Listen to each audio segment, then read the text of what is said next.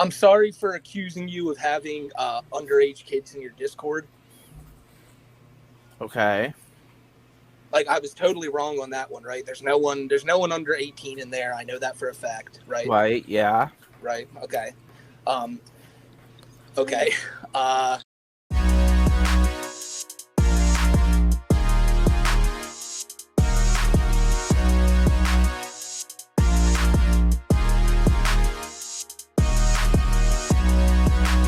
Pasta in your it tastes like heaven. And we eating pasta and it. Alright, just started there. Yeah. We've ended careers before. They call us a lethal weapon. You brandish an unsheathed sword. Plain hero, Roroni Kenshin. We kick it aside of your door. Use the one who will get to step in. Where was that bravado you had a hot minute ago? Hey, we got ups, but I wouldn't say we beef. How the saying go, it's a two-way street. Bring me on the pipe and you know they had a tweak. I'm just trying to lay my name, you get what I'm speaking. We entertain the masses in anywhere that we can. There's some asshole think that you can press the lead and put the whole squad down, get out within the weekend. But we stars, boys, so continue going. But it said that we try to keep the ages of everyone in the server 16 and above. I can crank it just as well as the next guy, although I prefer not to crank it, alright? There, that's settled. I do not have to deal with your crap, you sick, depraved, degenerate. I'm leaving. I'm leaving. All I'm doing is talking to these minors about school. Sometimes I play chess with them. I don't want to see gore, like child gore. You degenerate psychopath! You are loser in the head, abuser, hypocrite, disgusting degenerate!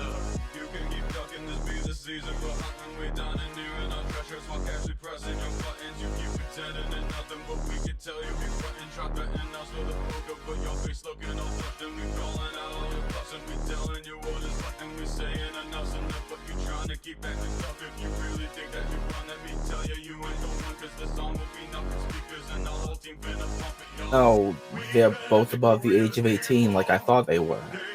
So, no, it turns out that I'll say it. No, it turns out I grew up to minor.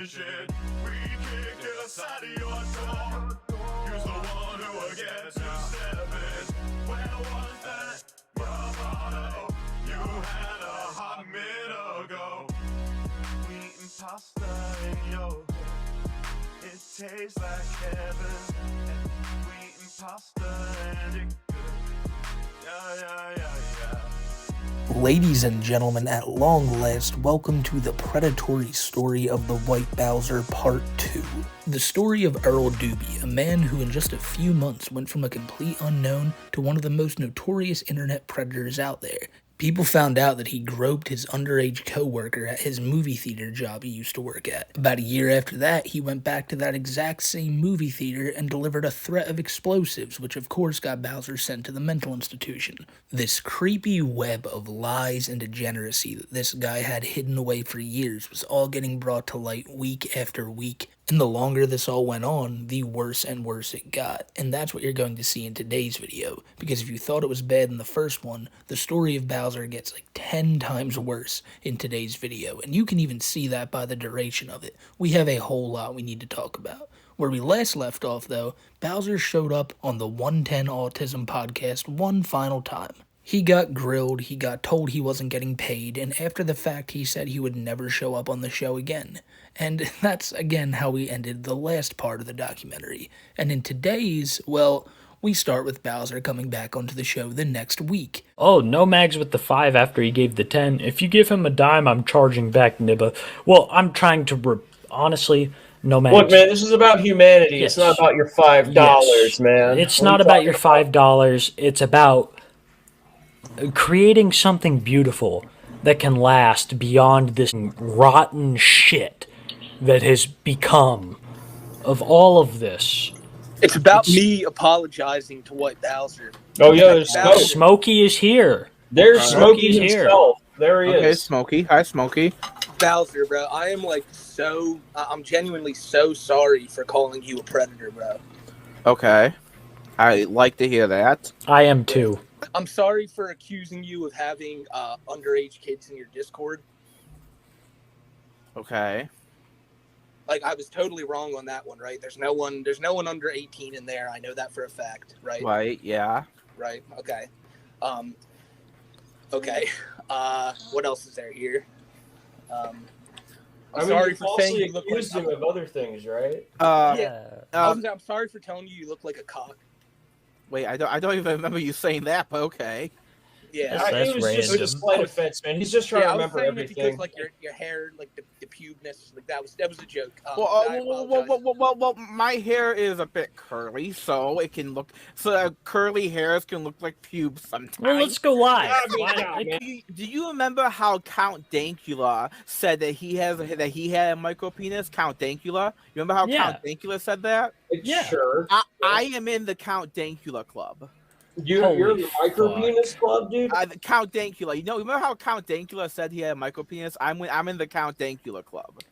So you also said that you have a micro penis? Is it like, what do you mean? No, it's 2 inches. Shut up. So as you may have noticed before Earl started talking about his minuscule member, I brought up the fact that I was apologizing to him because clearly there was no one underage in his Discord, right?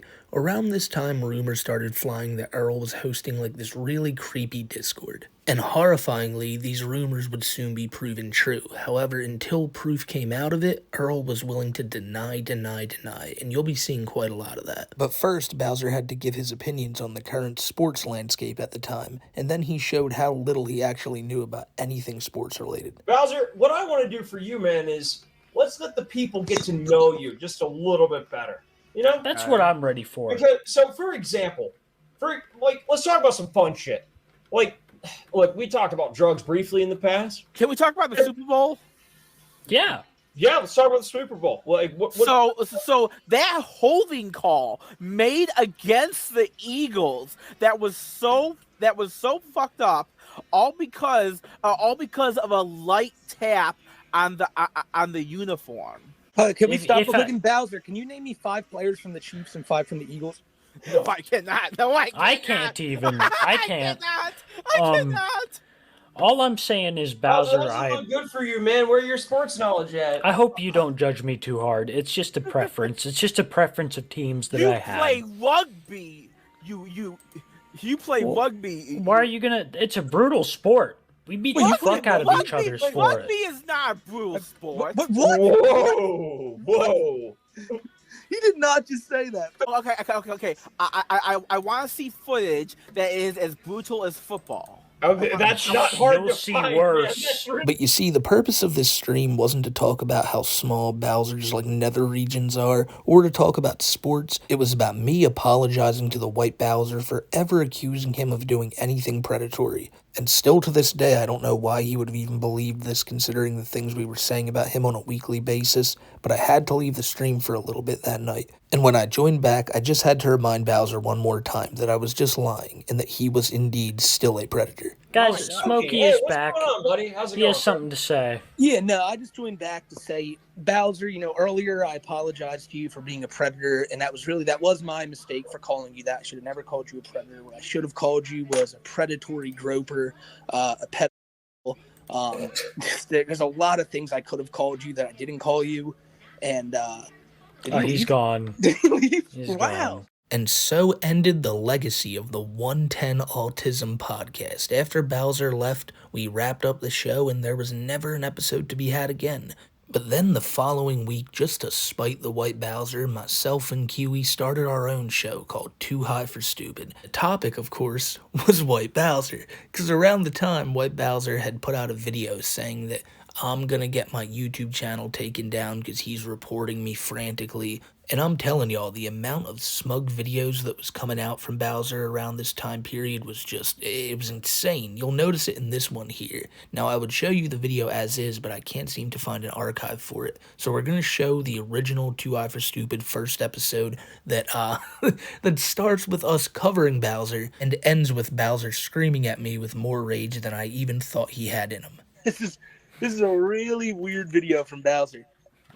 Bowser casually looking like a predatory thumb. Very true. But we gotta make sure we follow the new YouTube community guidelines. Unlike He looks a certain unhinged. Special He does. someone. It's not very often when Unshaven. someone offers you an olive Oh, branch of can I show this? forgiveness, Can you they pause real decide to quick? slap you in the face. Yeah, for sure. Such a He's showing our Discord messages from last night where I told him, dude, I'm so sorry. Just like I'm so sorry for calling you a predator. You're totally not a predator. And that's where he just, I think this is the same thing where he just invited himself onto your show last night. He was like, all right, cool. I'll be on Kiwi's panel in 30. And I was just like, oh, okay. I'll see you there then, Bowser. It was nothing we expect. I was hoping to do it tonight, but there's still hope. I don't know if he's gone live yet. I think this is his time, 6:30. Yeah, it is. We'll give him a couple minutes, and then maybe I'll send him a message, tell him, see if he wants to say anything. But let's watch this. Do you have anything else you want to say about these Discord messages? Oh, yeah, no. He just thinks this is like a own on me when it's like, yeah, Bowser, this was clearly me bullshitting you. None of what I said was legit. You got me. You got me. Callous action is only done by people who have no semblance of integrity and no honesty to their name. Because when you go back on an apology you swore you would do, it only goes to show your entire audience you have no meaningful reputation that they should be praising you for. SmokeyMcC, a man who is such an utter scumbag that he does not care how much he abuses me with his audience, thrashing me with their words, up until the point I get sent to the hospital. He is partaking in the same exact thing that got Leafy Is Here banned off of YouTube, breaking terms of service up until the point that you enforce and project cyberbullying and harassment onto another individual is something YouTube does not support. And the more it happens, the more rights I have to report his YouTube channel for taking zero Kiwi, wait, go back 10 seconds. for his audience's Okay, action. okay. Listen to what he says. Is Bowser, I think Bowser's finally getting his group of neo-Nazis to take me down. Listen closely to what he says. And the more it happens, the more rights I have to report his YouTube channel. Right there, right? The more whites that he has on his YouTube channel. He's getting all of his Aryan brothers together, and he's gonna take down my channel. This is bad. This is bad. Oh, I think that's exactly what's going on. I think he's assembling the AB, and they are coming for you, Smoke. They're coming for you. They know that you're a proud Hawaiian, and they won't stand for it. No, they won't stand for it. Look, it's un-American to be Hawaiian. Exactly. I mean, Patui. That's all I have to say. On YouTube, then yes, I will keep reporting his channel for violation of terms of service, and eventually his channel will be taken offline. You cannot hide behind a glass mirror forever, projecting false accusations and thinking they will have any merit to them when you have zero evidence to support your claim. Oh my God. SmokeyMcC, a man who is a loser, thinking I should care about what the internet thinks of me, like I should care about an online reputation. I have never met such a simple-minded man like him who does drugs and YouTube 24/7. I'm gonna take a hit to probably that. Only started his sad life on YouTube because he needed a way to pay for his drugs. A child resorting to infantile behavior, sounding like a parrot. Don't try to fuck saying me, that the Bowser. same thing over and over again about me, even when he knows it to be a false accusation. When I go out of my way to acknowledge that yes, I messed up, and he says he messed up, but then he backstabs me. It only goes to show that the only one here who truly does care about an online reputation is me. Otherwise, Smokey would have told the truth and not stuck. One sec, Kiwi? Yeah, He absolutely. just said, he's like, this man really thinks I'm going to care what people say about me on the internet. And then he just talked about how you're not going to ruin my online reputation. This man, the Bowser lives terminally online. He never leaves the internet. He's part of all these like weird anime things, like the there's nothing wrong with liking anime, but when you're liking the anime that Bowser likes, I don't even think it's called anime. People keep telling me to stop calling it that, but whatever Bowser shit, the shit he likes, you're watching that all day. You say you spent your college years sitting around in a room with dudes watching like little girl anime porn. Like, good job, bro. Like, you know, you've lived one hell of a life that I think a lot of us are jealous about, Bowser. And for him to think that, you know, he doesn't care about what people online think about him is just crazy. He wouldn't be making this video if that was the case. I agree. To being a scumbag on the internet. I deleted my videos on Smokey where I made false accusations about him. However, Smokey, who is still spreading misinformation and false accusations about me, did not delete any videos on me. And the more misinformation Smokey spreads about me on the internet, the more I will report his channel for violation of terms of service. Right there. Lastly, SmokeyMcC, a hypocrite who was live streamed apologizing to me in front of thousands of people for his heinous accusations, only to walk them back because he was too scared to tell the truth. I was terrified, Val. His false narrative on me because it nets him a profit, not because it is true.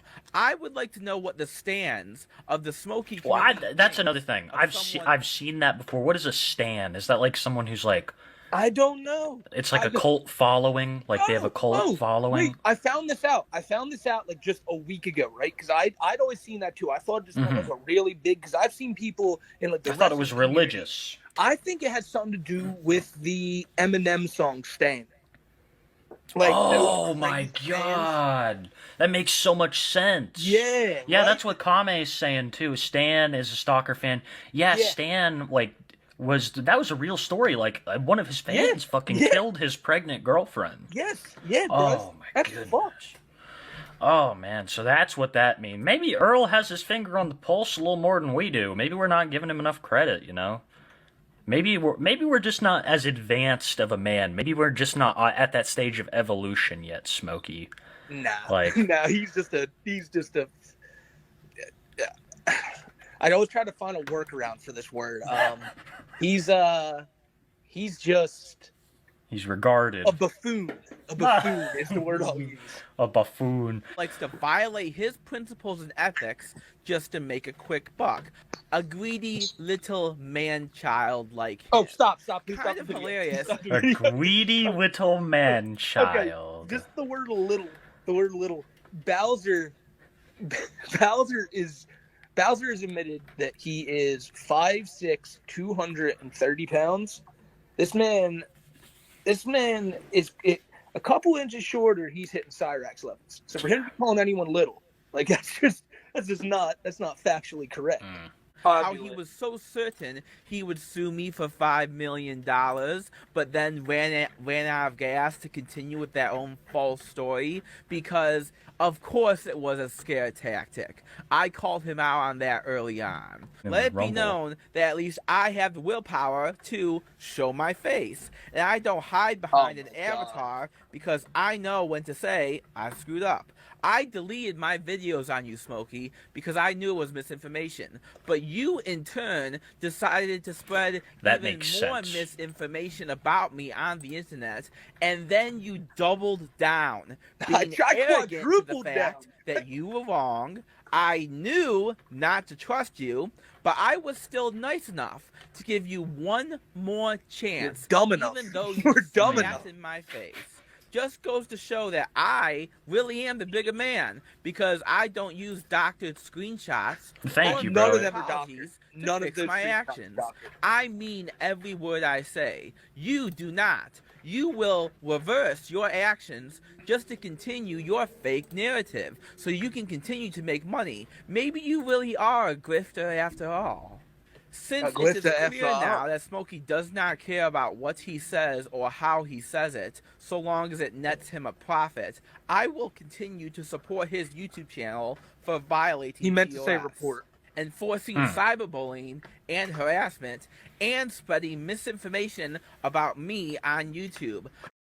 So after that video was played, the rest of the show went on as planned. We talked about Cyrax. I think we talked about Big Lenny, rest in peace, for a little bit. But then, near the end of the show, some technical difficulties occurred. Myself and Kiwi were sitting there while Kiwi was trying to figure out what was going on his end. And all of a sudden, he just appeared. In the backstage area of the live stream we were currently running, TheWhiteBowser just showed up. Come on. No fucking way. It doesn't even matter. It doesn't even matter. Wait, well, what's up, Bowser? Why not? How are you, dude? Well, we kind of want to... Kale's called me in here for something. What's going on? We wanted to watch the newest video of yours with you, but, I'm having some difficulties, like, streaming it. I kind of just want to go over it because it's concerning. Yeah, Bowser, I just want you to know, like, you saying that you're falsely reporting my channel is against TOS as well. You're using your audience against me. I'm not using anything against you, Bowser. I'm telling the complete God's honest truth about you, and you're just mad about it, so you want to get my channel taken down. You know that's fucking against all the rules and shit. You want to. Smokey, you're violating TOS right Bowser, now. you're a predator. You're a predator. No, hey, I'm let's not. keep this. Let's keep this civil. No, I'm not. Now, Bowser, you're a predator. No, I'm not. You admittedly groped that girl. You said you did it. I am not a predator. You're a predator. Why did you make this video on TheWhiteBowser's? Do you believe that he's using his audience against you? I do, yes. How? Because you have no control over your audience, and you You're take right. zero I don't. They do what they want to do. You take zero accountability for their actions. Bowser, I'm not responsible for the people who watch my videos' actions. Yes, you are. You cannot enforce and you cannot enforce cyberbullying, Smokey. You cannot enforce. I've told everybody that I don't want nobody to mess with you. Is that good enough? Because what do you want me to do if someone looks at that video and says, "Man, this Bowser guy is a fucking creep," and they just decide, "Hey, I'm gonna write this TheWhiteBowser and say something mean to him"? That's not that you can't blame me for that. That's the same way you're trying to blame Cow Wrangler for having to double up on your medicine. That's on you, and that's on them. Yeah, let's get into that. What is the, you've been doubling up on your medicine, Earl? No, Okay, so you lied about that. My medication was increased, but I've never been doubling up on it. I see. Okay. Okay. Listen, Bowser, here's the deal. You're a predator, first and foremost. Let's get that out of the way. No, I am not. I am not a predator. No, I'm leaving the studio. Why? I'm leaving the studio. We're just hold up. I'm not going to talk to Smokey if he's going to be an asshole. Smokey, you've got to just get your point across. Okay, fine. Listen, Bowser, all I'm saying is, okay, what I do has like no effect on what my audience does. They are all their own people. Hasn't like Kay been telling you this on stream that you can't blame like one person for what other people do? Like how is that? Like I'm not telling anybody, oh, go fuck with TheWhiteBowser. No. I'm telling people what you've actually done, and people just don't fucking. I am not a predator, though. But Bowser, there's proof behind that. No, there is not. Bowser, there's a lot of proof behind it, bro. There's screenshots you keep saying are doctored. How are they doctored other than you just saying they are? Smokey, I am not talking to a loser and a hypocrite like yourself. Well, Bowser, I'm talking to a predator right now. I am leaving. You're scared because you're scared. I have no reason to talk to a loser, a hypocrite, and a gosh darn drug addict like yourself. Okay, so we have to set the record straight, Bowser. We can't let him have the last word. He's in here spouting all this stuff. I don't have to. I know you don't have to do anything, but this is just for our own reputations. You know, that's just how I see it. What do you have to say? What's your problem?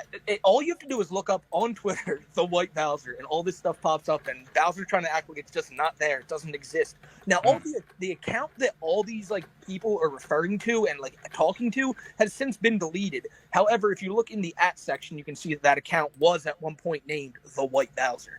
Yeah. So, and they're all like doing like the AMV shit. So, and who else? What other White Bowser? First of all, I'm in one of the PMV Discord servers, and they know that I never said any of that. And you probably never told them that you said any of that. I don't support it, and I've never said it. You have said it. No, I haven't. Yes, no, I haven't. Yes, you have. I'm not listening to another lie you say, you degenerate fuck. Well, we have some more donos here. Real quick, what are you saying that you didn't say again? What didn't you say? Earl, answer, please. I never said that flirting with a 15-year-old was okay. I never said that was okay. Okay, but it's okay to show porn to a 15-year-old or hentai in your specific words? I'm not answering your question. That's because you know I'm right, and you know that's what you said last night, and you're too scared to answer the question because you know it'll make you look bad. I'm not showing my hand to you assholes. Yeah, you just don't want to admit that you are. You admit. I'm not going to show my hand. I'm not gonna show. I'm not going to show my hand because your predator colors. I'm not a predator. Federal law strictly prohibits the distribution of obscene matter to minors, which I did not do. Any transfer or attempt to transfer such material to a minor under the age of 15, including over the internet, is punishable under federal law. Well, guess what? I didn't do that. But we understand that this is illegal. It's illegal, yes, but I didn't do it. Okay. But you think it's okay?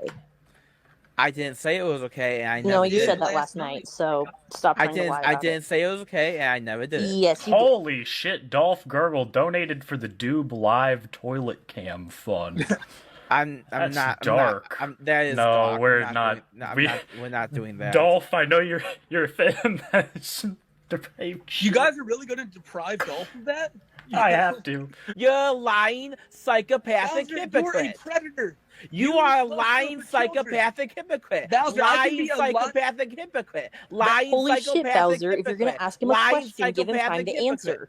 Okay, let me see his answer. Okay, Bowser, so you can repeat lying, psychopathic hypocrite as many times as you want. But I'm not a predator. I've never been But one. you are a predator. No, I'm not. You are blah, blah, blah, blah, blah, blah, blah, blah, blah, blah, blah, blah. And Bowser, you said that we're the ones acting like children in this conversation, right? Yeah, you want to know why I'm acting like a child? Because both of you are children, except for Kiwi, the only adult here.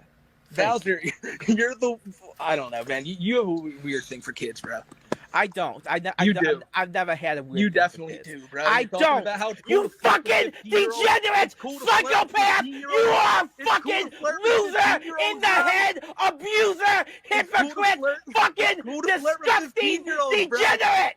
How is he the abuser when you're the one that sexually assaulted someone, Bowser? How is he the abuser when you're the one that can't even take CBD like a normal person? Smokey, you take so much you and you're are passing out abusing me all right the time now. in our voice You chat. fucking assholes! Boss makes me $1, I make a dime. That's why I make sad videos in the bathroom on Kroger's time. That is a... man. That was a good rhyme. That was a good rhyme. You should be singing that while you're working. Maybe I should. That's a good rhyme. Yeah, what the... make that into a video. Bowser, if these accusations are true...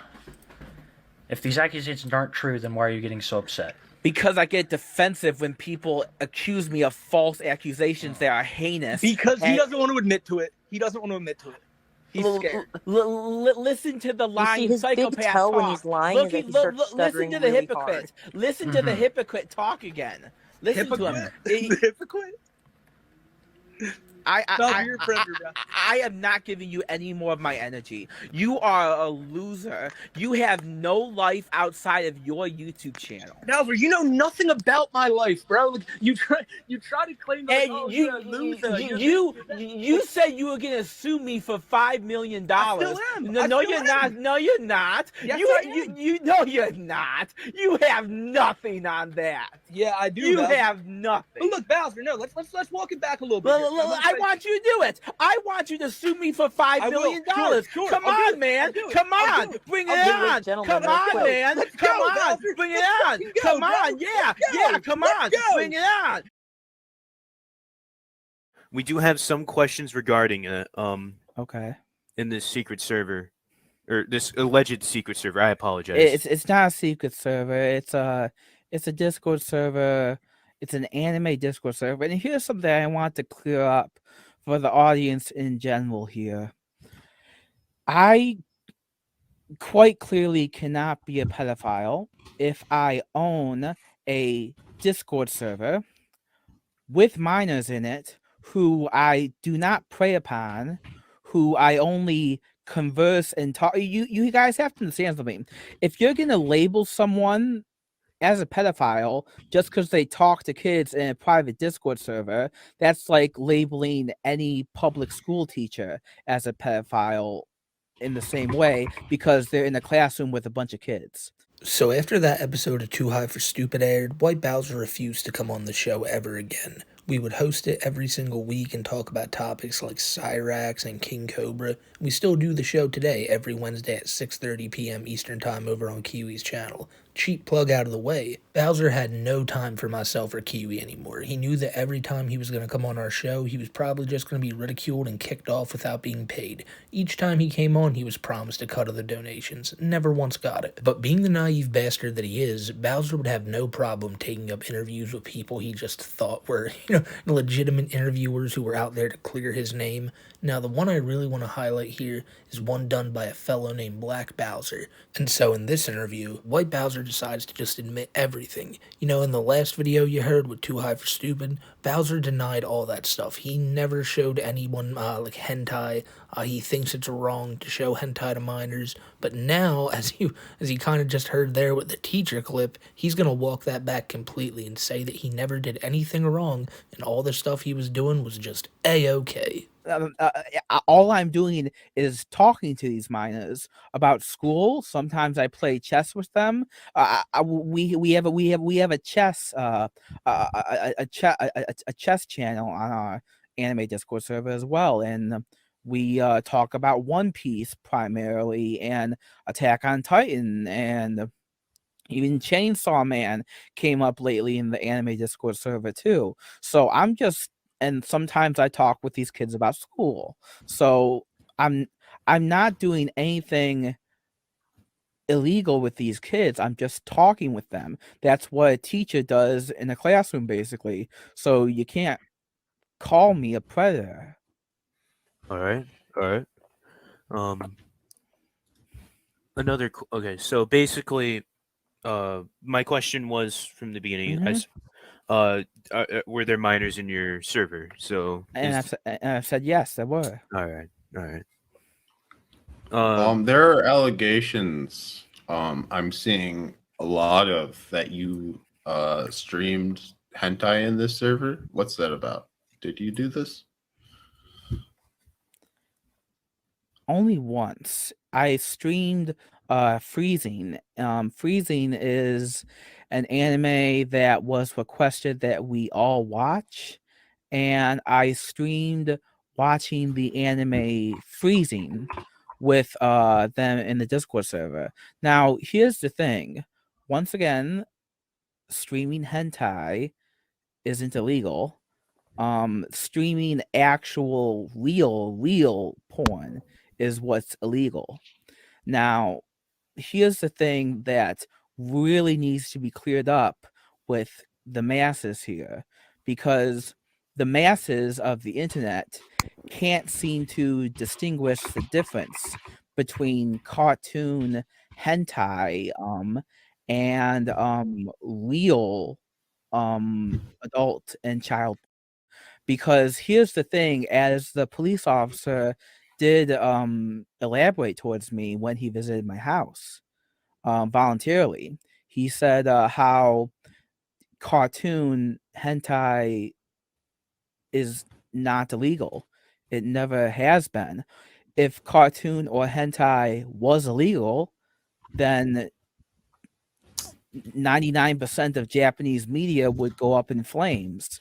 and that would be, and Crunchyroll would dissolve as a company. So yes, I did one time stream the anime Freezing in the Discord server, but that was one time. You can see it on full display in that clip. TheWhiteBowser saw no problem with what he was doing, and he was also telling a massive lie. You see, it wasn't just a few animes being shown to minors in there.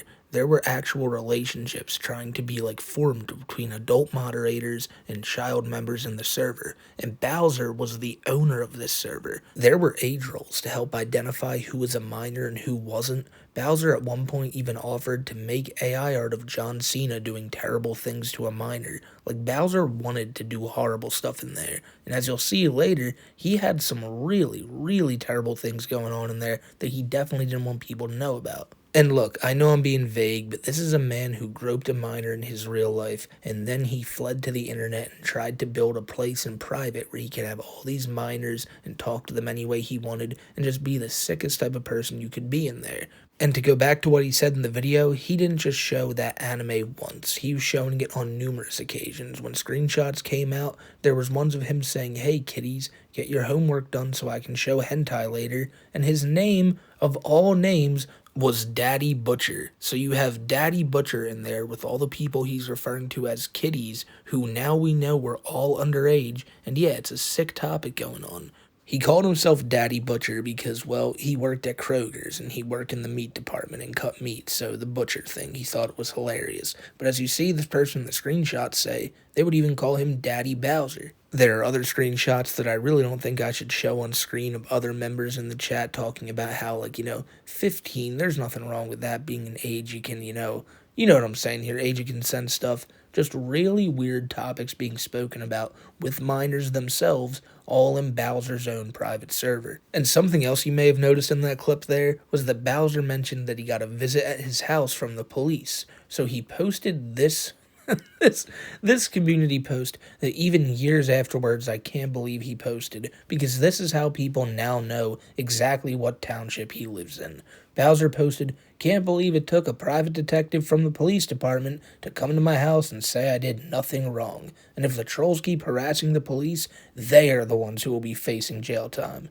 I would tread lightly if I were you, SmokeyMcC. Tell your fan base to stop bothering and harassing the police. Now, if you excuse me, I'm going to go play Pokemon Legends Arceus, because I'm not in trouble. I never was. Nothing of major importance ever happened. So Bowser had a visit from the police to his house because people at the time were reporting him because of all the stuff he was admitting, the stuff he was saying, and the Discord screenshots that showed the environment he was facilitating for minors. The police never did anything about this, and Bowser always just chalked it up to the police being harassed. Well, no. People weren't ever harassing the police. They were just filing reports and giving in info of stuff they thought the police should know.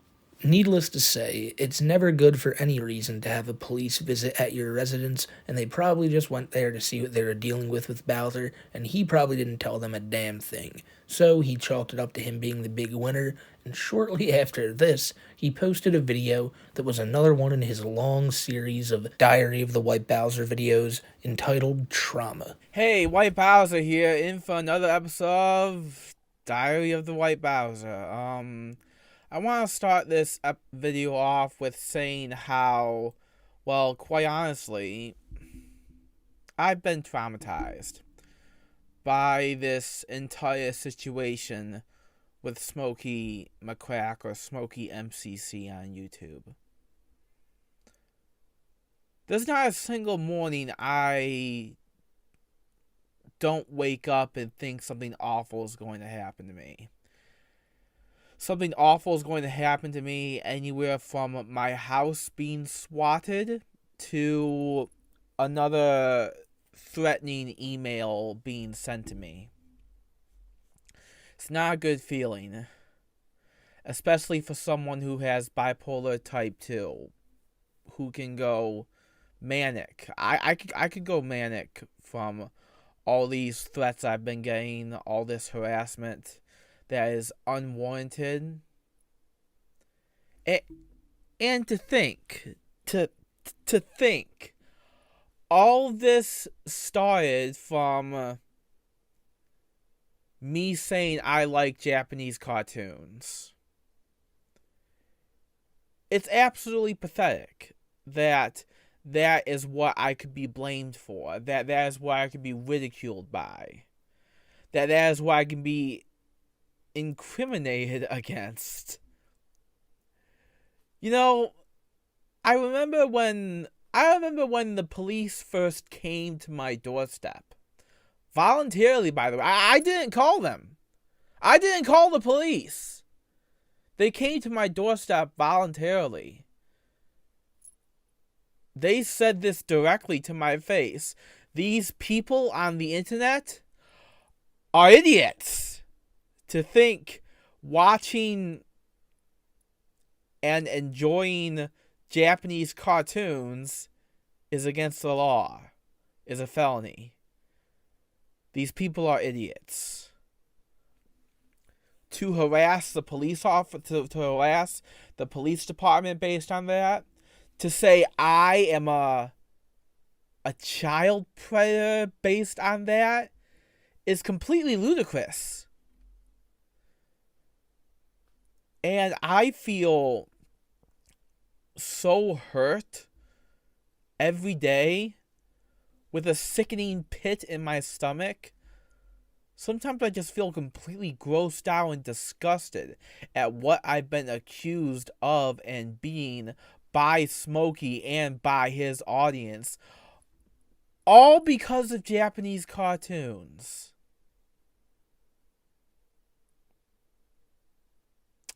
This morning I went to the police department and filed a witness statement against Smokey's YouTube channel and against the videos Smokey has made of me.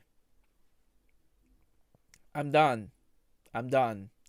There will be another TheWhiteBowser after me, and there will be another YouTuber after me, and there will be another innocent person after me, and then there will be another innocent person after me that gets targeted by SmokeyMcC, that SmokeyMcC makes a video on, that SmokeyMcC provokes and influences his dangerous and psychopathic YouTube audience to get the police to come to their door. His audience already made the police come to my door. It's baffling. And he's obviously on this power trip right now. You know, the only time a bully stops is when they meet someone bigger than them. And SmokeyMcC is a bully. Plain and simple. He's traumatized me by accusing me of such disgusting, heinous, and false accusations.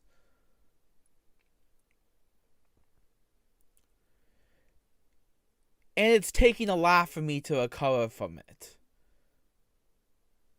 So much so that, yeah, it's true. I don't live a single day not thinking something awful could happen today.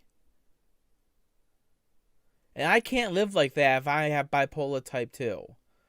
It could trigger mania. It could trigger depression. It could trigger a whole bunch of things in me. So I have to do something about all of this before the next person is targeted, and then the next person is targeted, and then the next person is targeted. You can't just blatantly let your YouTube audience harass and target whoever they want. That's against YouTube terms of service. Smokey is breaching and violating several sections of the YouTube terms of service. And I won't stand for it any longer. I filed my police report. This will be taken care of by the police. And Smokey will probably get his YouTube channel taken down for traumatizing me and whoever else he might traumatize next. Every time I go to work at my job, every time I open my email, I'm afraid I'll see something or hear something or... It's not healthy.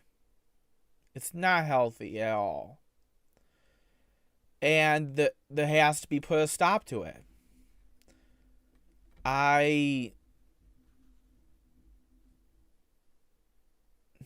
Yeah, it's pretty much living in fear. It is. Living in fear of a lot of things. And I can't and will not take it anymore. It's only a matter of time before he targets the next person after me. And if it's not over Japanese cartoons, it could be over something even more frivolous than that. And you cannot just blatantly accuse someone of pedophilia and child predation under false pretenses. You cannot do that. That is a crime that you cannot and should not commit unless you are absolutely 100% sure. And I am not any of those things. And every time I think about being accused of such things,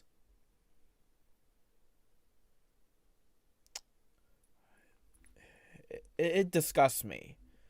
It absolutely disgusts me. All of this over Japanese cartoons, over anime.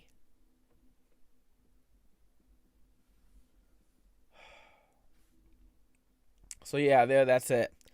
I filed my police report. I am traumatized by all that has happened to me. And it hurts me. It hurts me a lot. So now I just have to let the police handle it. Because it's only a matter of time before my house could get swatted, or the next person could just be targeted by Smokey. The next TheWhiteBowser could be targeted by Smokey's audience, and then Smokey could make a video on them. Smokey could make a video on the next person, and the next person after that, and the next person after that, and the next person after that, blatantly targeting anyone he wants,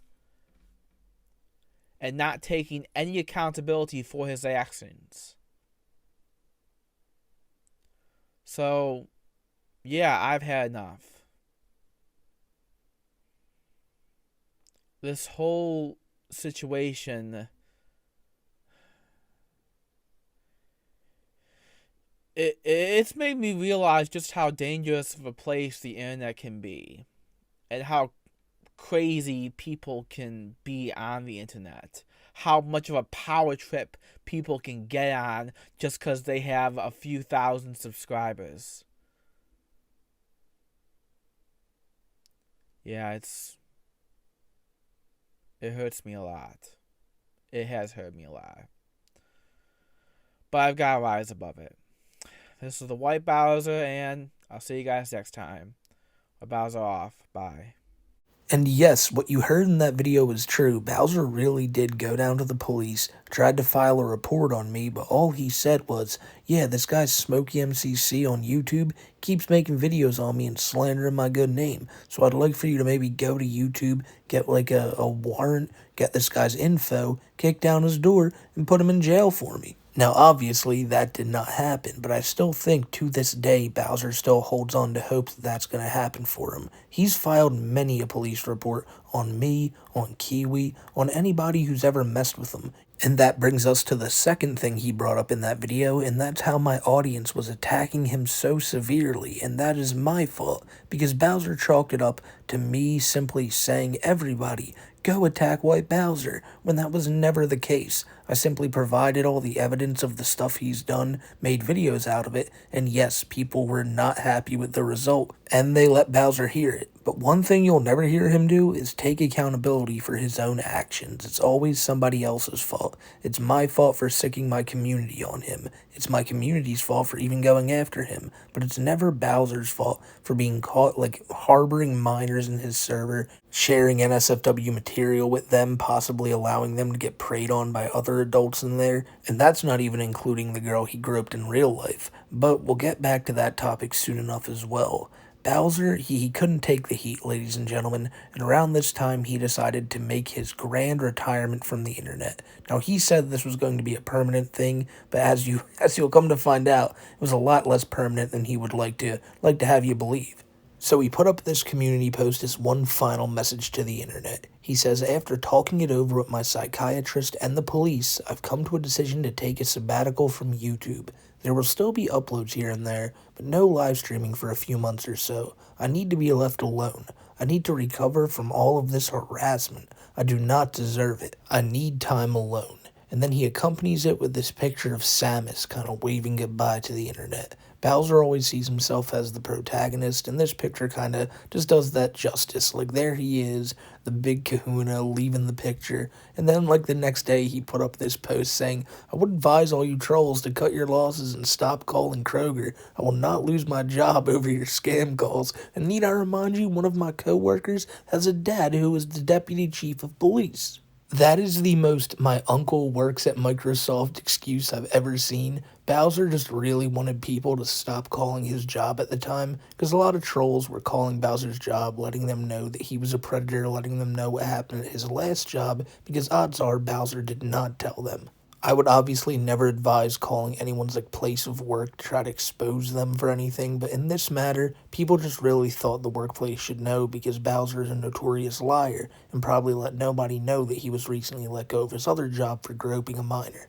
And so along with the community post came one final video from Bowser as well, where he gave everybody a look at the future of his channel and what he had planned to do for the next couple of months. Hey everyone, TheWhiteBowser here, in for another episode of Diary of the TheWhiteBowser. Now, I wanted to address something here just right away. I wanted to address this.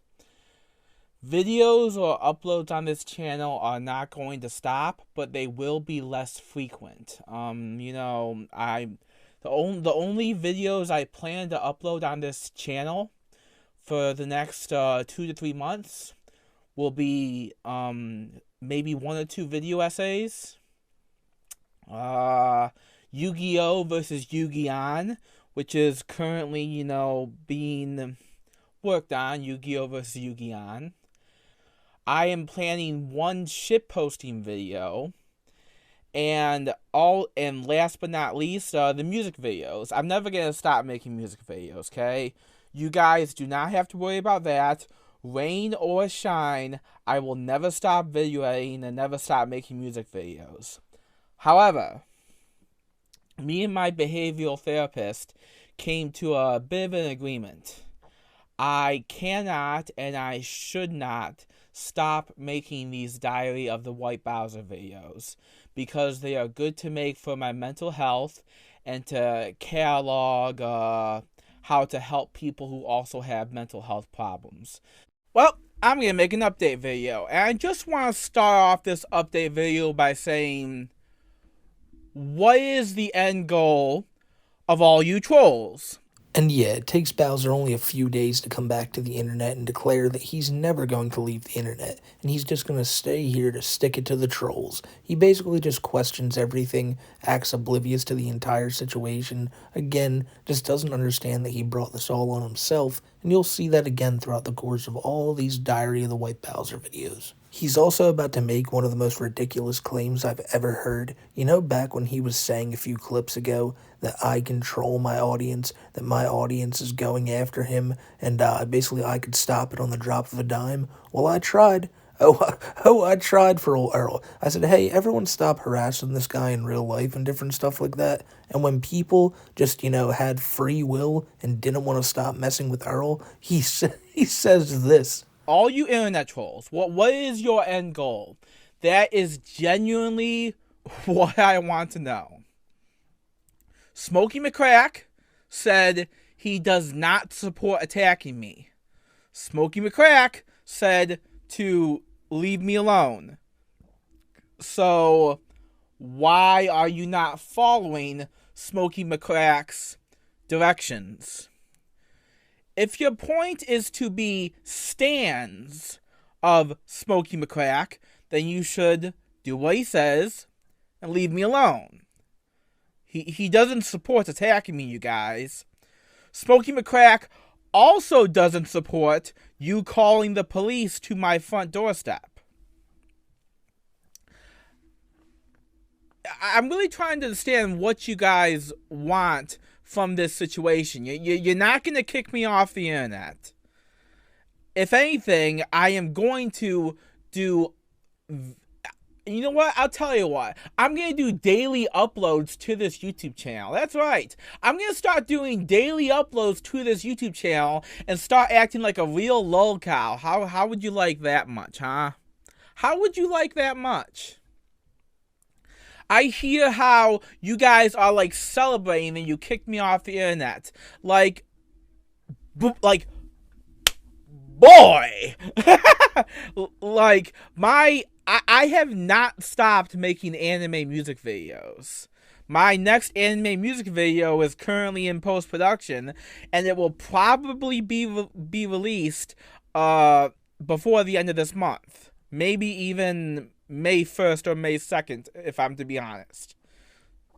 But, yeah, like, I really don't understand what your end goal is. You want to get me fired from my job?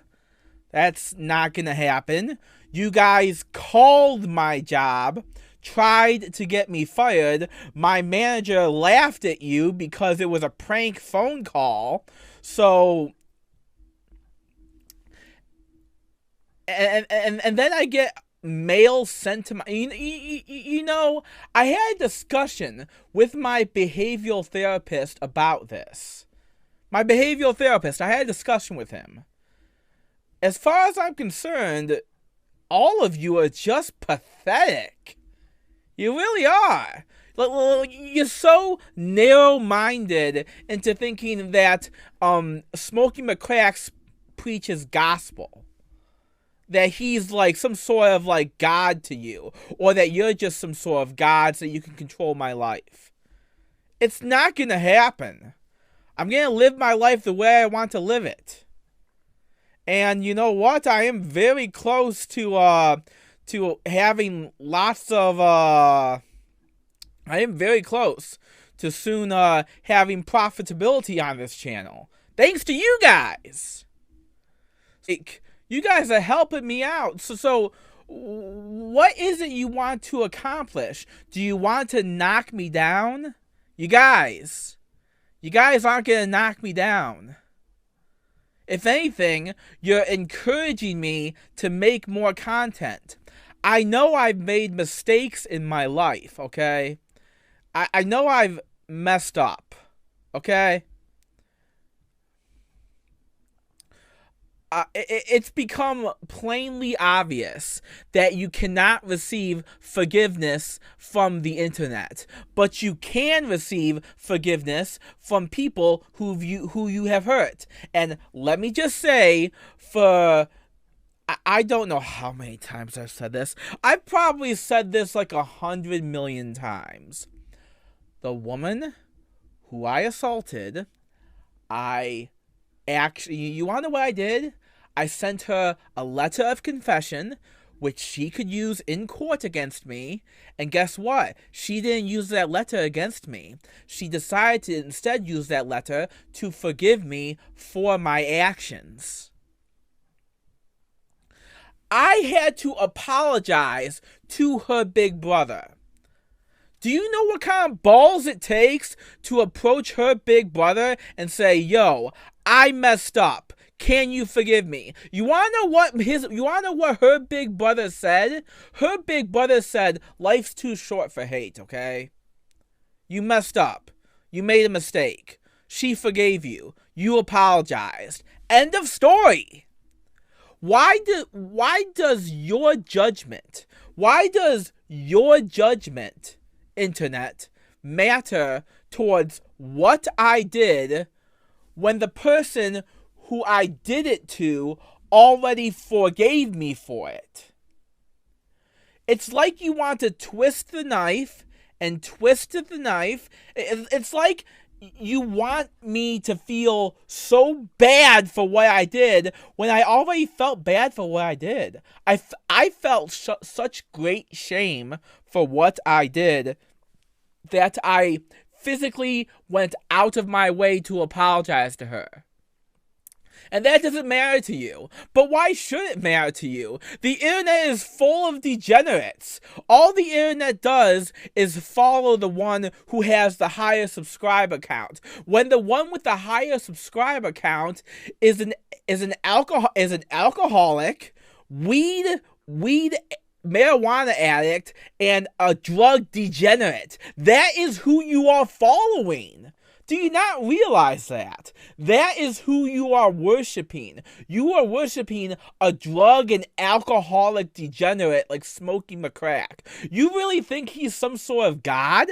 He's not. I'll bet you if you looked hard enough into SmokeyMcC's history, you could find stuff that he's done that's probably worse than me. Oh, and what did I do? What did I do? Huh? I jacked off to anime. Oh my gosh. So somebody put me in prison. Guess what? It's not against the law. It's not illegal. Oh, guess what? I showed adult anime to teenagers on Discord. Guess what? That's not against the law either. What is your malfunction? What is your dysfunction? And what are you trying to accomplish? You're not going to get me fired from my job. You're not going to send me off to jail. And you're not going to uproot my life. You're not going to ruin it in any way. So, here's where we're at now. I'm going to start uploading daily content to this YouTube channel. It's going to be short form videos like this that are a little over 8 minutes long, and they're going to be discussing various topics about SmokeyMcC, about anime, and about whatever else I want to discuss. It's going to be little daily topic videos, okay? Where I just talk into the camera, alright? And you guys are going to have to deal with it now. This is what you get. Anyways, stop attacking me, leave me alone, enjoy the ride. Bowser off. See ya. One day, Bowser would post a video cowering in fear over the trolls. The next day, he would make one calling them out. He really thought this video was going to help him, adding fuel to the fire, making people all sound like sheep.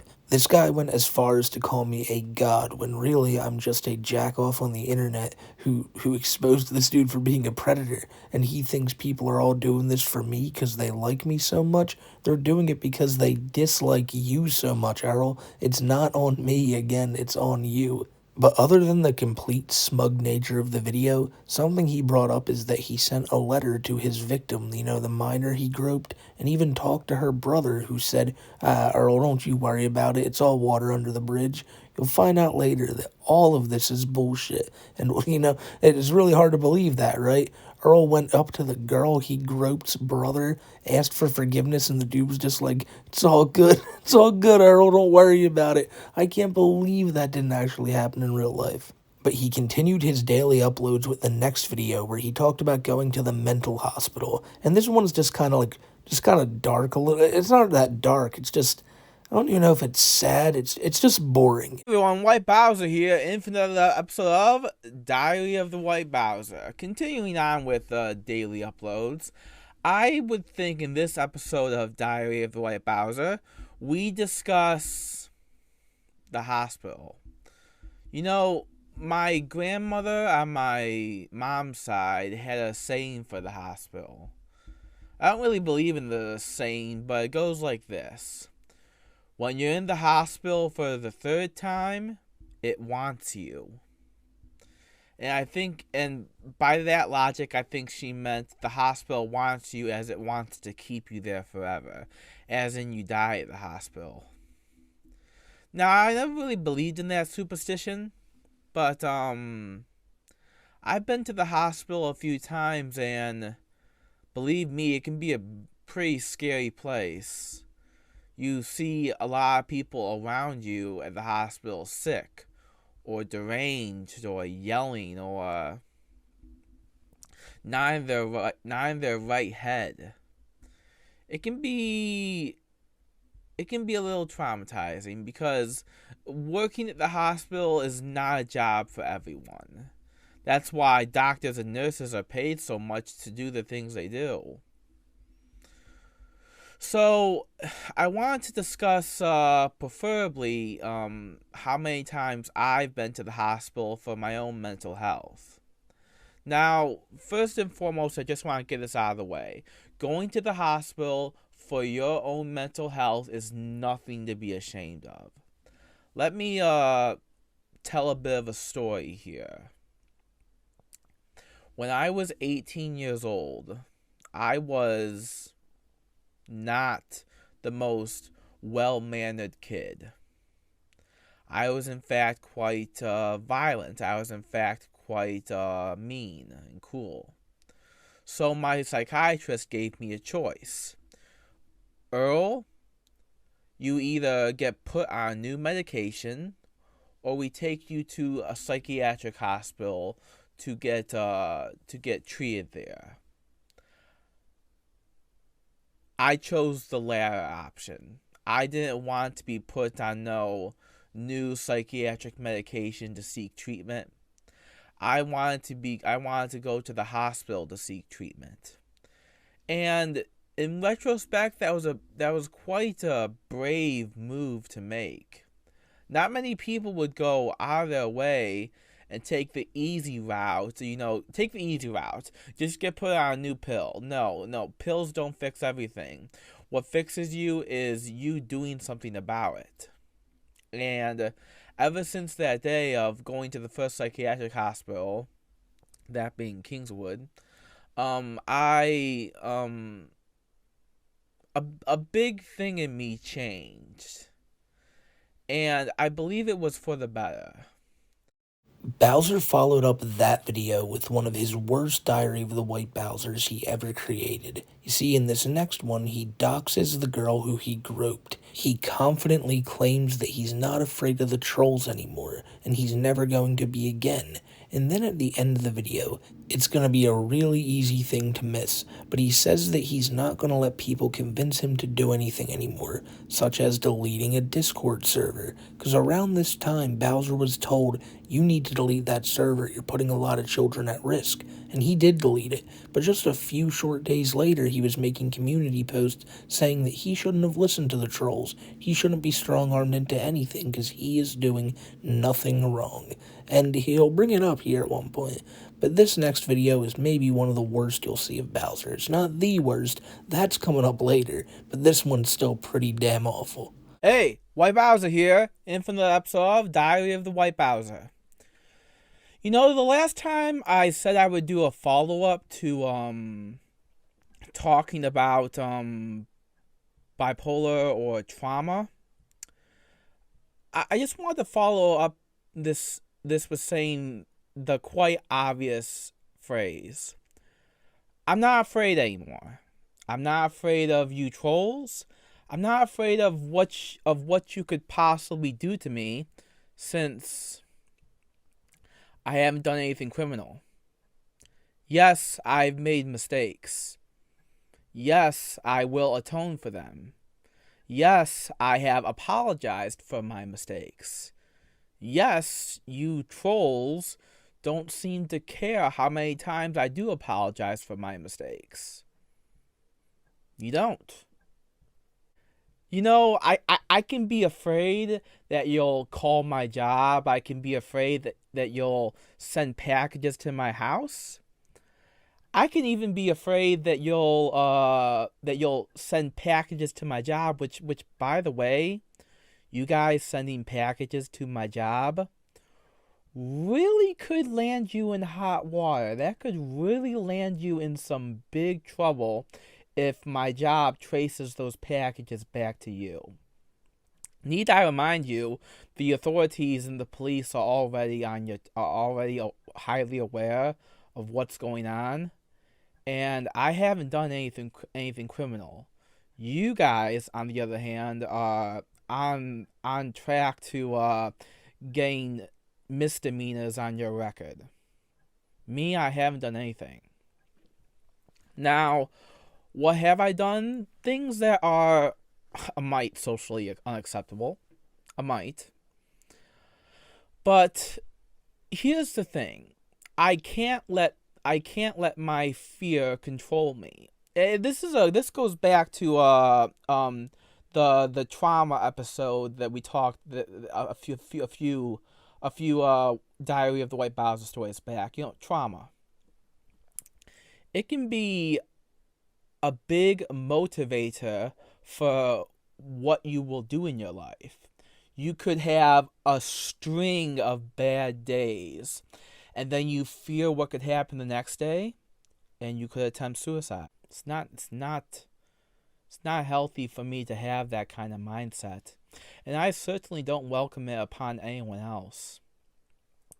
But then you target my friends like Chris Scott Jar when he had nothing to do with it. Chris Scott Jar didn't make any mistakes.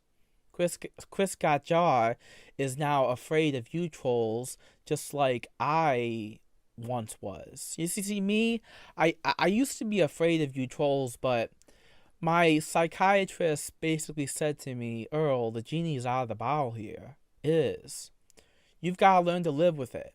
You can't be re-traumatized into giving in to these trolls' demands. That's how they win. That's how you win. You win by making me afraid. You win by making me fearful. You win by traumatizing me. You give yourselves usernames like "Here Comes the Ceiling Fan" so as to prey on how I was traumatized by my father a while back. That's quite immature of you. It's quite pathetic of you, actually. It really is. And then you call the police to my front doorstep on false pretenses. That's a misdemeanor. That you can't call the police to my front doorstep on a false call. What's next? You're gonna swat my house? I've fully accepted that soon my house will be swatted under false pretenses next. Then we really can go federal with the crimes you trolls have put against me. And then we really can expose just how deep, dark, disgusting, and despicable SmokeyMcC's community is. And for the most part, SmokeyMcC was living in my head went free, so to speak. But he's not. He's not anymore.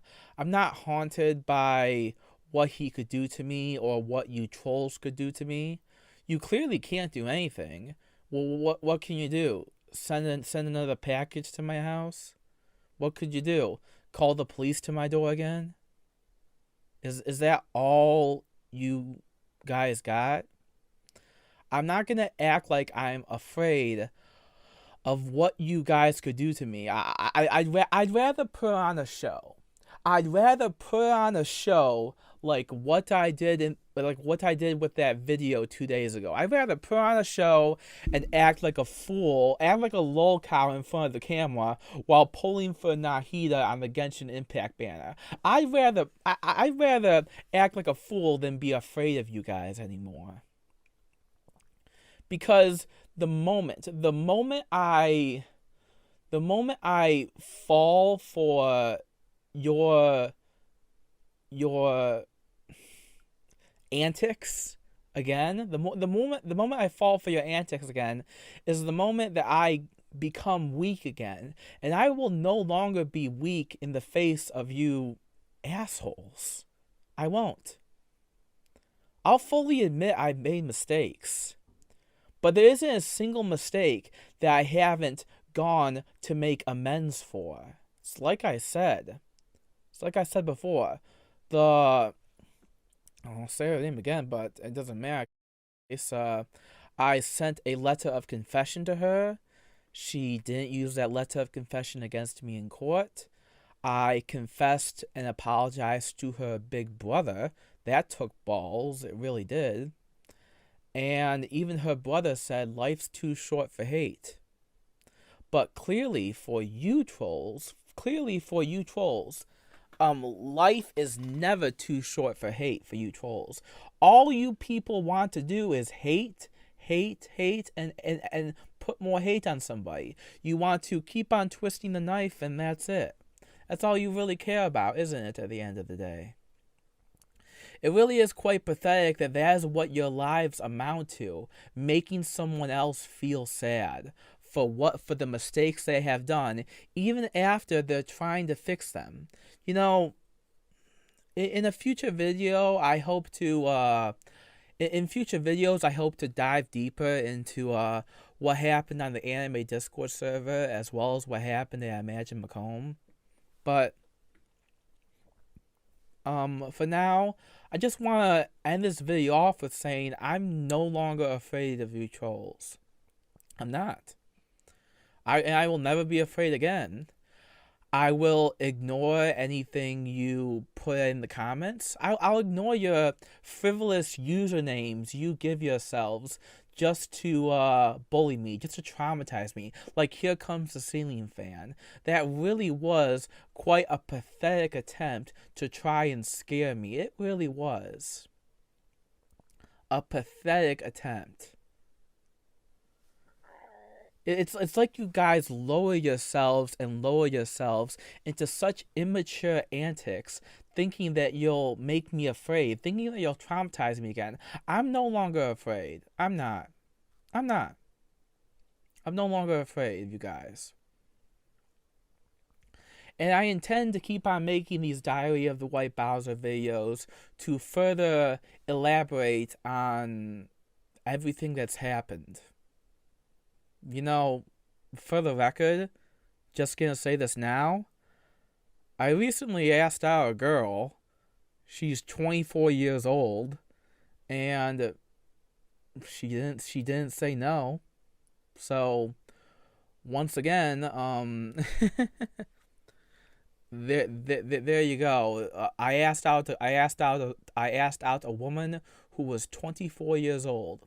She didn't say no to a relationship, and you guys still accuse me as being some sort of pedophile when I am asking out women who are 24 years old. Let's see, is 24 higher than 18? Gee, you know what? Maybe it is. Or maybe you guys are too dumb to even do math. That's so sad. So, really, I want you guys to keep trying. I want you guys to keep trying to peck and peck and peck. I want you guys to keep on trying to hurt me. It's not going to happen. I'm no longer going to be afraid. I'm not going to let my fear control what I do no more.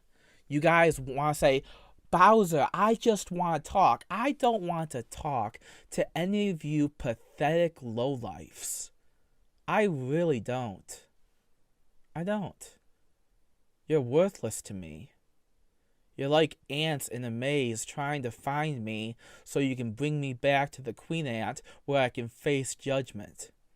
I've already faced my judgment, okay? And guess what? I'm not in handcuffs, am I? No, I'm not. I didn't do anything illegal. Now, what I did do was socially unacceptable, but we will elaborate on that later. For now, this has been the White Bowser, and I'm no longer afraid of you trolls anymore. I'm not. I won't let my fear control me no longer, because I want to take this as a note to everyone.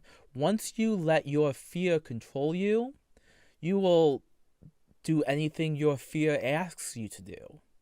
You will. Whether that be make a video, whether that be delete the Discord server, whether that be anything, you will let your or make a call or call the police. You can't let your fear control you. You know, fear can also lead to mania. It can. because you become more excited and more excited and more excited and more fearful and more fearful and more fearful until all of a sudden you do something that you will regret. And you guys can keep on pestering me about my speech impediment too, but frankly, that's also really pathetic. And I remember the last time I put out a video when I called all of you pathetic. You wanna know what happened within an hour and a half? The police were called to my door. Was that your sad attempt to make me afraid? Was it? Was that your sad attempt to make me afraid? Wow. If anything, it made me angry.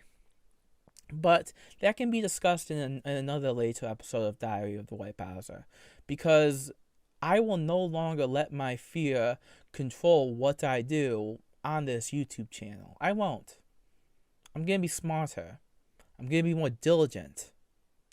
And I'm not going to let anything you guys say or do hold against me for my past mistakes.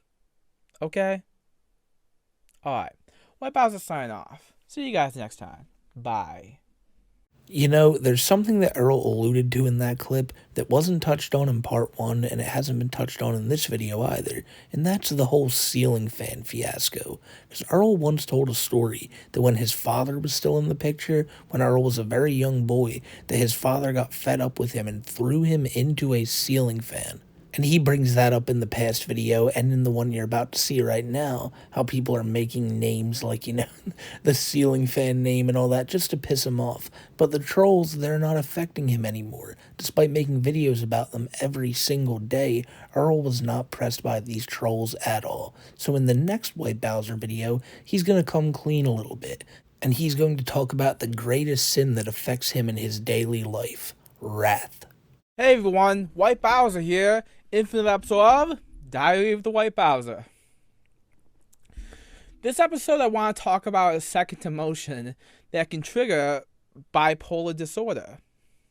That being the emotion or the temptation that I struggle most with. The sin known as wrath.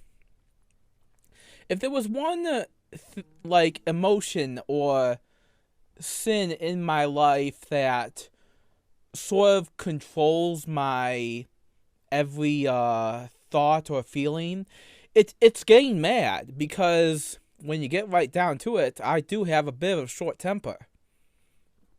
I can become irritable.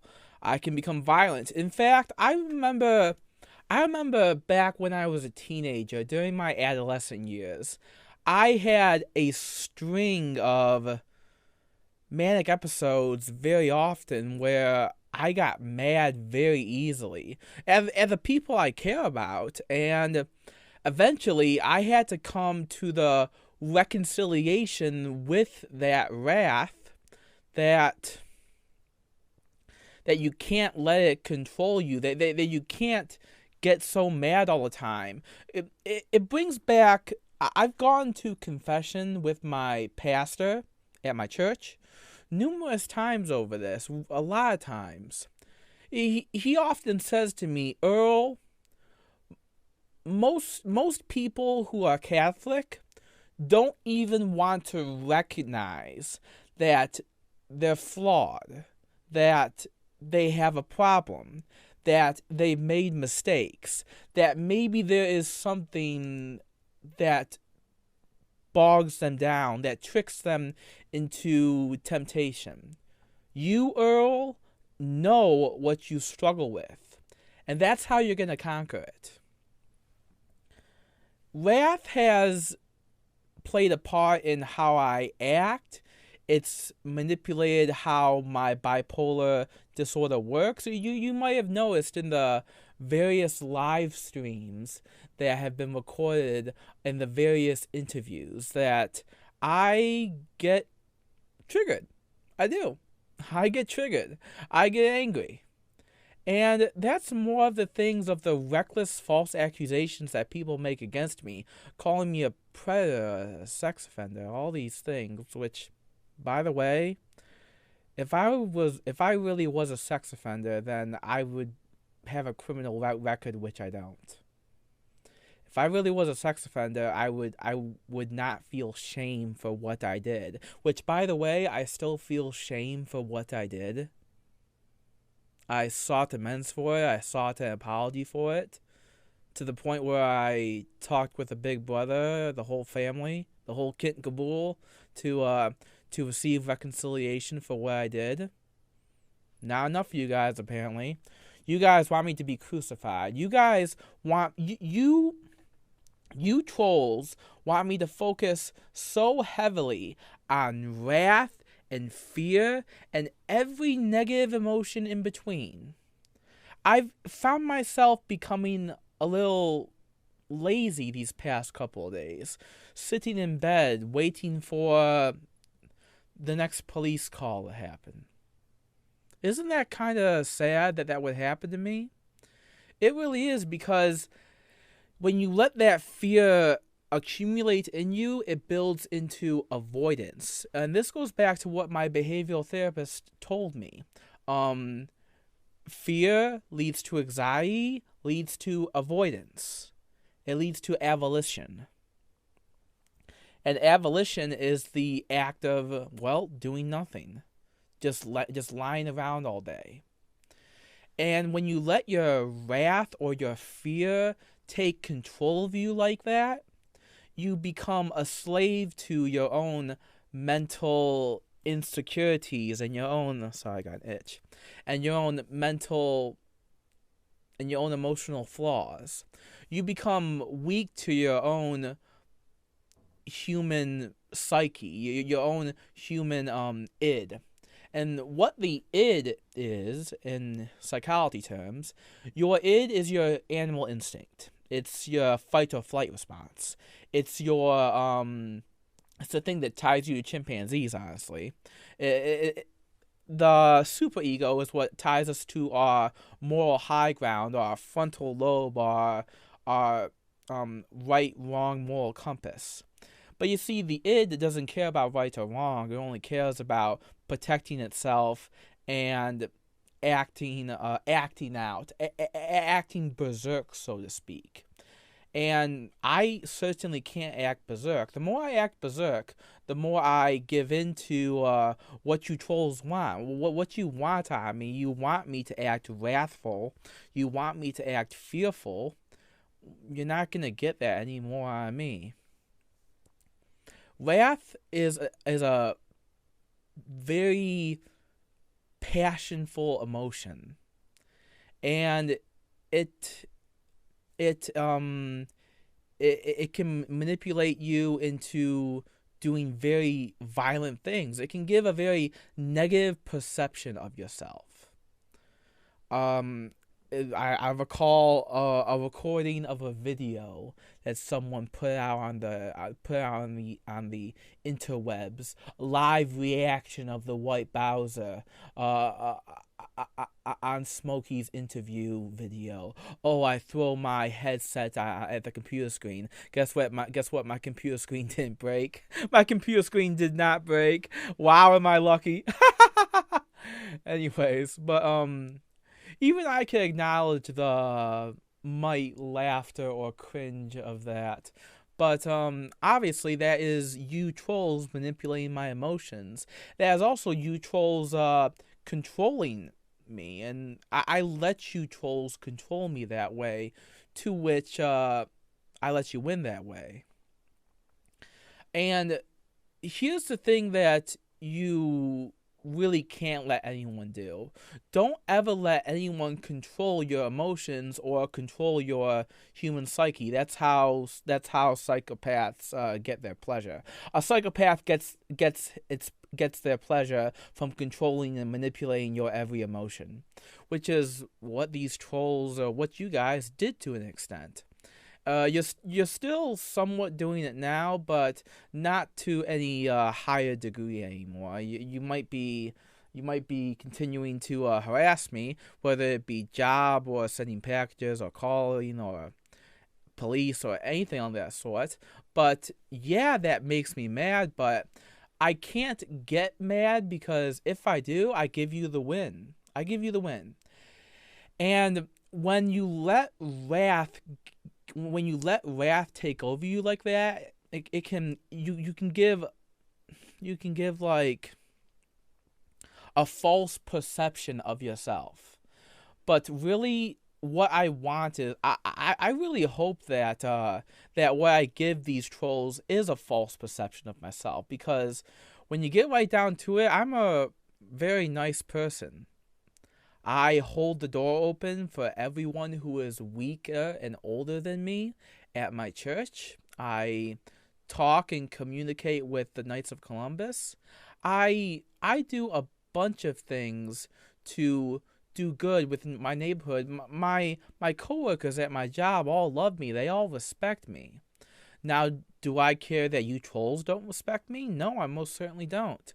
Do I get mad that I've made mistakes? Yes, of course I get mad that I've made mistakes. Do I get mad at you trolls? I certainly have in the past, but I won't anymore. One of my earlier subscribers, I'm not going to name her name, but she said, I am really sorry this happened to you. I am. You don't deserve it. And really, I don't deserve it. I'm not any sort of predator. I'm not any sort of pedophile. I'm just a normal guy with a retail store job that you trolls seem so hell-bent on ruining. I could be angry and wrathful that you guys basically I saw this in my email the other day. You guys created a website called TheWhiteBowser.com. Do you know how pathetic that is? That you guys keep on spending money. I mean it. I genuinely mean it. You guys are throwing away your money to create websites, to send packages to my doorstep, to send packages to my job. You guys are just wasting your money just to try and get to me. Now I'm completely desensitized to anything you could do to me. Yeah, you could swap my house the next day, but frankly, it won't make a difference. You might put me in a bit of a manic episode, but I won't quit life over it. I won't. I've already applied for a new job. A better job, a higher paying job. How do you trolls feel about that? That you're not controlling me anymore? Does that make you wrathful? I imagine it does. I imagine it makes you feel quite helpless. You've lost all control. I can put out a video where I put on a character and pull for legal lolly. Yeah, I can. And what are you gonna do about it? Are you gonna bitch and cry that pedophilia isn't a joke? You know what? Pedophilia is not a joke, but I am certainly not one to support it, and I am certainly not one of it either. I'll say it again. The last girl I asked out was 24 years old, and she didn't say no. So there you go. But beyond all of that, though, I wanted to put out a bit of a thesis on do not let your emotions, whether it be fear, wrath, or trauma, do not let them control you. Have strength, have courage to rise above it. Don't have any avolition. Don't do nothing. Take on each day and power through it. Take on each and every day and know you will have friends to stand by your side so that things will get better. Have that positive feeling that things always get better. Because the moment you let wrath or fear or trauma or whatever sin that you may struggle with as a human take control of you, you become that demon that other people like to savor, like to make videos about, like to tease, like to hurt. You become the kind of thing that people like to hurt when you let wrath or fear or trauma take hold of you. Especially when you have a bipolar type 2 disorder like I do. So now for me, I take my medication, and frankly, I highly suggest a lot of people take their medication because it helps you control your emotions and get through the day a lot smoother, a lot easier. It also helps you be more productive, for that matter. So don't neglect your health. Don't give in to a wrath. And certainly don't do things that you would regret by letting other people take control of you for their own amusement. It's certainly a manipulative and bashful and quite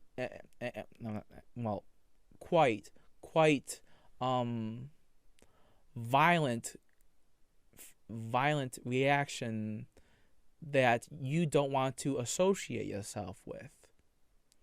Now, I fully admit I've made mistakes, and we're going to get into those mistakes that I've made in later videos of Diary of the TheWhiteBowser. We will.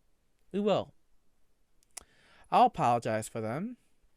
But after that, I know I will never stop receiving hateful comments from you trolls. I know I never will. You're never going to stop because you guys get pleasure out of seeing me wrathful.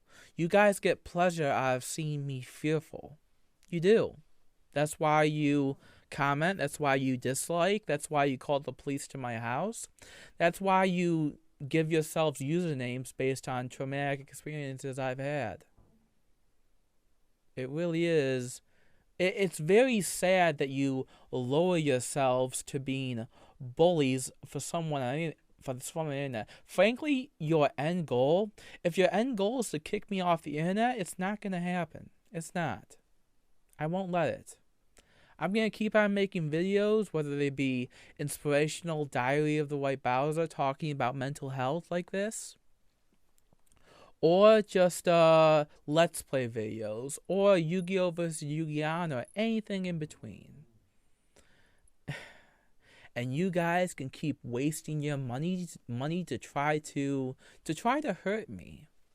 You know, I'm starting to see a little bit of wrath in you guys. I really am. I'm starting to see a little bit of wrath, a little bit of deceit, a little bit of flaw in you trolls.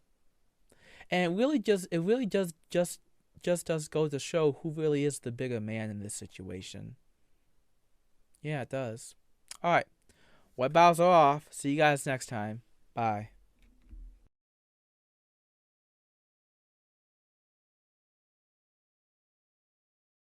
Bless me, O internet, for I have sinned. In what can only be described as the worst piece of media Earl ever uploaded to the internet is his 53-minute confession video. Earl turned 30 on this day, and he thought the best way to celebrate would be dressing up in full church garb and letting everyone on the internet know what he had to confess. And so you might be wondering, what exactly did this guy have to confess? Earl took the initiative, and because he was getting so much flack from people regarding the girl he groped and the creepy Discord he was running, he thought he would make these big videos explaining it all. Now, I'll let you know now, the video describing the Discord never happened. And that's because the reception for this video went over so unbelievably poorly. I'll just tell you right now, Earl says the girl's name he groped probably over 20 times. He doxes her to high heaven, says her sister's name, says the place they worked at, and everything like that. And you know what's crazy about it? I'll censor it all here, but Earl didn't have the decency to censor any of this in his own video. Another thing he does is insults the girl he groped. calling her a flat chest and that her sister got the better genes. Mind you, he's talking about a minor here, and also, mind you, he's talking about another minor in the form of her sister. And also, mind you, he also at one point thinks the sister had a crush on him, and I don't know if that's something he was thinking of entertaining, but it's just weird he brought that up in general. This video you are about to watch is Earl's worst moment by far, and it's something I'm gonna play in full. I'll have to censor out all the names, but just strap in for this one, because it's I still can't believe this video exists. This is the TheWhiteBowser here, and I'm showing up for a confession on the internet.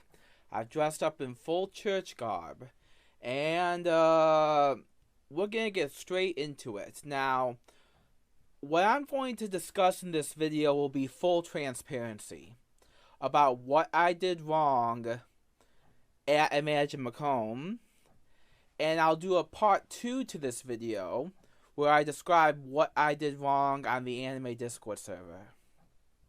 Now, before we even get started with any of this, I want to preface this with the simple excerpt. I did not mean for any of this to happen. I did not prey on anyone intentionally, and nothing was done that I wanted to happen. Now, did I make mistakes? Yes, of course I made mistakes. Will I man up for them and confess to you what my mistakes were? Yes, right now I will confess to you what my mistakes were. I've dressed up in confession uniform because I am doing a YouTuber apology, I guess you could say. But what I've realized is that this apology video won't matter. There's still gonna be assholes online who don't care about the apology.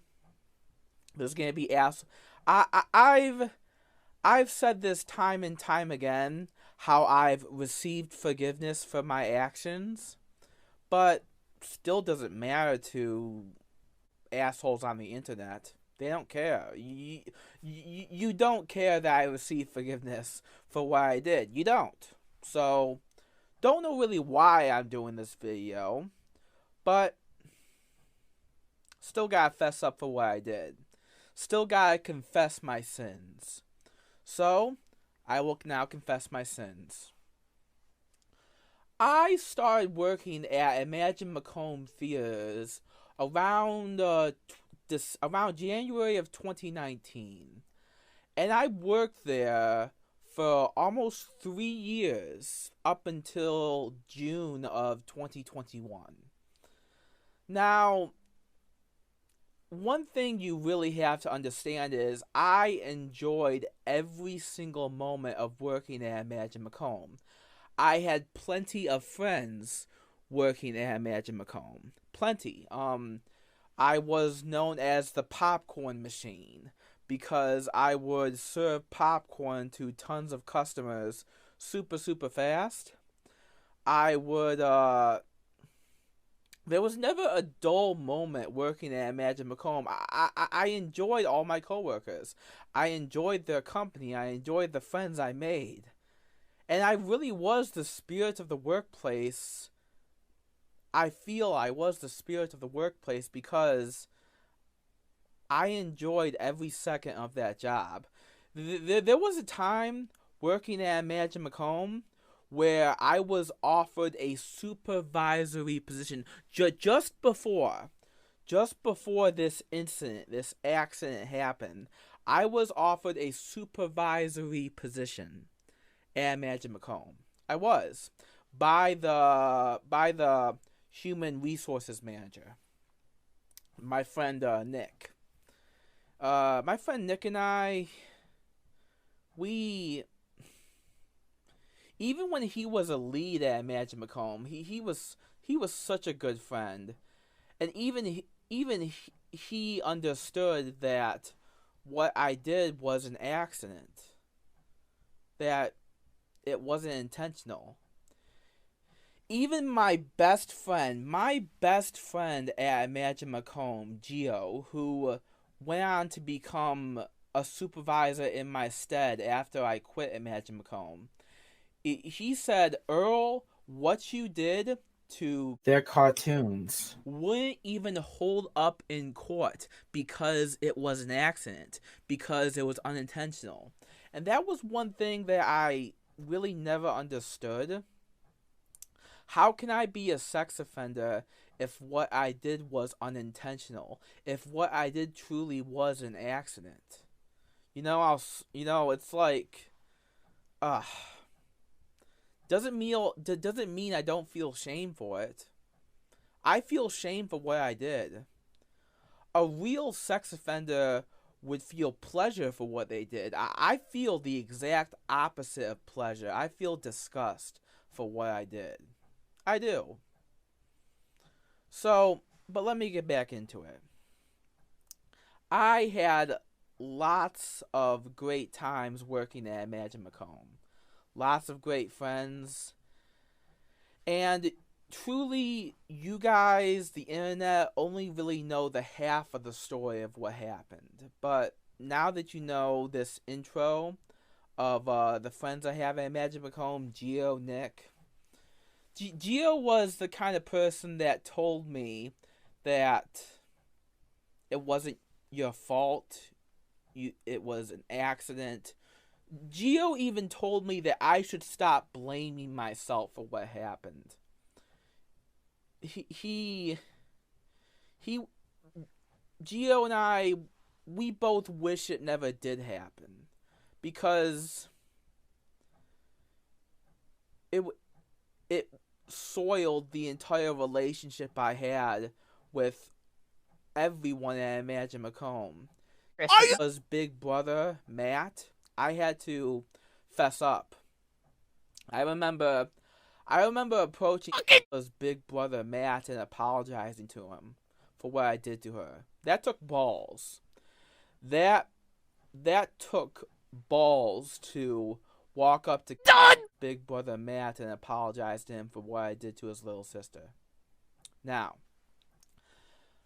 what I don't understand, I was 18 years old at the time this happened. She was 18 years old. And to anyone online who wants to say that I sexually assaulted a minor, you're wrong. And I know you're wrong. Because twin sister, her name she was 18 going on 19 years old when this happened. So to anyone online who wants to say I assaulted a 17-year-old, 16-year-old, 14-year-old, 8-year-old, you're telling lies. You're telling straight lies. You're only telling those lies to make you feel better about yourself. Me, I don't feel good about what I did. Why should I feel good about what I did? No, I was 18 years old at the time, and even though what happened was a pure accident, that was unintentional, that I felt such disgust and shame for what I did. And that's one other thing I don't understand either. I know I was the perpetrator for my actions. I know I was the victim. But that doesn't mean I shouldn't feel shame for what I did. Everyone should feel shame for what they... the common logical person would feel shame for what they did in this situation. Even if it was unintentional, even if it was an accident. So let's get into the nitty-gritty of what happened. On June 24th, 2021, Nick called everyone in the theater. He called everyone over in the theater to the corner of the theater to have a meeting. It was an obligatory meeting, which means you had to show up. I had to show up. I had to show up. Matt had to show up. Everyone had to show up to this meeting. Everyone did. You didn't have a choice whether or not to show up. You had to show up to the meeting. So that was like the first thing that set the stage. You know, everyone was obliged to show up to the meeting. The human resources manager, Nick, made you show up there. So everyone showed up to the meeting. This meeting was meant to close down the theater quickly, efficiently, and effectively. Nick was going to assign everyone their jobs and, you know, get the job done fast so everyone could go home fast. Now, most of you know this part of the story, okay? One thing that was customary to do during the obligatory human resources meeting was everyone would put their hand in the middle and say, "Go imagine," right? Well, Monica didn't want to do that. Didn't want to do the Power Rangers-esque "Go imagine" bit. She didn't want to do it. I wasn't thinking at the time. I was foolish. I was stupid. I was. And I have to learn to forgive myself for what I did, but let me just explain what I did. I walked this way. I swung my left arm over, grabbed her left shoulder. She turned around, way too fast for me to react. My hand slipped. It touched her chest. That's what you call... And much to my dismay, much to how I hate to admit it, I groped someone. Yes. I groped a woman. And that is my own sin that I have to bear, that I had to ask for forgiveness for. Now, bear in mind, I was really quite in shock when the whole thing went down. I had never touched a boob before.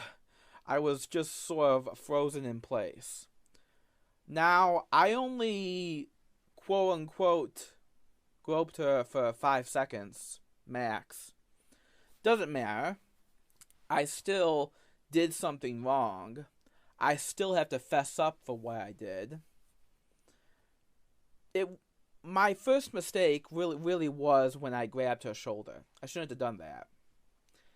I recall when I was talking with the general manager of the theater, John, at the time, he said to me in a sort of fatherly-esque way, "You're not getting punished for your first mistake wasn't when she turned around and you touched her chest.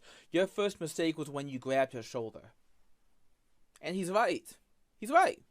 That was my first mistake. That was something I never should have done.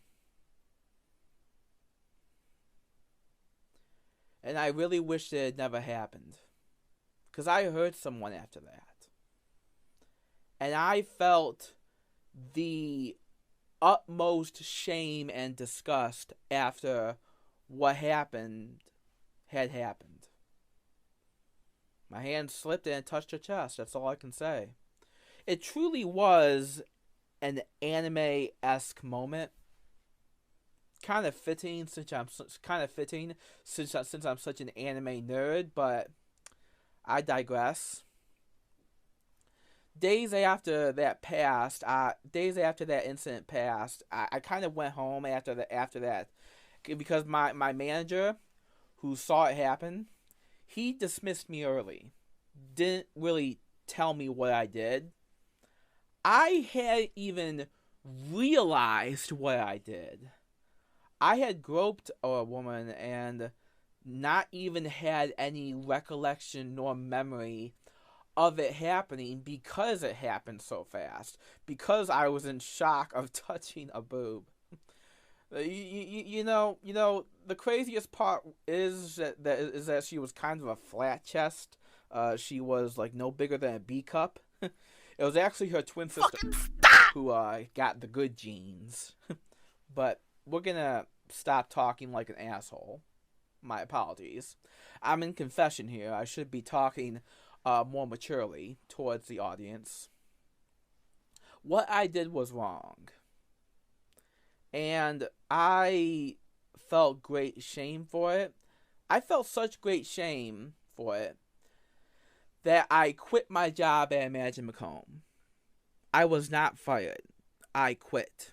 If you read my initial Reddit post that I made on r/confessions, which, by the way, I really appreciate how you trolls online had to dig through my Reddit history just to find r/confessions. Keep in mind, r/confessions is the kind of subreddit where you confess something you did wrong, where you go to receive forgiveness. That's the whole point of the subreddit. But nope.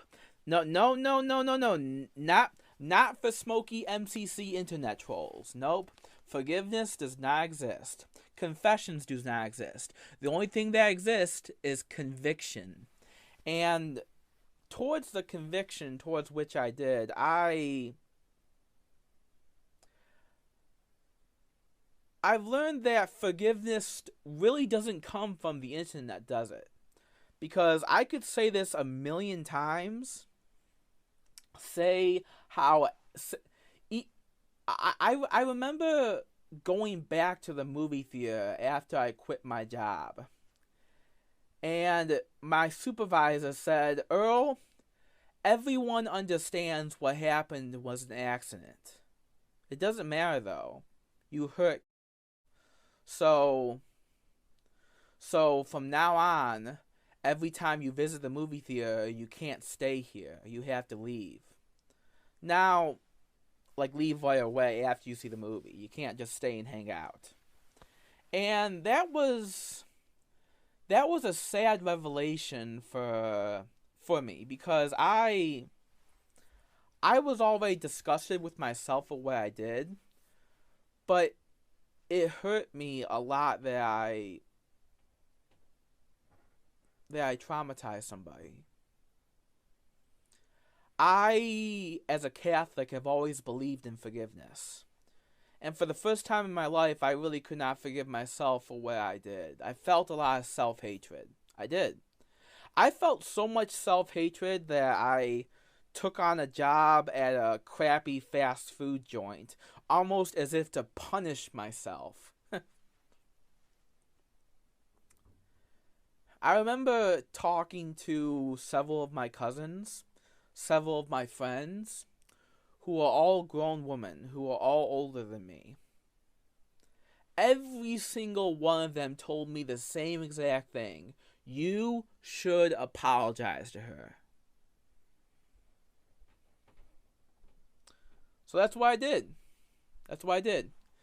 December of 2022, right around Christmas, I wanted a Christmas miracle. I did. So I wrote a letter of confession. Now, one thing that has to be understood here. This letter of confession that I wrote could have been used against me in court. It could have. And it could have undeniably labeled me as a sex offender for what I did. Even though what I did was unintentional, even though what I did really wouldn't hold up in court because it was an accident, like Gio said. Like my friend Gio said. My friend Gio, he said, "Earl, what you did wouldn't hold up in court. It was an accident. It was unintentional. It wouldn't hold up in court." That's what Gio said. But it didn't matter to me that what I did wouldn't hold up in court. I wrote that letter of confession. No, I think. And she could have used that letter to sue me into oblivion for what I did.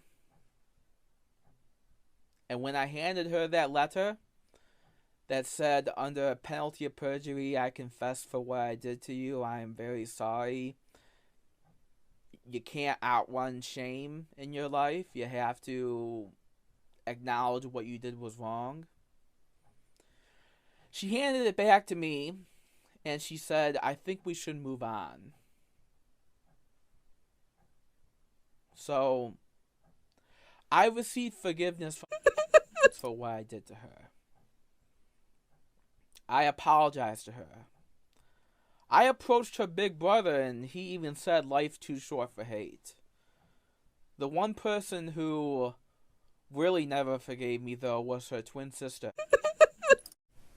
She stayed quiet. But she has a right to be angry at me. I hurt her twin sister. And she has every right to hate me. Matt, the big brother, can, say life's too short for hate. But if I have to be hated by who is, his twin sister, who's like, I don't know, 21 right now, when I fessed up for what I did, then I gotta live with being hated. And I've noticed that, yeah, the internet really does hate me for what I did, and honestly, that's your choice too. If you want to hate me, like, hates me for what I did, then go right ahead. I did all I possibly could to apologize to. I approached her big brother, told her I was sorry. He said life's too short for hate.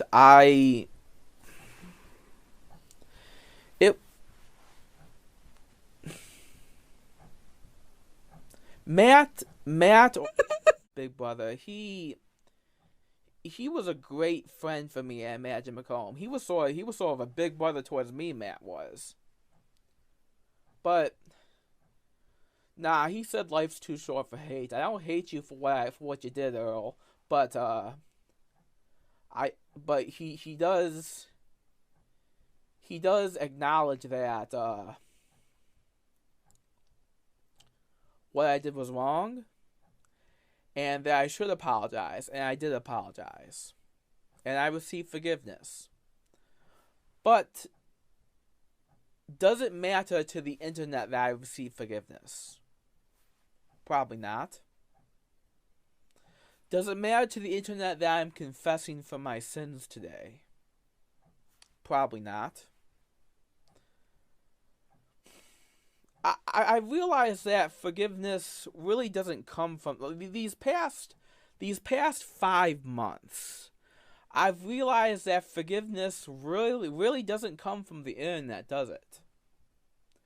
You could present the internet with the most heinous crime you ever committed, prove without a shadow of a doubt that was unintentional, and that was a mistake, and that you feel disgust that you did it, and that really wouldn't matter to the internet, would it? It wouldn't. The internet would still crucify you for it. The internet would still hate you for it. The internet would still label you as a sex offender for it. Now, if the internet wishes to label me as a sex offender, that's your choice. Attack away! Sister never really forgave me for what I did, so you don't have to forgive me either, internet. But now I want to tell you the side of Imagine McComb that you don't know. So please stay till the end of this video. So on January 4th, 2023, when I saw that YouTube comment underneath my YouTube video that made me think there was a bomb threat going to a bomb heading towards Imagine McComb, and I drove my car to Imagine McComb. I did. I was having a bipolar manic episode. I was a bipolar manic episode. straight up mania. Straight up mania. The worst kind of feeling you could ever have. It really was. The worst kind of experience you could ever have. When I saw that comment underneath my YouTube music video, that made me think that comment made me think the worst was going to happen. Completely manipulated my emotions. Completely flipped me into a bipolar mania. I went to Manager McComb and I triggered a bomb threat because I thought that YouTube comment underneath that YouTube video that I made was a real threat. And that was foolish of me. But that was my own mania being triggered by that awful thing. It was. That was my own mania being triggered by that awful comment. And what happened afterwards, after the police were called, and it was discovered the comment was a fake out threat that wasn't a real threat. The police were called, and Imagine McComb or the supervisor that talked with the sheriff that showed up to Imagine McComb, she was a great friend of mine too, and get this, she lied to the police. That's right. Imagine McComb or the supervisor that talked with the sheriff, she lied straight to the police. She lied to them. Do you want to know what she lied to the police about? First of all, she lied to the police that I quit my job. And she said instead that I was fired from my job. Secondly, the supervisor of Imagine McComb, who was my friend, lied to the police about the letter I wrote to the letter that I wrote to was a letter of confession, a letter of forgiveness. It was a nice letter. However, the supervisor of Imagine McComb, my good friend, she said the letter was a letter of harassment, a letter of bullying. And the second thing that the supervisor did that when she lied to the police was she now you might be wondering, why in the crap would the supervisor of Imagine McComb, a good friend of mine, why would she lie to the police about everything that happened with Well, one was she didn't want to disclose to the sheriff what exactly that letter said, because if she did, I probably would have been taken away in handcuffs for groping an 18-year-old. I would have been taken away in handcuffs for groping an 18-year-old, or even if it was unintentional, because of what that letter said. However, the supervisor of Imagine McComb lied about what that letter said. She did. She lied to the police about what that letter said, just to save me from getting arrested. I had such great conviction and shame against myself for what I did that, even though I still didn't forgive myself, it had to get to the point. It had to get to the point where one of the supervisors, a good friend of mine, had to lie to the police about the contents of that letter I gave the kids just to, one, save me from getting arrested for what I did. Even though what I did was a pure accident, it really wouldn't sound that way towards that letter. But I think also the reason why they lied to the police about the whole ordeal was that they truly wanted to make me feel at fault for what I did. They did. Imagine McComb, they knew that since the police were finally called to the scene, since they were never called to the scene before, the police were never called to the scene of the original incident when I grew up. No, I think Never called to the scene. Never. They never would. And they never were called because it was unintentional, because it was an accident, because I only touched her chest for 5 seconds max. And, well, beyond that though. Yeah, but the whole reason why I couldn't really tell you why they did that the way they did. I think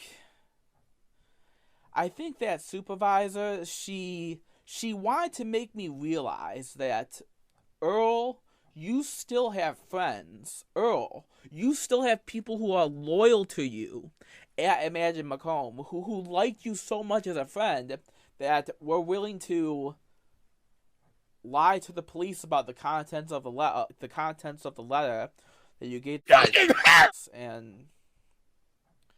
and if that still blinds you to the fact that you've been forgiven, then you truly are an idiot, Earl. You truly are an idiot. And maybe I really am an idiot. These past 5 months, I have tried my utmost damnedest to make people realize that I didn't mean for any of this to happen. That I truly am still disgusted with myself for what I did. That I still truly feel shame for what I did. And yet, even when I present all of you with the facts of the matter, it doesn't matter to you internet trolls. It doesn't matter to you internet trolls that I received forgiveness. It doesn't matter to you internet trolls that I did all I could to apologize. Like, if you want to be like fucking twin sister who hates me for what I did, then be like you have every right in the book to hate me for what I did. I still harbor a self-hatred on myself for what I did. But I have to learn to move on. I have to learn to forgive myself for what I did. That's why I'm dressed up in this confession garb, to confess my sins towards the internet. So, I can even tell you guys on the internet the other side of the story about how Imagine McComb lied to the police about the contents of the letter, about how it happened, about how I harassed but really I didn't. Imagine McComb wanted to cover their asses when the police showed up. They wanted to make sure they were not at fault for what happened, because if Imagine McComb said that they never called the police after the initial incident went down, it would have ruined their business. It would have. If Imagine McComb had told that sheriff that they never called the police after the original groping incident went down, it would have ruined their business. So Imagine McComb lied to the police about the whole thing. They said I was fired. They said it was a letter of her harassment case. They said I was a bully. They said I was a sexual deviant. All of that is completely untrue. And I remember lying down in that bed in the psychiatric ward hospital. I remember just lying down in that bed at the hospital, at the psychiatric hospital, after the whole thing went down, after I was carted off by the ambulance. I do. And I was thinking, like, why would they lie? Why would Imagine McComb lie to the police? Do you want to know why they lied to the police? They wanted to show me once and for all that I still have friends at Imagine McComb. That I should stop blaming myself. That I should move on. That I should move on from this whole thing. That I should completely ignore, tune out all you assholes online who want to ridicule me, persecute me, crucify me for what I did. If you want to do that, go right ahead. Just do it.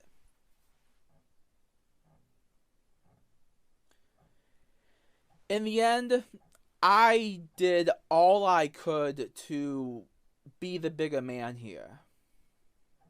In this situation. I am confessing for what I did wrong on the internet. I am manning up for what I did wrong on the internet. And if all this doesn't matter to you trolls, then that's your own choice. Then you're just like No. then. Twin sister. You know, it's kind of funny. Before this whole incident happened, before this whole incident went down, Gross. What the hell? sister was actually kind of flirting with me. Well, before the whole groping incident. Before the whole groping incident happened, this twin sister kind of flirting with me. She was 18 at the time she was. I was 27, but I wasn't really interested in her at all. I was not interested in her. I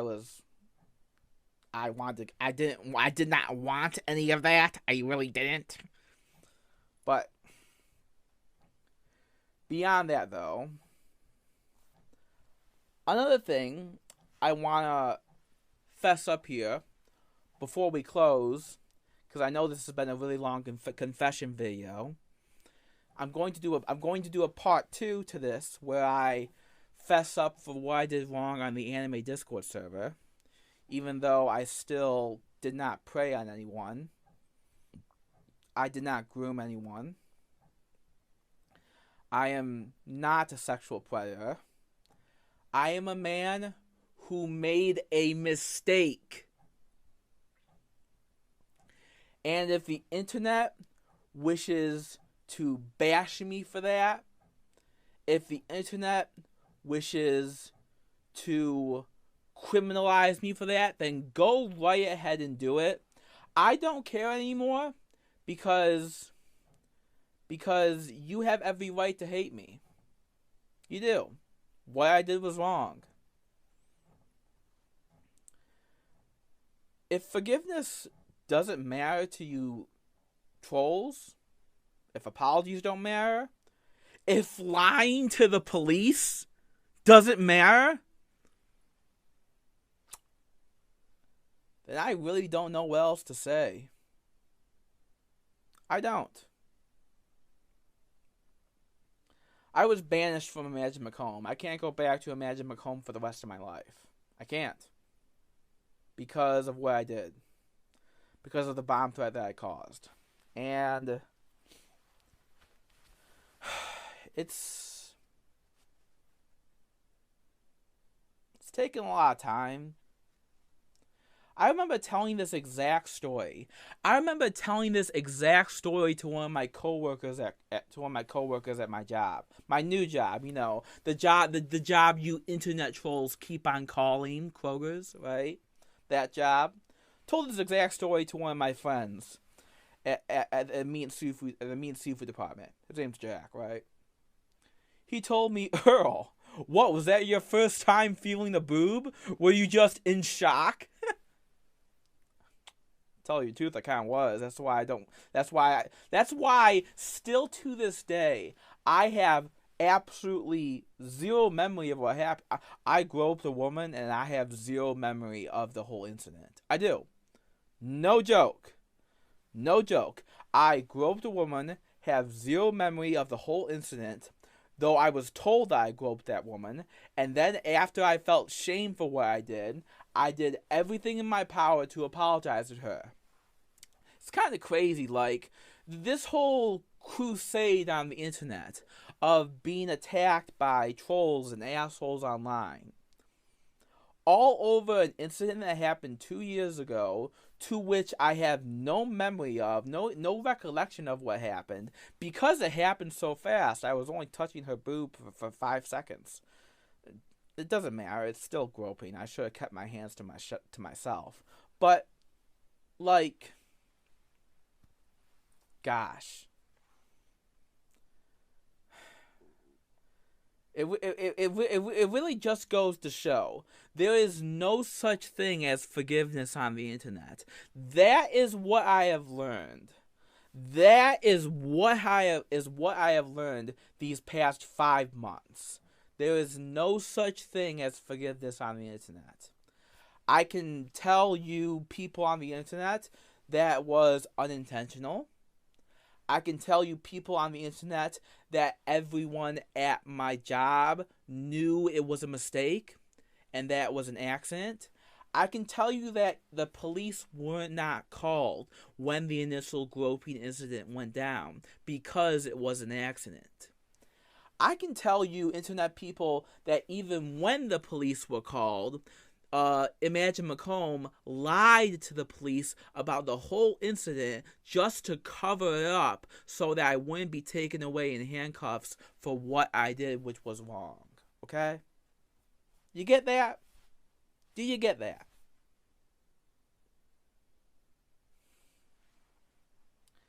I really have nothing else better to say.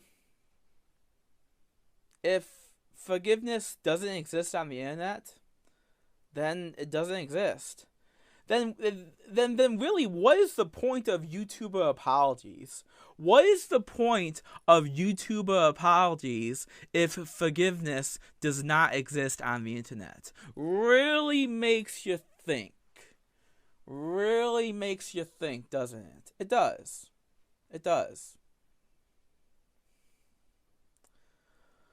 So here we are. I apologized to her big brother, Matt. I apologized. I did everything I could to right my wrong. However, the internet does not care that I righted my wrong. No, you don't. At the end of the day, all you care about is that I hurt somebody. All the internet wants to focus on is the negative. You don't want to focus on the fact of the positives, that I apologized, that I received forgiveness, that I fessed up to her big brother, that I fessed up to her twin sister, that even SmokeyMcC went to the lengths of lying to the police to cover the whole thing up.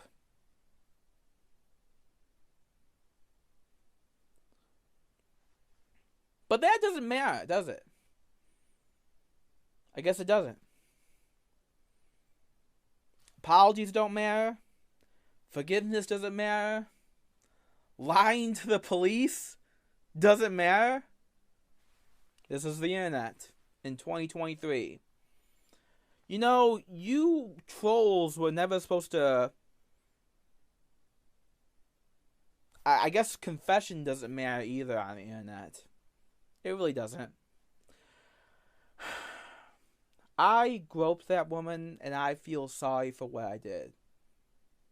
I feel ashamed for what I did. But I have to move on. It's like I think told me we have to move on from what happened. It's the only way that I will ever forgive myself. Now, the internet can say whatever they want about the whole thing. I know the truth. I know it was unintentional. I know I feel great disgust for it, and to say that again, why would a sexual predator feel disgust for their actions? They would not. I feel great, absolute disgust for my actions. I'm not a sexual predator. I am a man who made a mistake. I am a man who lives in an anime, for crying out loud. The whole cancel culture thing really harps on you, doesn't it? It really does. So, that's the whole story. This video has gone on for 45 minutes. You now know the whole story. I've been completely transparent with all of you about everything that happened. Now, here is the end of it. I apologize for what I did. I do. I apologize for what I did. What I did was wrong. What I did was also unintentional. What I did also wouldn't hold up in court because it was a mistake. Because my hand slipped. Because it was an honest mistake. So if people weren't already angry with TheWhiteBowser, you can bet your ass that after that video, they definitely were. And soon enough, almost every single thing that Bowser claimed in that video is going to be proven a lie by Bowser himself. And the beautiful thing is, we'll get to see it all happen live and in real time, because TheWhiteBowser was convinced to come back onto Too High for Stupid under false pretenses that everything was all good and we were going to help him, like, redeem himself to the internet again. But really, when he showed up, he was just faced with the reality that he had to react now to the video he had just uploaded a few days prior, the same one we just watched. But things were coming out about Bowser at a very rapid rate at this point. More screenshots were getting leaked from his creepy Discord, and it made Bowser look absolutely horrible. Bowser was known again as Daddy Butcher. He was the person in there overseeing everything. And if you wanted any proof of that, you could simply just click on his Discord profile, where it said, Daddy Butcher, TheWhiteBowser, and it's accompanied by a picture of Mads Mikkelsen, I think that's how you say his name, drinking some wine. But then you go down to his About Me section, and you realize just how fucked up this is. Saying older than everyone, more mature than everyone, and yet still as horny as everyone. I host all the game nights and anime parties. Now, in the first line, he admits he's older than basically everyone in the server, and as you'll come to see soon, Bowser really likes to frequent any type of area he can where he can get near children. He loves being around them, and then he has to mention his horniness, which just shows, like, dude, if you're gonna, like, compare that with the minor-filled server you're in, yeah, it's looking really bad for you, especially when you're about to look at some of the conversations people were having in this exact server. Of course, you have Bowser himself and his classic admission to watch hentai once all the kiddies got done their homework. You heard him say a little while back that he had only shown hentai once or twice. However, you see there that he would host anime parties. This would happen all the time. He'd gather as many minors in there as he could, and they'd all watch NSFW material together. And this went on for like 2 years. TheWhiteBowser was gifted this server by a guy named Huzzah 2 years before the events in this video took place. Bowser was fine running this the whole time. The age rolls and all were set by the guy Huzzah, but Bowser never bothered changing anything. He loved it. As a matter of fact, he was even letting Daddy Din say stuff like this and then run rampant in the server like nothing happened. Mind you, this was only like a month before Bowser got exposed to the general public. At the time Daddy Din made this comment about CP only being 15 to 17, Bowser was already under like the public eye, and now all this stuff's going down, and he's going to try to throw these people under the bus. He's going to try to act like Daddy Din, all these creeps in the server. They have nothing in common with TheWhiteBowser. He even admits later on down the line that Daddy Din was kicked from the server or caught trying to talk to minors. And Bowser just let it happen. He had no problem with letting this stuff go on, and only deleted it when people told him, yo, this is messed up. He never realized it was messed up because he genuinely never saw it as such. Even when people were making comments like this, somebody said, hey, I'm 14 years old and I'm talking to this girl, and someone said, oh, I guess it alluded to him being a predator, and the guy said, I can't be a predator. I'm 14, bruh, stop wildin'. And the guy responds, oh, and she's 13, huh? Well, and then you can read the rest of it on screen right there. These were conversations that were happening in Bowser's server all the time, and he never saw this as a problem. You have of-age people talking with people who were as young as 14, even younger than that found in the server, and Bowser still had no problem with people or adults talking weird, talking NSFW shit, trying to make relationships with these people, as he'll later again explain Daddy Din tried to do, and Bowser never once put a stop to it until people got in his ear and said, hey, this is massively fucked up. The server was entitled Laugh Tale, which Bowser tried to frame as somewhere where people could just talk about anime and have fun with it. I now know that Laugh Tale is like a One Piece reference, and Bowser himself really did market this place as somewhere kids could feel safe. He even had age rolls again to distinguish who was what age. And so you have all these minors in the server, and someone like TheWhiteBowser who's exposing them to NSFW material, exposing them to all this weird hentai, and on top of all that, from Bowser's own mouth, people were showing child gore. I don't even know what that entails still to this day, and I'm glad I don't.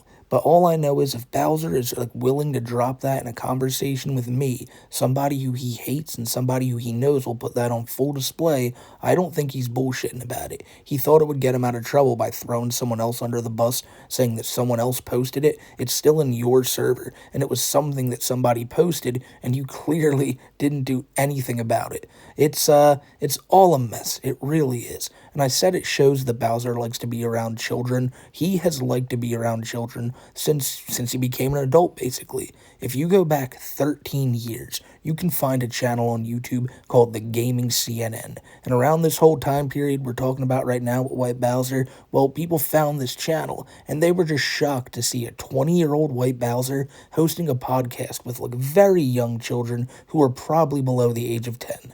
And what I find the most fascinating about the video we're about to watch is that it shows that even 11 years before all this went down, Bowser was still dealing with trolls in his YouTube life. Because he's been around that long, and the guy's been getting messed with just about the same amount of time.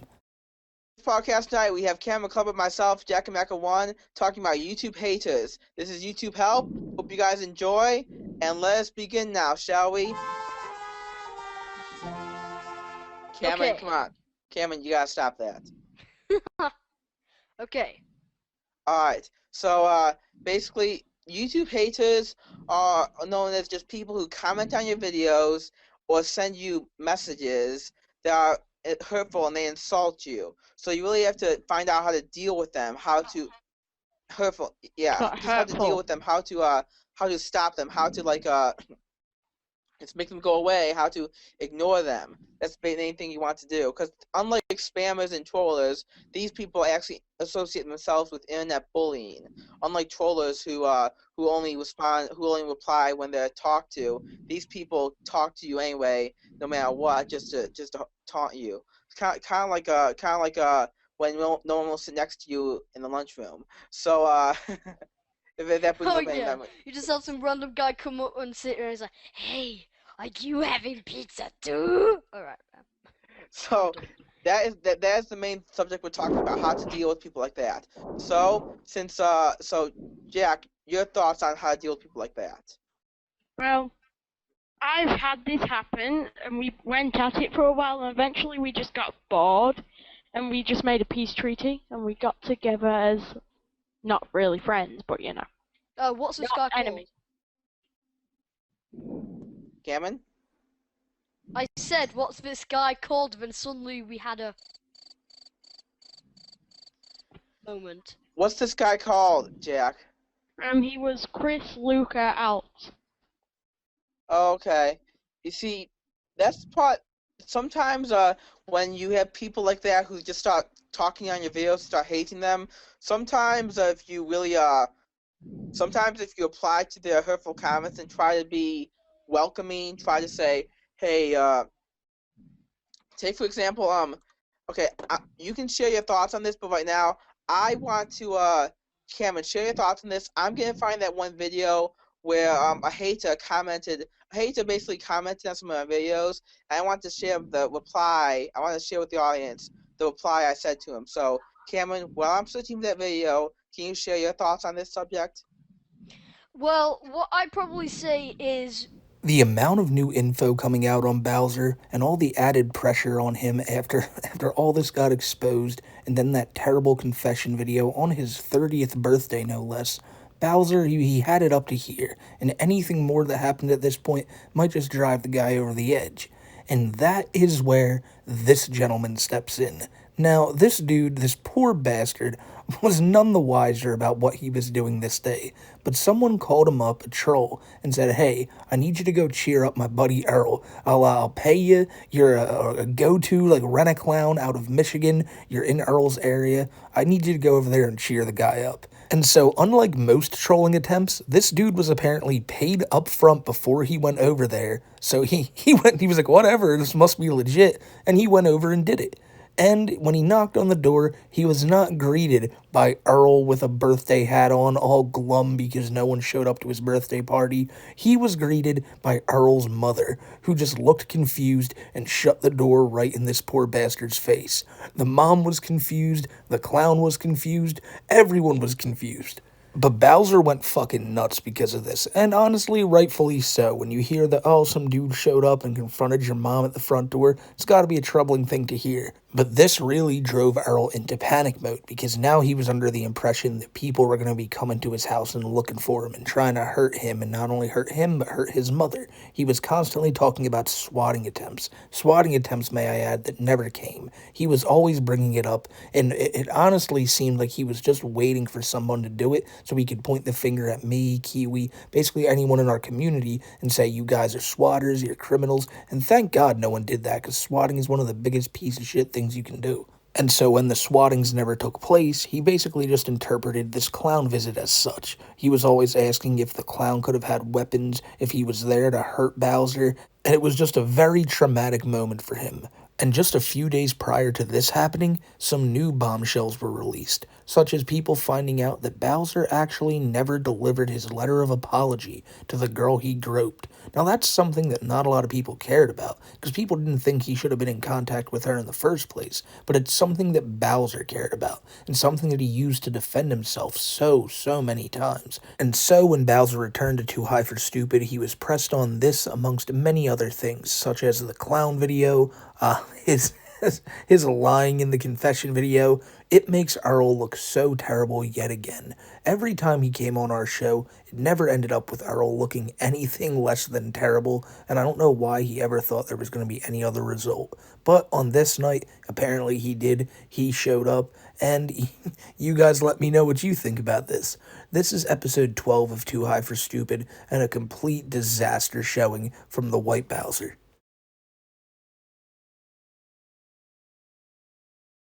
Man, Okay. I said I wanted to solve it. Like, yesterday was really stressful.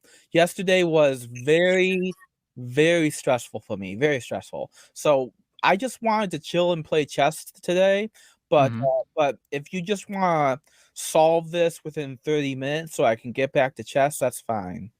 Well, yeah, I think that's a good start. That's a good start. Yeah, that's where I think we can. I think we can definitely attempt that. But yeah, we just wanted you here back in the show. Look, the chat is excited as hell to see you back, bro. It's like it's a 110 autism reunion. Yeah. Yeah, I guess, but things are still shaky at best with the whole with the whole people coming to my house thing, you know what I mean?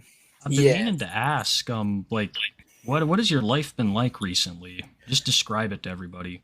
It's been stressful. I've definitely been stressed with I've been stressed with the harassment. I have. I haven't liked the harassment. No, I haven't. I mean the packages are fine and all, but can we talk about the packages and stuff, bro? I heard people have been sending you some crazy shit. Can I ask you about some of the things I've heard that people have been sending you?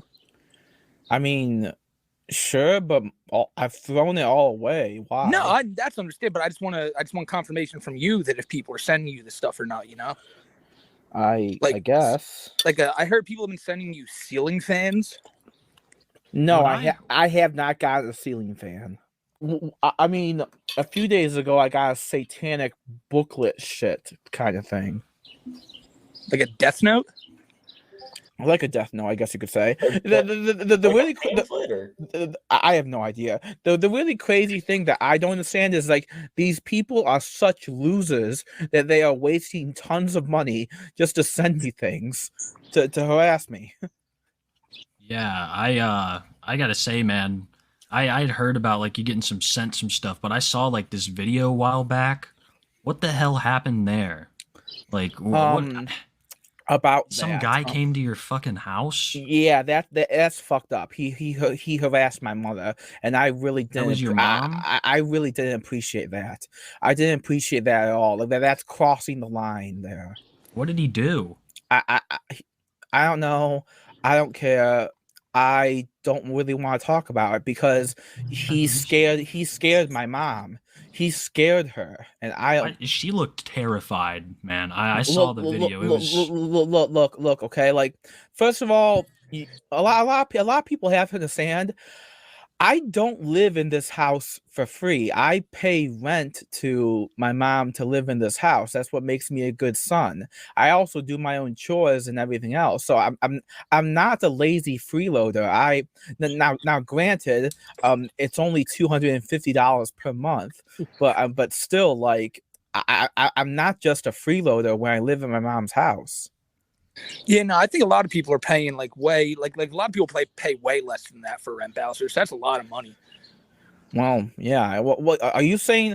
Are you saying I can get a motel apartment for less than $250 a month? Well, I don't know, bro. $250. It sounds like a good number. I don't know. It depends on the location. Yeah, you're helping your parents out. You know, it's like a good thing. You're helping your parents out. I get it. This has just been, man. It's been stressful on me too, Bowser, because. Well, here's the thing, because the police are involved with this now. This Joshua Roberts person, he completely so bear in mind, I am kind of sort of flirting with someone online right now who is 24 years old, and this Joshua Roberts person completely doxed them, saying how he completely doxed them, saying how he knows where they live and everything, and he's threatening to he's threatening her. He's threatening her. This Joshua Roberts person is threatening her. So this Joshua Roberts person says he has an open investigation with me with the police department, which doesn't make any sense because I have an open police investigation against me, right? Against me. No, not against you. Against the bullies who are because there are people who have been calling the police to my house, and that's those people who are calling the police to my house are openly harassing the police department. Yeah, well, none of us are doing that. None of us are sending anyone there. But I mean, you've told me many times that you've given the police my name and that there's open investigations. Yeah, I have Discord messages of you saying that. Okay, listen. Like, I don't have a police investigation open against Smokey, okay? Oh, thank God. Dude, I was getting so nervous. I was listen, the police investigation is against the people who are harassing the police department, because there are apparently trolls who are harassing the police department, getting them to come to my house. That's why I really want you guys to understand, like your fan base is really, really unhinged. Like you're getting the police, your fan base calls the police department, gets them to come to my house all over. Well, Bowser, you used to be a Smokey fan. Yeah, well, I'm sorry, but for my own safety, I can't associate with someone whose fan base is completely chaotic like this. Yeah, I mean, Bowser, like I told you, man, there's like 600 people. Like, how many people are watching right now? Can you be like 700? Shy of 700. Okay, yeah. See, there's like 700 people here, and I'm sure everyone, Bowser, would agree that, like, you know, we all like we're all big White Bowser fans too. You know, so no one wants to see this happen and all that. And that's why we got you here today, because like I said, we're gonna put this trolling to an end, but we just want to hear more from you, like what's going on and all that. So, like, well, I'm just trying to chill out and relax. That's all. You can talk to all these people, all these 7, because I'm sure some of these people that have been on you, they might be here. I don't know. I know you think we're in cahoots with all these people, but like these are. I'm like, I'm pretty sure you don't support calling the police to my house. No. It's like I told you, Earl. It's like this has gotten way too real, man. This goes beyond Chris Chan Cyrax trolling. Yeah, Bowser. I just wanted to know, like, I wanted you to know that I think that confession video you came out with, that's a very brave thing of you to do. I comedical. want to say something. I want to say something, at least to my defense right now. Well, kind of, sort of to my defense, but I want to say something. Absolutely. Right now, I want to know why people are not attacking Imagine Macomb, because not only did they not deliver that letter to, but they also lied to the cops. If anything, Imagine Macomb looks worse than me right now. Oh, no, I get you. Yeah, you think so? People should be attacking Imagine Macomb, right? Well, think about this logically for a sec, Smokey. Think about this logically for a sec. Not only did they not deliver that signed, they did not hold up their end of the bargain to deliver that letter of confession to. So they didn't hold up that end of the bargain, and on top of that, they lied to the police. You think that makes me look as bad as them? Like that like, you see, I went to the ends of the earth of all I could to apologize, and Imagine Macomb spits in my face. Okay, so yeah, no, I understand that. So look, but Bowser, I just want to be clear about this, man. What? Yeah. So like you're saying, Imagine Macomb, that's the movie theater you worked at where the whole groping and everything happened at. Yes, that's when it happened. So they really have been they never delivered the handwritten letter you gave them to the girl. So that's why says she never received it. Yeah, and then on top of that, they lied to the police when I had my bipolar manic episode too. They did that too. So they lied. So your movie theater, the job you worked at, lied to the police when you did that just to, like, I guess, save you. I have no idea. They wouldn't be saving me if they never delivered the letter. If anything, they look worse than me right now. Yeah, no, I get that. But what you were saying, though, is that you don't understand why they're not being attacked and all. So you think people should be attacking them and not you? No. Let me retract that. I do not want people to start attacking Imagine Macomb. I really do not want people to start attacking Imagine Macomb. But if anything, they look worse than me right now. Yeah, we talked about that yesterday. We were saying this is like a big like I think we were even saying like verbatim that this is like a 9/11 size cover up, right? Like this is you could say that. You could say that. Yeah. No, it's crazy. It's crazy shit. Yeah, it's all been blowing my mind, man. Like honestly, just recently all the dots have connected in this situation for me. And I'm just like, this is crazy, man. I'm scared, Bowser. I'm just honestly, dude, no, I am, man. Like, we had a podcast together. I know you forget it. I look back on the podcast fondly. I think that we had some good times. Sure, it ended badly, but it had to end, because if it didn't end, then the police would have just kept on being called to my house by the trolls. Yeah, but that's still... I mean, that's why I had to end the podcast. If I didn't, the police would have just kept on being called to my house. Yeah. Now, I think while we're sitting here and talking, like, we're going to try to get through this quickly. But Kiwi, do you want to, because Bowser, we wanted to talk to you about that confession video. Kiwi, we still had that up. Do you want to keep playing that? Yeah, let me pull that up. Tell us about, I heard that, don't describe too much, like any names or anything, but are you happy with this new girlfriend of yours? Let me just say again, she's not really my girlfriend. We've just been flirting. That's all. We've just been flirting. That's all. Nothing's gotten too serious yet. Okay, nothing's gotten too serious yet. That's Fuck, good, you know? Leave room for Jesus, bro. Like, exactly. With the amount of venereal diseases running around these days. Venereal diseases. Yeah. Come on, guys. We got 15 minutes left. We gotta make. Oh, we got. come We gotta make Bowser, this. we're gonna try to speed this up, bro. Come on, we're having a good time here. Like I said, This is like old times. everyone's loving this. I enjoyed every second of that job. There was a time working at Imagine Macomb where I was offered a supervisory position. That's just before. That's true. That's true. Why did you deny it? I don't like being a part of workplace drama. I don't. That was a big reason why I refused the supervisory position, because I don't like dealing with workplace drama. Because when you're a supervisor in the workplace, you gotta deal with complaints. You gotta deal with people complaining about each other. I didn't want to do that. I just wanted to serve popcorn until the end of time. You're the machine. I remember that was. I like that nickname. There's Chad is wondering who was Cameron Clubba. Who's Cameron Clubba?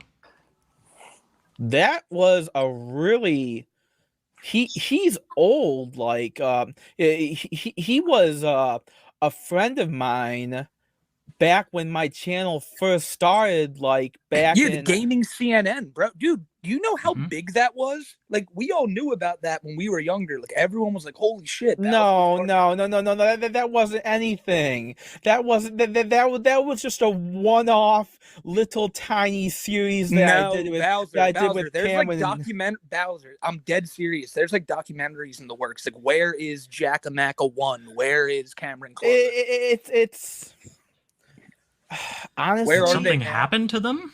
No, nothing happened to them. I still have them in my friends list, but Cameron Clubba quit YouTube because he wanted to do something else.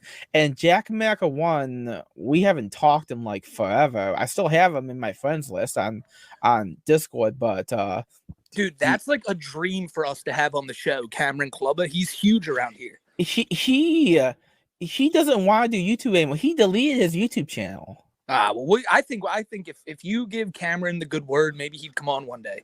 Maybe, I have no idea. Yeah, the chat loves Cameron Clubba, bro.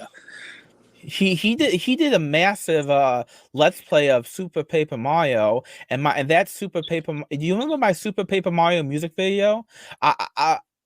My Super Paper Mario music video was a tribute video to Cameron Clubba's let's play. How did you meet Cameron? We just sort of met on YouTube, and we were both doing Let's Plays at the time, and we played some Super Smash Brothers Brawl, and we were just gaming buddies. It was nothing like we were just gaming buddies. And you just ran like a little podcast for a couple episodes? Yeah, it never took off. I think, honestly, like, you guys had something, and I think that's where, like, our show really had potential, man. You gotta keep doing it. Well, here's the thing. Well, I heard a lot. I just got to hold real quick, Bowser. I did hear a lot of people say that 110 Autism was the spiritual successor to the gaming CNN. Really a lot of people were saying that. Well, that's fine and all, but hey, look, like I can't come back on 110 until this situation with the police is sorted out, because I don't want more police to be called to my house. That's a way off line. I think we should just watch through this confession video, and you can, like, because a lot of people took this the wrong way and all. And I think you should remember last night you said you didn't even look back in this when you were editing it, so maybe you could answer some of the stuff people had, I don't really want to, but okay. With the most heinous crime you ever committed, prove without a shadow of a doubt that was unintentional, and that was a mistake, and that you feel disgust that you did it. Yeah. Really wouldn't matter to the internet. You can elaborate if you want, Earl. Just tell me whenever to stop. Yeah, because right there, like, I do not feel happy for what I did at all, and I do feel disgust for what I did, and that's one thing I kind of like Just keep playing it. Keep playing it. Yeah, keep playing it. It went. The internet would still crucify you for it. The internet Kiwi, would what's the still hate timestamp you on this for it. video? The internet would How- still. We're 23 minutes in. Can you play it from like the 13-minute mark? Yeah, absolutely. That's what if there's like any key points. Yeah, just right here, and then you can let it keep going. And I felt the utmost shame and disgust after what happened had happened. My hand slipped and touched her chest. That's all I can say. It truly was an anime-esque moment. Yeah. Okay, you can stop it there. You can stop it there. Okay. You can stop it there. Yeah, like it can be anime-esque. Almost that you know in tons of anime where the main character just all of a sudden finds his hand on This must be an anime based on a tragedy. Oh my gosh, I feel like I've lived in an anime for the past 5 months. Okay, just keep playing. Kind of fitting since I'm such an anime nerd, but I digress. Days after that incident passed, I kind of went home after that, because my manager, who saw it happen, he dismissed me early. Didn't really tell me what I did. I hadn't even realized what I did. Yeah. Okay. Stop it. Stop over there. So, right there. I have.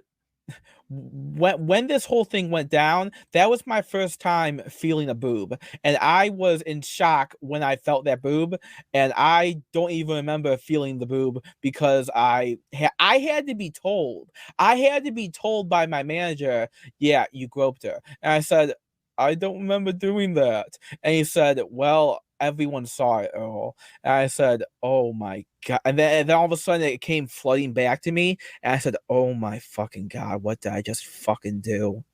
So you didn't remember it in the moment. It was kind of like a shock thing. It was the first time I touched a boob, and once I was told what had happened, I was like, "Oh my fucking God." Yeah, so there you go, keep playing. And not even had any recollection nor memory of it happening because it happened so fast. Because I was in shock of touching a boob. You know, the craziest part is that she was kind of a flat chest. She was okay. You can stop there. Explain that. What's that all about? No. You're right. You're absolutely right. That was. I shouldn't say stuff like that. Shouldn't say stupid things like that. That was. I shouldn't have even included that. Was it from a place of anger? No, it wasn't from a place of anger. Shut up. It's just kind of like a little joke then. You can call it a crass joke, sure, but you're absolutely right. I really shouldn't have said it. I like that. That's eloquently put, Bowser. Yeah, I just want to. Oh, Kiwi, by the way. Yeah. Sorry, I'm sorry. I just wanted to make sure, Bowser, just because, I don't know if it, just in case, maybe to sum it up better. So who were you talking about there? You were talking about the girl you groped, right? Yes. Okay, no, just to make sure, just like you were saying, just to be 100% transparent and everything. Yeah. Okay. Yeah, that's true. We don't want people confusing stuff. God knows what happens when they do. Yeah. Who got the good genes? Oh, okay. That's inappropriate too. Yeah, that's another thing. Like, so the good genes. Yeah. Okay. I was acting stupid when I said this. Okay. All right. Yes. You know what? Fine. I'll just say it, even though I sound like a complete asshole. But you know what? I'm gonna say it because it was an asshole how I talked back then in the video. Yes, her twin sister had a fatter chest than her other twin sister. Okay, that's all there is to it. Okay. Yeah. So, but and also that twin sister, you were saying she had a crush on you. Yeah. Okay. From what I don't know if that's completely true or not, but from how she acted towards me, from how she behaved towards me, I sort of inferred that maybe she had a crush on me. I have no idea. I paid no attention to it. May I ask what the relevance of that information is? There is no relevance because nothing ever came of it, and she hates my guts. So yeah. So that doesn't have relevance because you two didn't end up hooking up together or something like. Or I guess I meant more about the situation you were just describing rather than a potential outcome of that nature. Well, dude, I had no interest in her. Oh, I see. Yeah. No interest in either of them? Curious was all. Well, no, of course not. Was too young for me. Which one? Oh, okay, yeah. You know, they were both 18. They're too young for me. I was 27 at the time. That's crazy. Well, you were 28, Bowser. You were 28. Well, I thought I was 27. No, 2021, birthday. Right? Happy birthday, by the way, big guy. Oh, yeah. Thank you. Yeah, happy birthday. My apologies. Yeah. You see right there, right there, right there. I say right there. I say I'm sorry for talking like an asshole. I should be talking more maturely. Anyway, I digress. So right there, I talk like a complete asshole. Admittedly. Well, I mean, what at least makes you're you seeing want to keep it there in the video by chance? What? Well, I was just asking, what made you keep it in the video then? I have no idea. I was stupid. Was this all one take? This 52 minutes? Yep, all one take. From the heart. Yep, pretty much. Is that what you wear to church? What too, I did was wrong. That outfit? Yeah, why? So sometimes I wear. I also have a shirt that says I stand for the flag, I kneel for the cross. I also have a shirt that says that. And I felt great shame for it.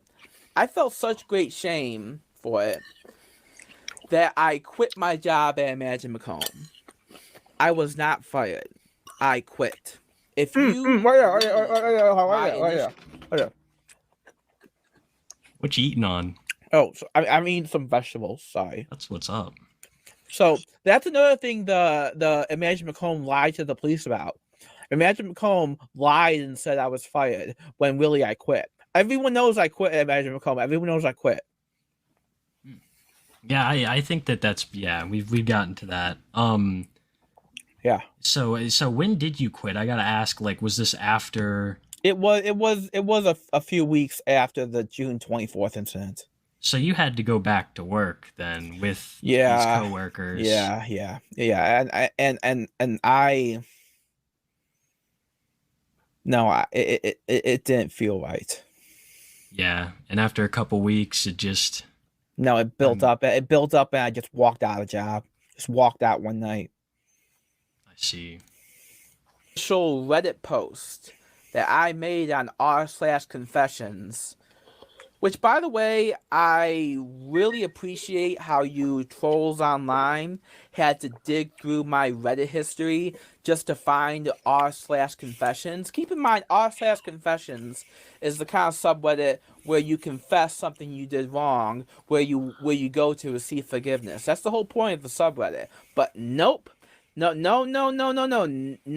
not for SmokeyMcC internet trolls. Nope. Forgiveness. Right there. Right there. I didn't say SmokeyMcC. I said SmokeyMcC trolls. Like trolls that are associated with SmokeyMcC. I didn't say SmokeyMcC directly. I said Smokey. Good. I said Smokey. I was getting worried right there, bro.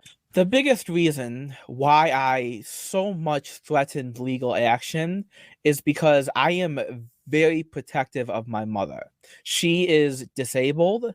I pay rent in this house, and I really you have to understand something. Like I love my mom. I respect her. like she takes care of me, I take care of her. Okay, but when someone gets sent to this house to harass her, that's when. What did she say? I just lose my mind. That's when I just lose my mind. That's when I get violent. That's when I get violent. Now, can I ask? Did you ever think about like going to fight that clown? I don't know. They drove off. I did think about hurting that clown guy. Where but, were you when this happened? Yeah, I was at work. Oh, okay. What do you think? What do you want to do to the clown? I did want to hurt him for harassing my mother. What did your mom say? Yeah, hurt's a broad word though. Like, what do you want to do? Did he expose himself? No, that's my mom did not say he exposed himself. Okay, I was making sure. But if he did that, then I would really be pissed. You have to understand something. I was saying threats to Smokey and to Kiwi because my mom was harassed, and I don't take to that action lightly. I get very, very upset. I get very, very angry when that happens. Understandable. Yeah, I mean, I think anyone would feel that way, Bowser. It's but I think that it goes back to like, we haven't been asking people to send there, so it was really it really caught me and Kiwi off guard to see all these legal threats you were throwing at us instead of possibly this Joshua Roberts guy. Well, the Joshua Roberts guy, that's a completely different story. That Joshua Roberts guy apparently doxed half my maternal and fraternal family. He even doxed my disabled uncle. He doxed my army disabled uncle. My army vet. One of my uncles is an army vet and he's disabled. He completely doxed him. See, that's why this is out of one person's hands, but I feel like if we can talk to them all at once, maybe they'll learn. Maybe they will, because you shouldn't be doxing army vets. Like, what the fuck is wrong with you? Yeah, no, dude, it's really messed up. People treat army vets so shitty. Yeah. So anyways, do you want to keep on playing it? Yeah, let's play this. Oh yeah, definitely. Convictions does not exist. The only thing that exists is conviction, and towards the conviction towards which I did, the police are here. I have to go. The police are here. Sorry about that. Someone just ordered me a pizza. I had to decline it. Oh, we thought it was thought it was. You said police. Yeah, I thought it was the police at first, but no, someone just ordered me a pizza and I had to decline it. Come from the internet does it. Because I could say this a million times. Say how I remember going back to the movie theater after I quit my job. And my supervisor said, "Earl, everyone understands what happened was an accident. It doesn't matter though. You hurt." Yeah, right there. From now, I have to understand. Like everyone has to understand it was an accident. What happened was an accident, but it doesn't matter. I hurt her, and I feel shame for that. That's my fault, and I'm really sorry about that. Every time you visit the movie theater, you can't stay here. You have to leave. Now, like, leave right away after you see the movie. You can't just stay and hang out. And that was... People are saying Earl's got, that was a sad revelation for me, because I was already disgusted with myself for what I did. Thank you. But it hurt me a lot that I traumatized somebody. I, as a Catholic, have always believed in forgiveness. And for the first time in my life, I really could not forgive myself for what I did. I felt a lot of self-hatred. I did. I felt so much self-hatred that I took on a job at a crappy fast food joint, almost as if to punish myself. Okay. I admit that was probably stupid. Talking to several of my cousins, several of my friends, who are all grown women, who are all older than me. every single one of them told me the same exact thing. You should apologize to her. So that's what I did. December of 2022, right around Christmas, I wanted a Christmas miracle. I did. So I wrote a letter of confession. Now, one thing that has to be understood here. Right here. there? Okay, give me 1 sec here. All right, there we go.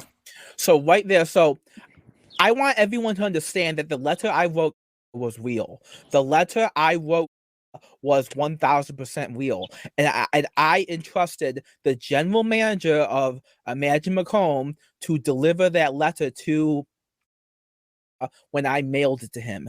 Now, and I mailed that letter to the movie theater so that the general manager would give it to. Guess what? If he did not give that to, that is on his cowardice. May I ask? May I ask why you didn't send it to her directly? Like either like directly to her, her address that she lives at, or because I don't know. Because one, I don't know her address, and two, the higher ups at SmokeyMcC were very scared of me interacting with, because they were afraid it would hurt their business more, or just hurt her more. Right. That was the whole thing, because when I gave that initial letter to the general manager, he said, "Earl, they don't even want me to talk to you." And I asked the general manager, "Who do you mean they?" And he said, the corporate people. They don't even want me to talk to you about this thing that went on with.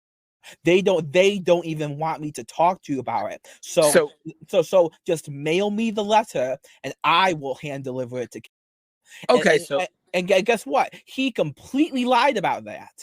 Okay, so hold up. So yeah, I have a few questions there. So you said the corporate people told him not to even interact with you. Yeah, So even though they didn't fire you, but they still said they couldn't interact with you. Yeah, because it's you guys have to understand, this really was a cover up that Imagine did.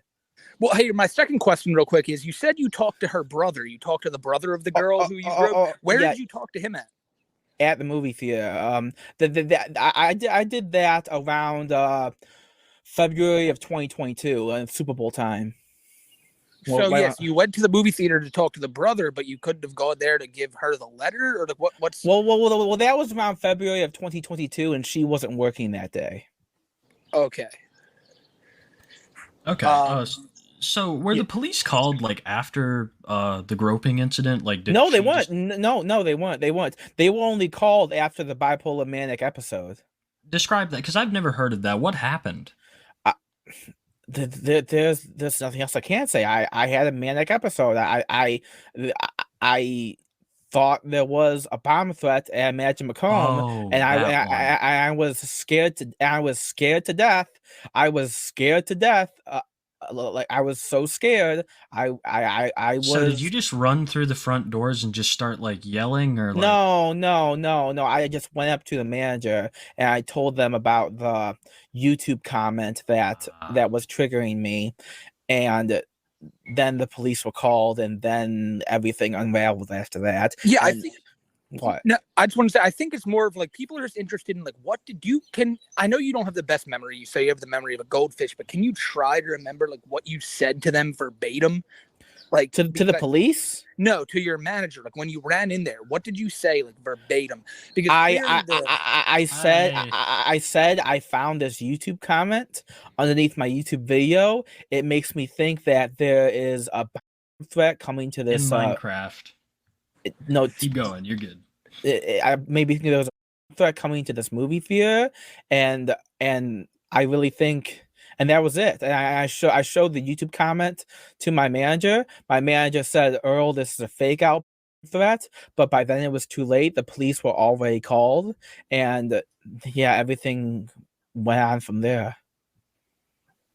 Yeah, that's crazy. That's crazy, man. It's You know, and that's honestly that's small potatoes compared to what we're dealing with today.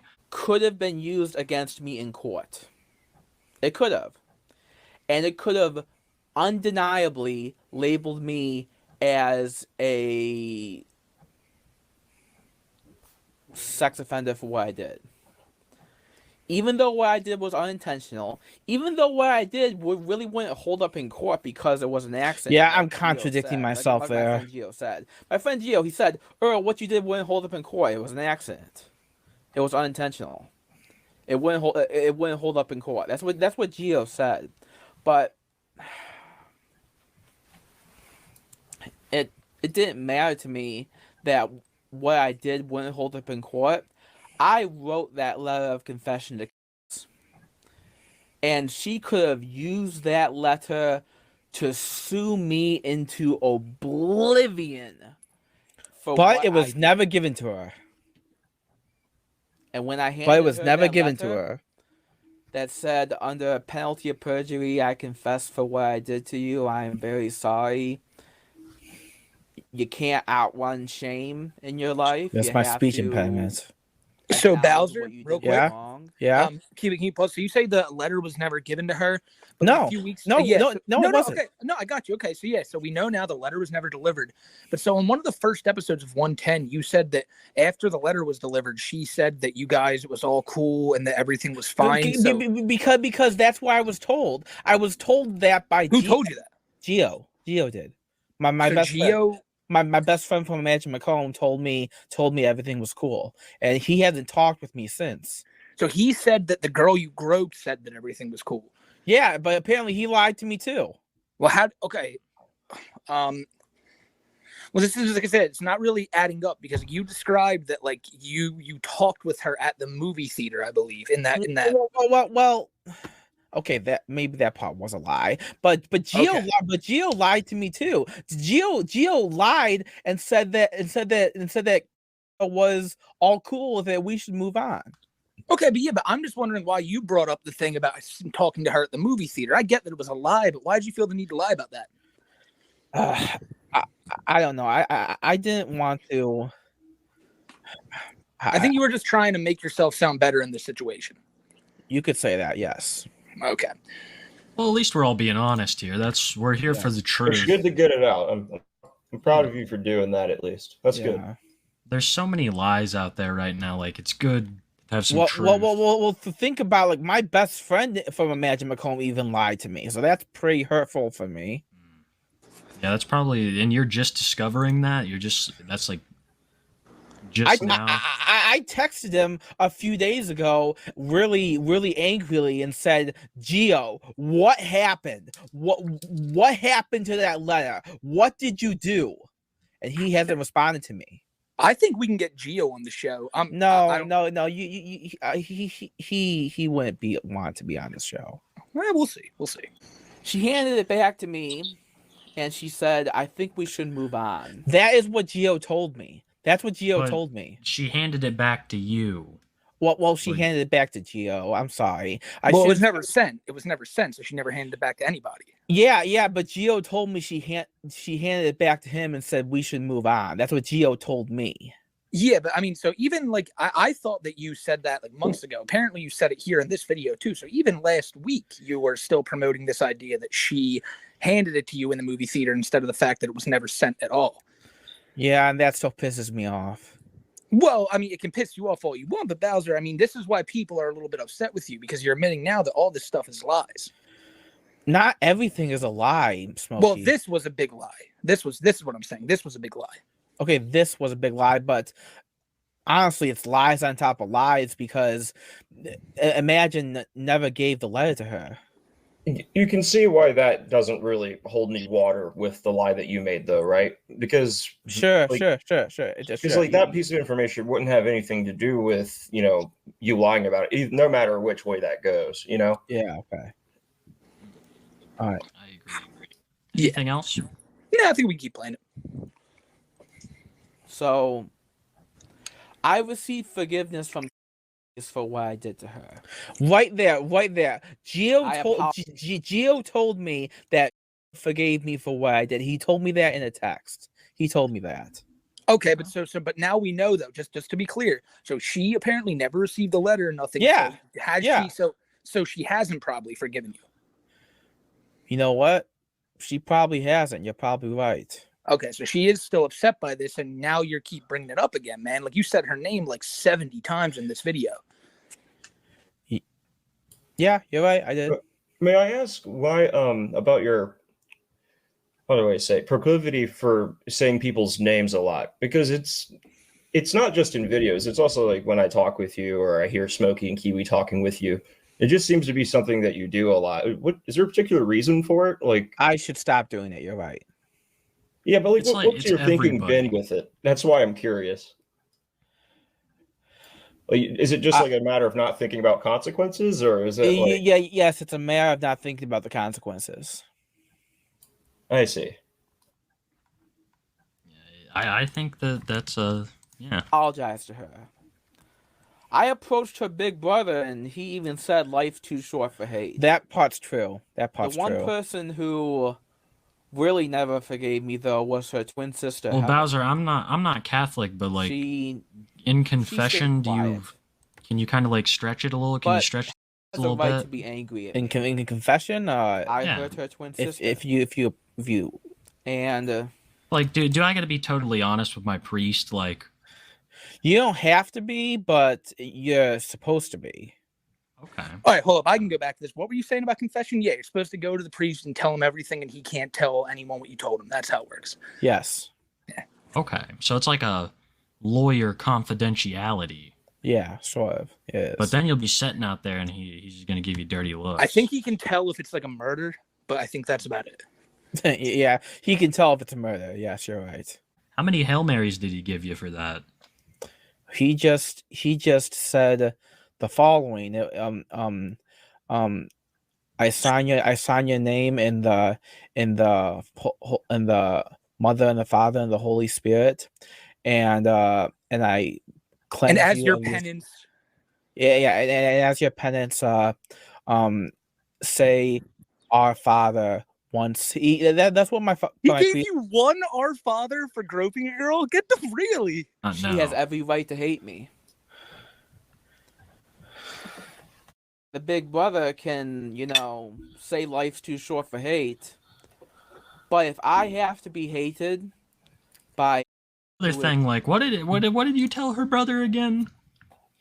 I told her brother that I'm sorry for groping your sister. Do you think he ever maybe passed the message along to his sister, or what message? Just that like you were sorry. I can't say. I don't know. I just don't know. It's just like to me it's very strange, like his reaction. You act like he's just like, "Oh, hey buddy, it's cool." Well, okay. He wasn't exactly like that. Well, can you tell us how he was? Because I know you said that her sister was really pissed off. Well, everyone has a right to be pissed off for what I did. No, I know that clearly, but I'm saying that, like, so what you just said that wasn't exactly what happened with the brother. So what happened with the brother? I approached the brother. The brother said, "Listen, Earl, if I was any other age under the age of 18, I would have punched your lights out. But I am 30 years old, and life is way too short for hate." That's what he said. There's also a distinct possibility that because you talked to multiple people about your apology or your letter, right? And so. And you think that, okay, surely this will make the way over to her. But there's also like the distinct chances is that she's probably trying to forget about it and has been. Yes. And so nobody wanted to ever give that to her because that would bring that back up. So yeah. I have acknowledged that part. You're right. I realized that part, and yeah, I probably should realize that part a little bit more. After the week's show had ended, we went our separate ways, and we really didn't expect to see Bowser back on the show anytime soon. However, a few days after that, emails were dropped between a troll and the girl that Earl groped. Now, these emails or text messages, whatever they were, I know they're lost to time. However, I remember from being there myself what these text messages or emails entailed. and what they said was that yes, the girl that Earl groped was in fact 17 years old. Now I know that's not that shocking. I've been bringing it up all throughout this video and all throughout part 1. But remember, this is something that Earl claimed on so many occasions was a lie. The girl was not a minor. He did not grope a minor. He groped an 18-year-old. And now, with this coming to light, Earl was asked to come onto the show and reveal it to everybody himself and admit it. And of course, what do you think he does? In the last video, he spent most of it blaming the movie theater for not giving his groping victim the letter he gave them. Well, in this next one, he blames the sister of the groping victim for making him believe she was 18 at the time. Earl has this horrible idea about these girls, that he thinks the one of them's attracted to him, he can go and kind of save things with the other one, the one he groped, by the way, because in his mind, he's the protagonist of this anime you call his life. It's all arcs to him. Each part of his life, no matter what fucked up thing he does, is just another arc, all building to this grand culmination one day, where he comes out the victorious hero, and you can kind of get that from every one of these videos. He thinks this is all a game. He thinks it's all a joke, and he doesn't understand how serious this really is. In the next one you're about to hear, he talks about like everything and makes light of it all. He talks about how in his Discord server, he sent pictures of a very, very realistic Thanos that was naked from the waist down and had a very human-like, let's just say member, and he sent this in the server with all the minors. Again, this is like very realistic stuff he was sending, and he tried to have people believe that this one time he sent that picture and the other one time he showed that like weird, the hentai, was the only times he ever did those things. Obviously, as the weeks went on, we found out that was a lie as well. But Earl is about to come to this call today, and it will be his final ever appearance, at least to date, on Too High for Stupid. Earl came on the show to explain himself, and as you are going to see, it did not go well at all. What up, y'all? Hello. Oh, I like this background music.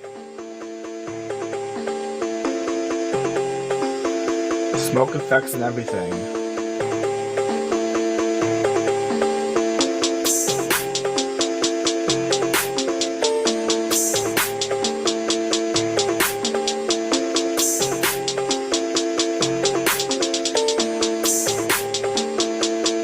Season 3 of the Bowserverse.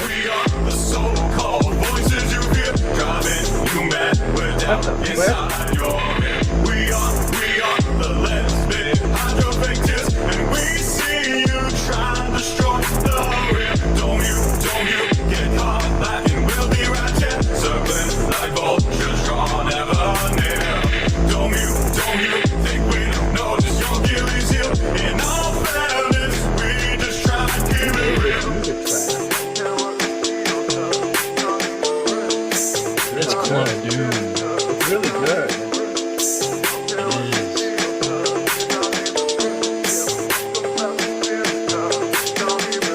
You make this too easy. We hit the ground run, you just fall into pieces. Ain't even got a ball ready, caught in your feelings. No way this ain't cap like reality TV. Believe me, we just stunned you, made it to the court. Ain't no law against being a force sport. Now we ain't out here trying to get your hurt, but with every play we make, you ain't got a red card. We are the types who play. We are the dominate. You thought you Kobe, you thought you ate, bro. You ain't the one, don't make a mistake. We are the so-called voices you hear driving you mad without inside your head. We are the lesbian hydrophactors, and we see you try to destroy the real. Don't you get caught laughing? We'll be right here, circling like vultures drawn ever near. Don't you think we don't notice your Achilles heel? In all fairness, we just try to keep it real. That is the Too High for Stupid theme song by I really like it. It's good. Really it's talented. Good. Yeah, that's Really Yeah, shout out to Club Doom for that shit. Yeah, that's really good. Yeah, it's good. Shout out Club Doom. No, Club Doom. That's some nice tunes you got. Right. So it turns out, get this, everyone. I was lied to on multiple occasions. If you guys all remember, the twin sister of the sister who the accidental groping that I did on one of the girls, her twin sister lied to me on multiple occasions about her age. And I can't say for certain if she did this because she was infatuated with me or not. You guys might remember the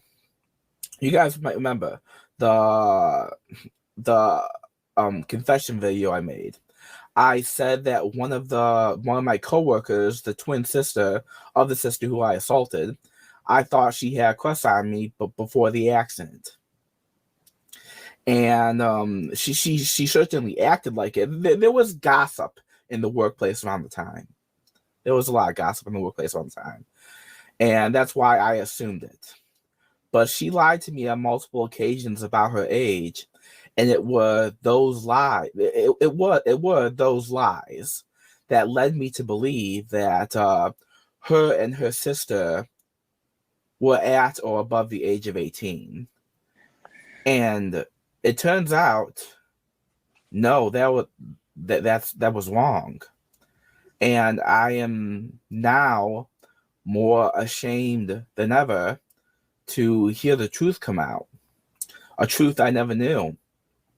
I was lied to about the letter being delivered by, the movie Fear. And I was lied to by one of my coworkers about their age that made me think, oh no, they're both above the age of 18 like I thought they were. So, no, it turns out that, I'll say it, no, it turns out I grew up a minor. And that really makes me not want to show my face on this live stream, because I learned this just like 3 days ago while I was at my work. A friend of Smokey sent it to me, said, hey, yo, the girl that you groped accidentally, and yes, don't get it twisted, it was an accident. It was a mistake. It wasn't intentional and everything, but I still have to, fess up for what I did, but I just can't believe that. No, this is a lot to take in for me. This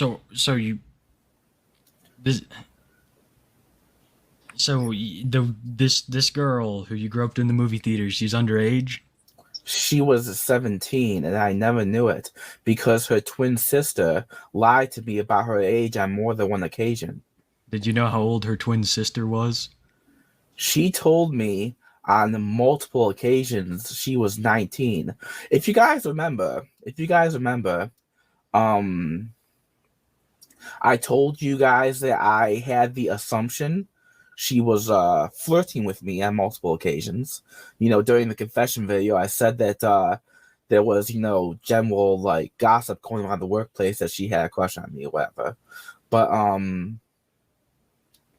the most I can say is that I can remember two incidents before the accidental groping. I can physically remember two incidents where she lied to me about her age. One was where I was closing the popcorn stand. I was closing the popcorn stand one night, and this was like 3 months before the accidental groping. And she straight up said, I'm 19. She straight up told me that I'm 19. In like what context though? She just was like, hey, I'm 19. Well, I asked. It doesn't matter. It doesn't? Well, okay, fine. You can move on. All right. And then a second time, like maybe 2 months before, 1 month before the accidental groping, she lied to me about her age a second time. I was closing the bar stand, and she approached me, struck up a conversation, and she said, I may be 18, but I'll be going on 19 soon. So I really, to be honest, I had my doubts about the 14. I had -1 interest in both these girls. They were way too young for me. I wasn't going to ask either of them out. I had no vested interest in either of them. But now that I understand that one of them lied to me about their age, and the other one I accidentally groped, well, it makes me feel very messed up. Well, yeah, I can see that, the chat, they feel a certain way about this. And I think, Bowser, why people are going to be really upset is because for the longest time now, you've been adamant tooth and nail that she's 18. You know for a fact. It's because of what I was told. It is. But you didn't think to ask anyone else, just to you're telling me at no point during this whole thing they said she was 17, during any of this.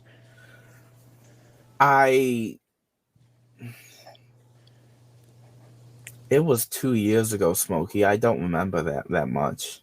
So you're 28. Yeah, you were 28 years old though. I was, yes. Why are you talking about her sister's tits though?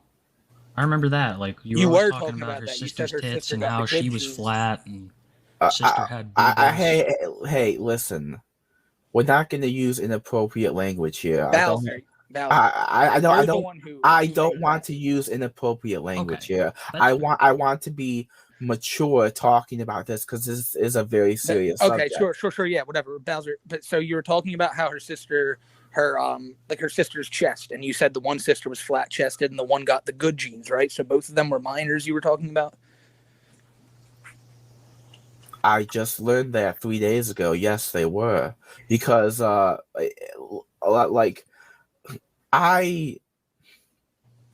don't have really any excuses for what I did. My first mistake was when I grabbed her shoulder, because I should have never grabbed her shoulder in the first place. I remember when the general manager said it himself, your first mistake was grabbing her shoulder. So it doesn't matter that she turned. It doesn't matter that she turned around and then what happened next. You grabbed her shoulder. You should have never done that.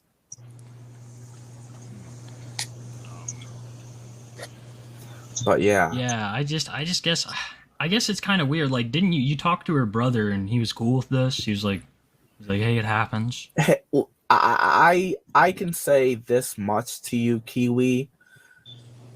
If there's one thing that, and my dad, for all of his faults, even though my dad, left to go get the milk and never came back, know what I mean? But if there was one lesson my dad always taught me that kind of rings in my head every day, that lesson is life is too short for hate. And the big brother of the victim who I groped said the same thing. He said life is too short for hate too. But his sister was a minor. Did he ever mention her age? I mean, you're saying you didn't know, so he never said, why'd you touch my 17-year-old sister? He never mentioned her age, no. And where did you guys talk about this again? At the movie theater? Yes, it was at the movie theater. Okay. Was it just after? Was it did you have time to cool off? Was it? So the groping incident happened in June of 2021, and I didn't talk to the big brother again until February of 2022 during the Super Bowl. So about an 8-month difference. Yeah, but that's one thing that I really, Bowser, I think people need to know, though, is that this isn't ancient history or nothing. This is less than 2 years ago this happened. Yeah, it is. Yeah, and like I said, so why people are so strange, so weirded out about it is because you have a 28-year-old man who it's now come to light that the girl you had groped was 17. I can't say anything more than what I was told to learn. Well, of course, I understand that, but like I said, I know you keep saying that you were lied to by the sister and all that, but Bowser, you stood here acting like you knew for certain she was 18 and everyone was crazy, and it seems like you didn't even take the slightest bit of attempt to find that out for yourself. Well, I'm not gonna. I had no interest in her. Why would I ask her about her age? That's So you claim that like this big sister or the twin sister, sorry, catfished you. Like, just describe that a little bit to me. Like, how did she catfish you, Earl? Well, it's like I said, there was some general gossip around the workplace at the time that she had a crush on me. Like even the human resources manager. I remember one time during the break room where he gave a look when was damn it. I'm sorry. You all right? I can't be saying names. I'm sorry. I can't be saying names. I'm sorry. He gave a look when the twin sister was, just talking during the break room. But even the human resources manager, I do remember him saying how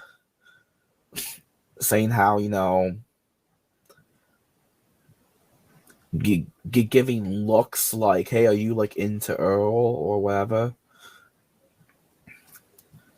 I have no idea. Look. One thing is for certain. I was doubtful that she had a crush on me, but there were signs. I'm sorry. I have a really sore throat today. My allergies are acting up. But there were signs that were certainly displayed that she took a liking to me. Now, whether or not she was infatuated with me, I can't say. It does not change the fact that she lied to me about her age. Now, there were other things that lined up. That damn, sorry.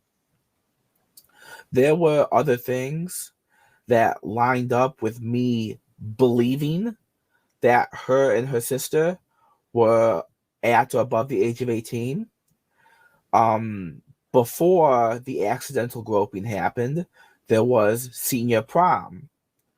And I thought since they both went to senior prom, and usually when you go to senior prom, you're 18 years old because it's senior prom. It's you're in 12th grade. It just hit me as you said that many of my friends and all, when we went to senior prom, Bowser, they brought girls who were like, in maybe like 10th, 11th grade. So they did? Well, I don't think that was that like out of the realm of possibility thing for high school. Like, so I don't think that's a good answer for that. In my high school, like juniors and seniors had the same prom.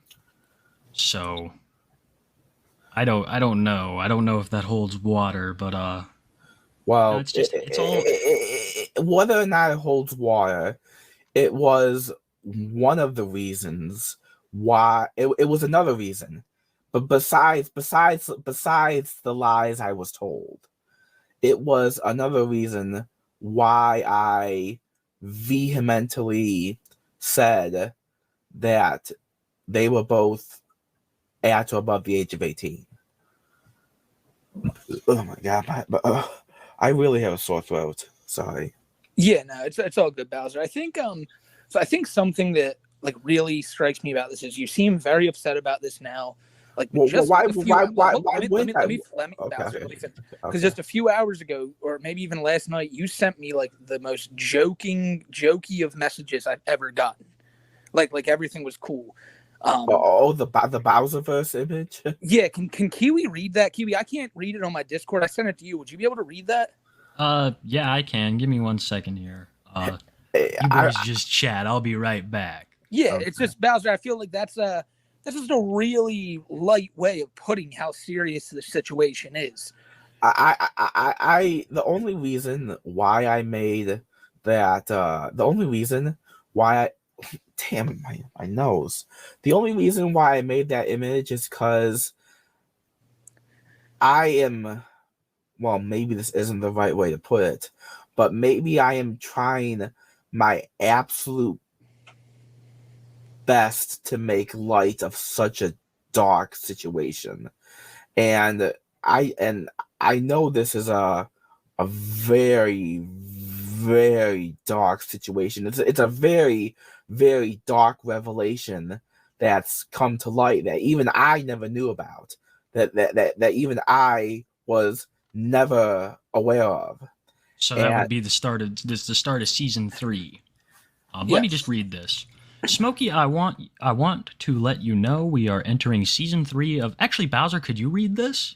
You know what? I absolutely will, because I sent this message. I sent this message because I was trying my best to once again make light out of such a dark situation. So I'll say it.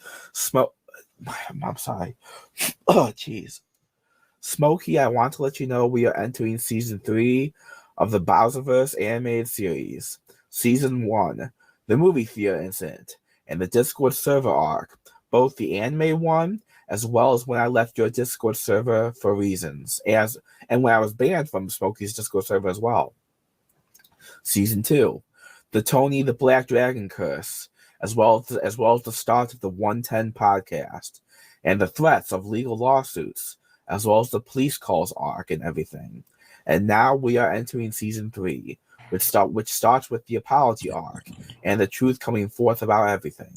So that seems like vaguely similar to the to that, like, the day my life turned into an anime thing. Like, so whenever you describe this situation, now we're back to talking about it like it's a cartoon again. Well, you know what? I'll say this much. I have to realize this is real life, because this is stuff that I did that was very, very wrong. Lies I was told, like, no, I've done some messed up stuff. But Bowser, here's the problem I think a lot of people have here.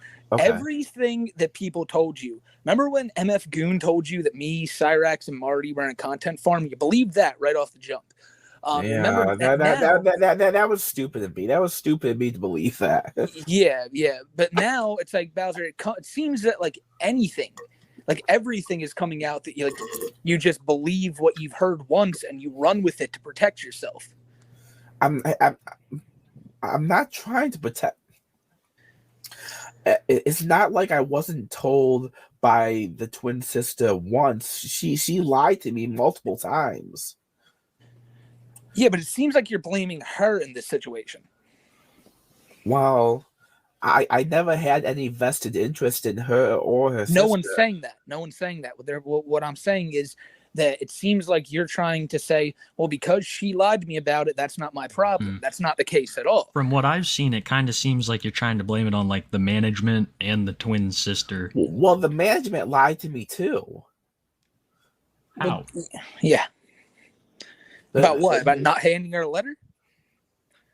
Well, that general manager, like, I physically remember him promising me. He told me straight up to my face, like, Earl, they don't even want me to talk to you. And by they, I assume he meant corporate. Like, corporate doesn't even want me to talk to you about the incident that happened in the movie theater. So I said, and he promised me.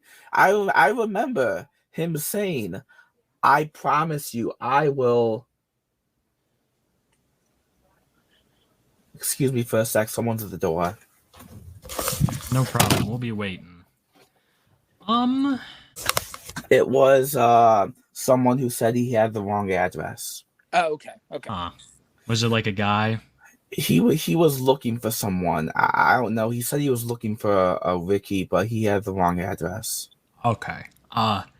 So what do you think season 3 is gonna look like? Like now that we're entering season 3, like what do you think it's gonna look like? Well,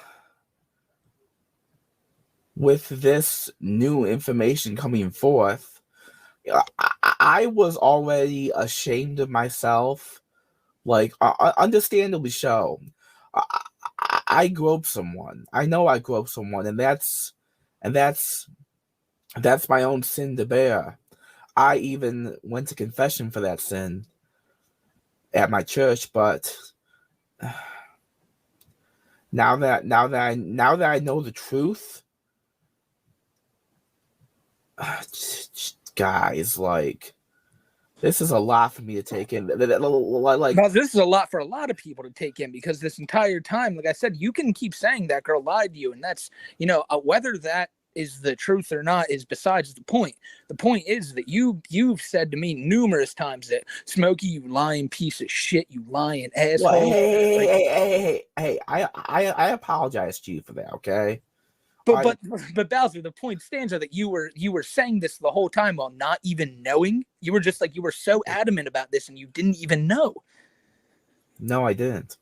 So why would you do that? It seems like I said, you understand why people think you're like a huge liar now, because you didn't even check before you were like screaming at people that this was the case. Why would I check someone's age if I'm not interested in them? Oh God, well, Bowser, it's about the fact that people were saying this to you, and you've said before that you just assumed she was 18 or 19. I didn't assume. I was told. I learned. I only learned 3 days ago that everything was a lie. How did you learn? Smokey, you can grill me all you want about what I did. I know what I did was wrong, but I will stand by what I stand by. I only learned 3 days ago that everything I was told was a lie. Okay, nobody's grilling you, Earl. We just want information. We want the whole story out there so that this can all, like we can just get the truth out there. Well, no, like this is a lot of truth to take in. I mean, yeah. I certainly don't want to show my face right now. I'm ashamed. So I know you said earlier you don't want to say any names, and trust me, we haven't. You can notice that, and we aren't. Yeah. But I want you to know, because you talked about how the girl you groped had said that she was underage, but I saw those screenshots too, Bowser, and in those screenshots, she said that, like, with all the stuff you've been saying recently, like, she may be getting a restraining order. Yeah, and that's one thing that, well, I can't stop her from doing that. I don't know why she would do that. I'm not going to go after either of these girls. Like, well, it's to get you to stop saying their names publicly. And I know you're trying, but like that apology video a week or two ago was so abysmal. Like, yeah, it was. Yeah, you know what? I'll fully admit I really could have done that. But one thing. It was one take. It was all one take. It was all one take, Kiwi. One thing that I am just now learning also is, I remember her big brother when I did talk to him back in February of 2022. I asked him, what do you think, she would say if I tried my best to apologize to her? And he said, I can't say for certain how she would take it. But I do think that you need to do something to apologize to her, but I can't say for certain how she would take it. So, I did the letter. But the letter failed. Of course it did. Because that was the first thing I was lied to about. But see, we shouldn't even know who this lady is, and like everybody knows her. So I could kind of see where she would be a little upset that after this all happens, you take her name and drag it all over the internet. I guess her big brother, had a good point. I have no idea how she would take it. And I am just now learning how she took it. And that's why there's now this news coming forth that she could and might file a restraining order.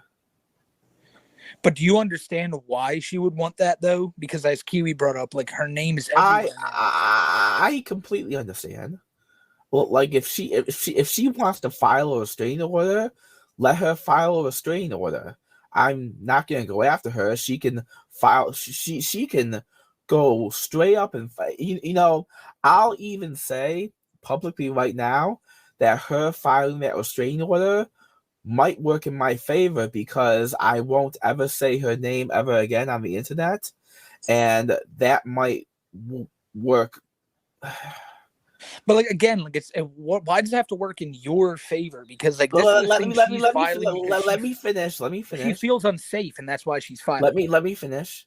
It might work in my favor, because if I never say her if I never say her name on the internet ever again, then maybe one day this can all be forgotten about. I have no idea. Well, see, there's a lot, Bowser. Like I said, this is some really damning information, and you know that. And I think I that's one of the reasons. I mean, it's like I said, I was already ashamed of myself before I learned this. I'm abhorred with myself now. I mean, I don't know if I'll go to confession again a second time, but like, I don't know. But so I'm looking about. Yeah, sorry. Look, I'm looking in the chat, and I think what people are more upset about is not that like how like, you know, everyone knows you feel upset about it, but what people are upset about is that you've lied about this stuff the whole time. And I mean that when I say, let me finish. Let me finish, Bowser. Okay. I mean that this week we find out the girl you groped was 17. Last week we found out that there were not only 16-year-olds in your Discord, but 14-year-olds. Why does all this keep coming out, like, after you've been adamant that it's not true? Well, the anime Discord server is a completely different story. I mean, it's involving kids in both of them, so it's really it's kind of one-on-one.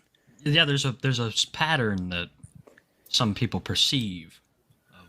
Well, I deleted that anime Discord server, so it's that's just like when you quit the movie theater. Well, you know, it happened, so you got the fuck out of there. Well, I didn't want to be associated with those irresponsible, horny teenagers, and that. Can I say something? Yeah, absolutely. So, I told this. I hope he doesn't mind. Jesus, I'm sorry, my allergies.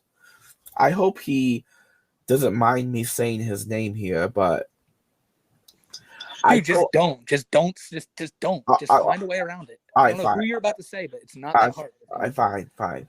I told him how the anime Discord server worked, and this was before the transfer of ownership happened but before I became the owner.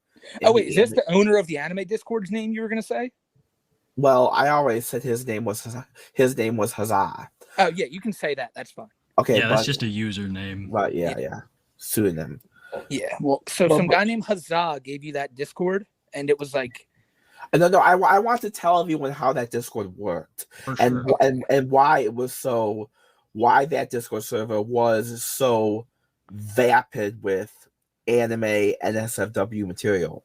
So, the way that Discord server worked before I became the owner of it was I wasn't even a mod when I entered that anime Discord server, but I sort of moved up the ranks to a mod. But the way the anime Discord server worked was the more passion you showed for anime, in that anime Discord server, the more you moved up the ranks. Can you define passion? Like, what does that mean? Passion for it? Well, like in a Discord server, like, what does that mean? Well, Like you're just there a lot? No, not even that. You would post images of anime and not and when I say passion, I sort of mean dirty passion, because there was a lot of dirty passion posting of anime stuff. So dirty passion is what they were looking for, and that's what they saw in you to make to kind of. No. Let me finish. Okay. The way the anime Discord server worked was the more passion you showed for anime in the Discord server, the more you moved up the ranks. And that passion isn't always kosher towards a bunch of horny teenagers. Now, I moved up the ranks towards a mod in the anime. There's another person at the door. All right, we'll be waiting. The admission of dirty passion from TheWhiteBowser is one of the creepiest things I've ever heard anyone say, and of course he tried to walk it back immediately when he realized just what in fact he said. Basically, if you were creepy enough in that server, if you were down with all like the NSFW material being shared with minors, that was dirty passion. And the previous owner saw so much of it in Bowser that he gave him the fucking server. Like, imagine being such a creep in the land of creeps that the head creep says, fuck, I gotta give this guy the throne. He's that much of a creep. And that's what they saw in Earl. I mean, this whole call, this whole thing is just him just talking right out of his ass. Did you hear him about 10 minutes back talking about how HR even went up to him and was like, hey, that minor's flirted with you? How absurd of a claim is that? That his HR representative came up to him and said, man, that young girl's really giving you the eyes, Earl. This is all just a complete mess, and it's not like it gets any better. It's the iDubbbz effect. You make enough fucked up content, a lot of fucked up people get into your content. Is that what happened with the anime Discord server? Yeah, you were a fan of my... Well, for a time I was. Yeah, you were a fan of my videos until I made a video against you. Talk about the iDubbbz effect, because you're like, hey, if you make messed up videos, it draws in messed up people. How did that happen with your anime Discord server? Because like it drew in a bunch of what you call horny teenagers. Because the way the anime Discord server worked was, like I said, the more porn you showed, then like the higher you'd get, and you became the prince. Like you were the heir to this Discord server. Honestly, after I became the prince, I guess you could say, because I wasn't the one who started it, but after I became like the prince, I tried. We never held another watch night of anime ever again. I sort of tried to put a bit of a stop to the. But you told us you showed them hentai, so there was some watch parties. No, that was before. That was before I became the prince. Before no. Even after that, you were saying that you were the head of that thing from when? August, and in August is when that screenshot is of you showing the hentai to the kids. No, you misunderstand. What happened? That Thanos picture? Yeah, no. The streaming of the hentai. The streaming of the hentai happened before I became the prince of the server. Well, nonetheless, it was still you streaming hentai to kids. You're right, it was, and I still haven't made an apology video for that. Yeah, apology or not, I need you to understand something here. This is why, and I know you hate being told this, but this is why people throw out the pedophile label, because you're doing stuff in there with kids. Also, it's now like confirmed that you groped a minor. Do you see why people would look at this and go, holy shit, like that's a pedophile? Yes, but here's the thing. One thing I can sort of say, I'm not going to put a defense in me for anything, but here's a reality people do have to realize, and you're going to have to let me finish my thought here.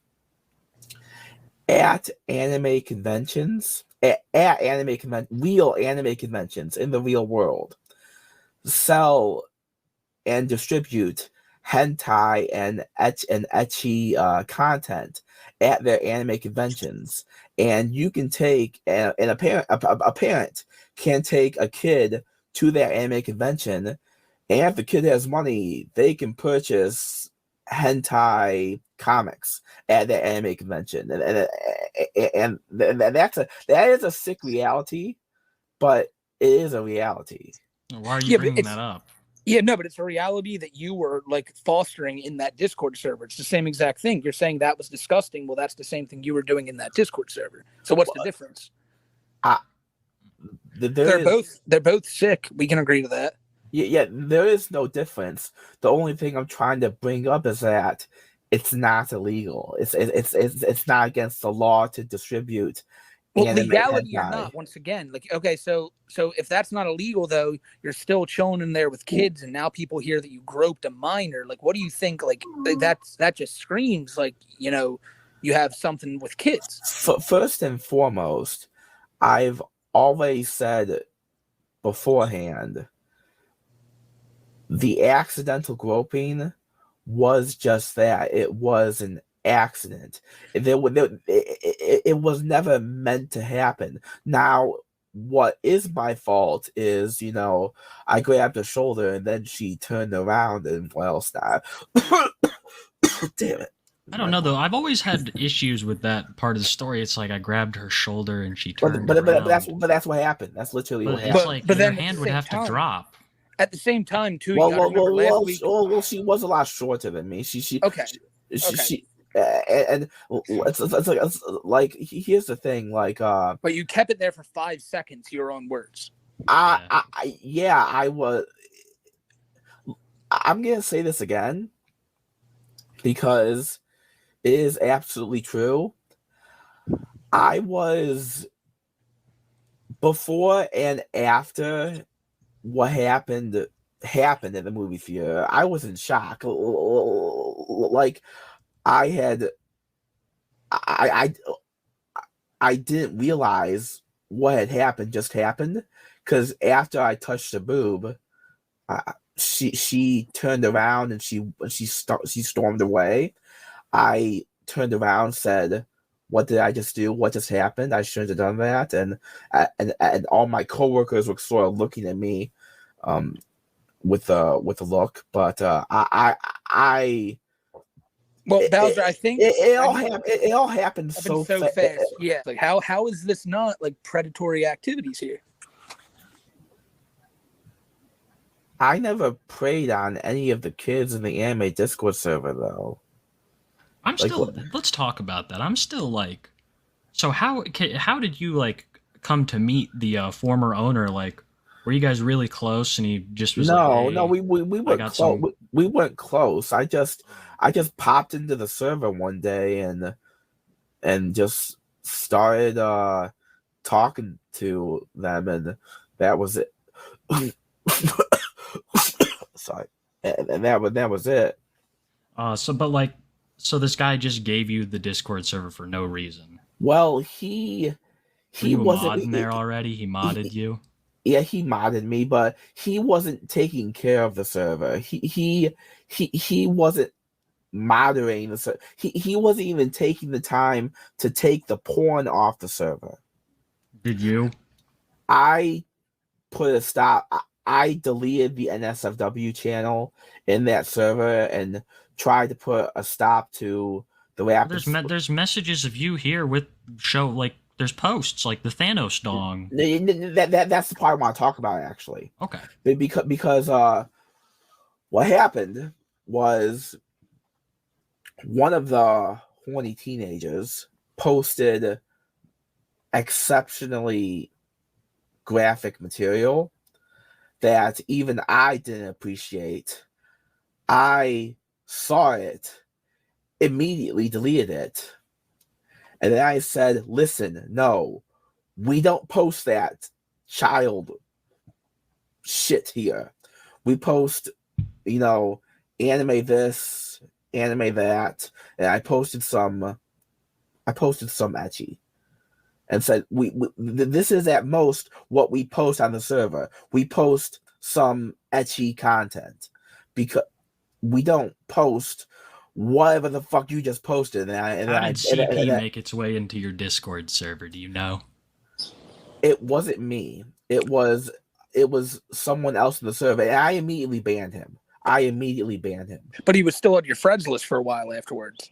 No, that was somebody different. It wasn't Lolly Lover who posted that. Well, can I ask you something here? So that etchy stuff you talk about. Hold up.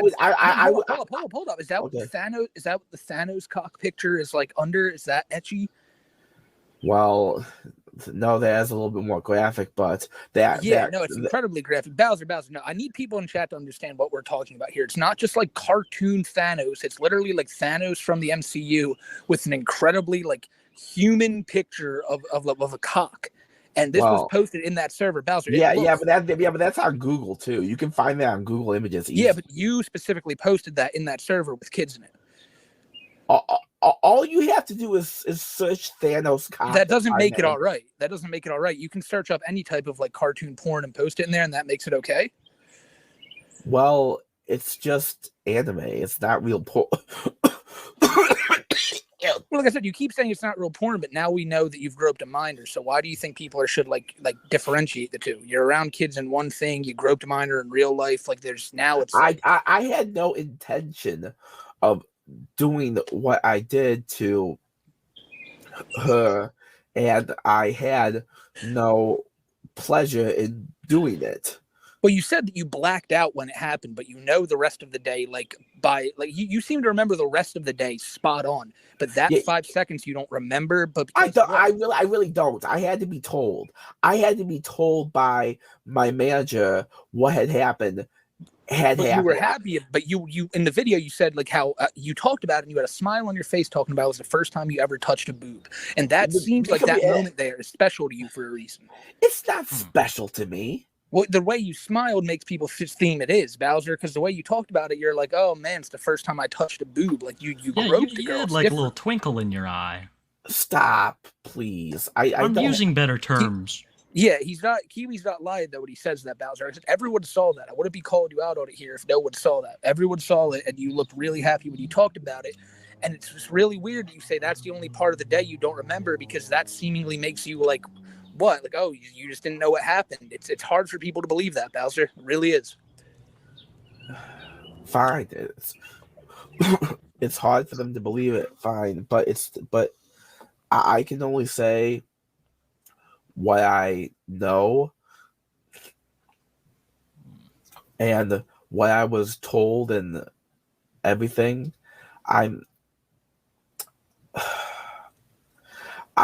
really don't think a sexual predator would feel this much disgust for their actions. Well, I think they do. Earl. I think that a lot of predators feel like a lot of disgust towards their actions. But hold on a second. If they feel disgust, if they feel we can't show this video here. I'm not going to show it. I just wanted to just background picture. Yeah. Well, but we can't play it because of the name dropping. We won't play it. Okay, good. Like if I felt such disgust for my actions, then that means that if I didn't feel such disgust for my actions, that means I would keep on doing what I did. And I haven't tried or attempted to keep groping minors. It's not something I spend my days wanting to do. Well, again, so then we go back to the Discord thing. Then it's that, like, you do spend most of your days up until, people brought it to light in a Discord server filled with minors. But I didn't play on them. I didn't play on them. All I did was show them hentai anime once. With Bowser, look, here's the deal. You keep saying that it's just cartoon porn. It's just cartoon porn. I said this last week. The cartoon part doesn't mean a goddamn thing when the word pornography comes after it, because people know you're showing their kids, their underage kids, pornographic materials, regardless of the fact that it's cartoon. I did it once. I did it once. I didn't do it multiple times. But you so you would stop. You streamed it once. You sent the picture of the Thanos cock once. Like, it's what other things did you do just once then? Because that was it. That was it. bullshit. Yes, it is. That's bullshit, and me and you both know it. We got more pictures, Earl. We know it's not the only time. Yeah, I showed the ecchi anime. The ecchi anime once again, like the ecchi anime that I posted in that server was because I got really, really angry. But why are you lying to us, Earl? I'm not. Why are you lying now? Kiwi, I'm not lying. Well, you said you didn't say. Well, can I ask you something here? You said you said to me before, Bowser, that those kids peer pressured you into showing that. He made every excuse in the book. He tried to blame anybody else for that server. He tried to blame his own emotions. He tried to blame the minors in the server. You heard at the end there, at one point Bowser told people that he felt peer pressured by the children in the server. By the way, 28-year-old man at the time, feeling peer pressured by children in the server to send NSFW materials to them. What are we even doing here? At one point in that call, I explained to Bowser like all of his actions and said, can you understand how people see this as predatory? And he said yes. So he knew that he was a predator. He knew that the actions he was committing were all predatory actions. But when faced with it and then having to elaborate on it, he would always walk it back and say, yeah, well, I'm not a predator. That was always his excuse. Yes, these actions that he was committing were predatory, but he's not a predator. Why? Because he's not. That's why. All these things may tie in together. There may be all this proof, but it doesn't matter because Earl doesn't think of himself that way. And it's all to save face. And that call right there may have been the worst thing Earl did. After that, he did not show up on the show anymore. And people were all asking about like different things like the dirty passion and the art he was sending in the server, talking about the Thanos stuff and the ecchi anime. And after all this pressure got too much for Earl, he made a series of videos called Venting and Raving or something. I don't remember the name of them exactly, but he made 3 very long videos playing Metroid Prime. And these videos are just more of him being sad, sulking. He would say that there wasn't anything wrong with the server, and then immediately go on to talk about how he had to kick all these people for trying to talk to the children in a bad way. He would say that he was never in the server, and then would also claim that he was always there to make sure no one was preying on these children. Earl lied, and just kept lying, and always got upset when people would push back on anything he said. And so you heard in the last call that Earl now admitted that yes, the groping did happen, and yes, she was an underage girl. But one thing he keeps mentioning is that it was accidental. He did not mean to do it. And actually, he just blacked out. He doesn't even remember it. Which, let me just say, is such a dangerous thing if it's actually true. For this man to just black out, do things, and then claim, well, I didn't remember it, so you can't blame me, it's bullshit. And of course, I brought it up there that he can recall that entire day, basically step by step, except for those 5 to 10 seconds right there. And Bowser has explained it before, that he touched her chest for 5 seconds, and it's been done many times before, but I'll do it right here again just so it sinks in one more time. That is how long TheWhiteBowser groped that girl. And you see, he tries to play it off again as an accidental thing. He just brushed into her, and everything was like water under the bridge afterwards. Well, someone got in contact with the girl yet again. And this time, even more insane claims were made towards Bowser. And Bowser, of course, did not like this at all. There was already talk that the girl and her family wanted to file a restraining order on Bowser. He has the balls to say that he doesn't know why this is, despite him groping her and now just plastering her name and information all over the internet. He doesn't think it's an actual dox because he's not giving away her physical address, which is absolute bullshit because, again, nobody would know this girl's name if he wasn't spouting it over 20 times in that video there. He didn't even want us to show it on stream because he got threatened by the girl that she wanted to take it down and everything like that. I think she actually filed a privacy complaint herself because of how much shit Bowser said in that video.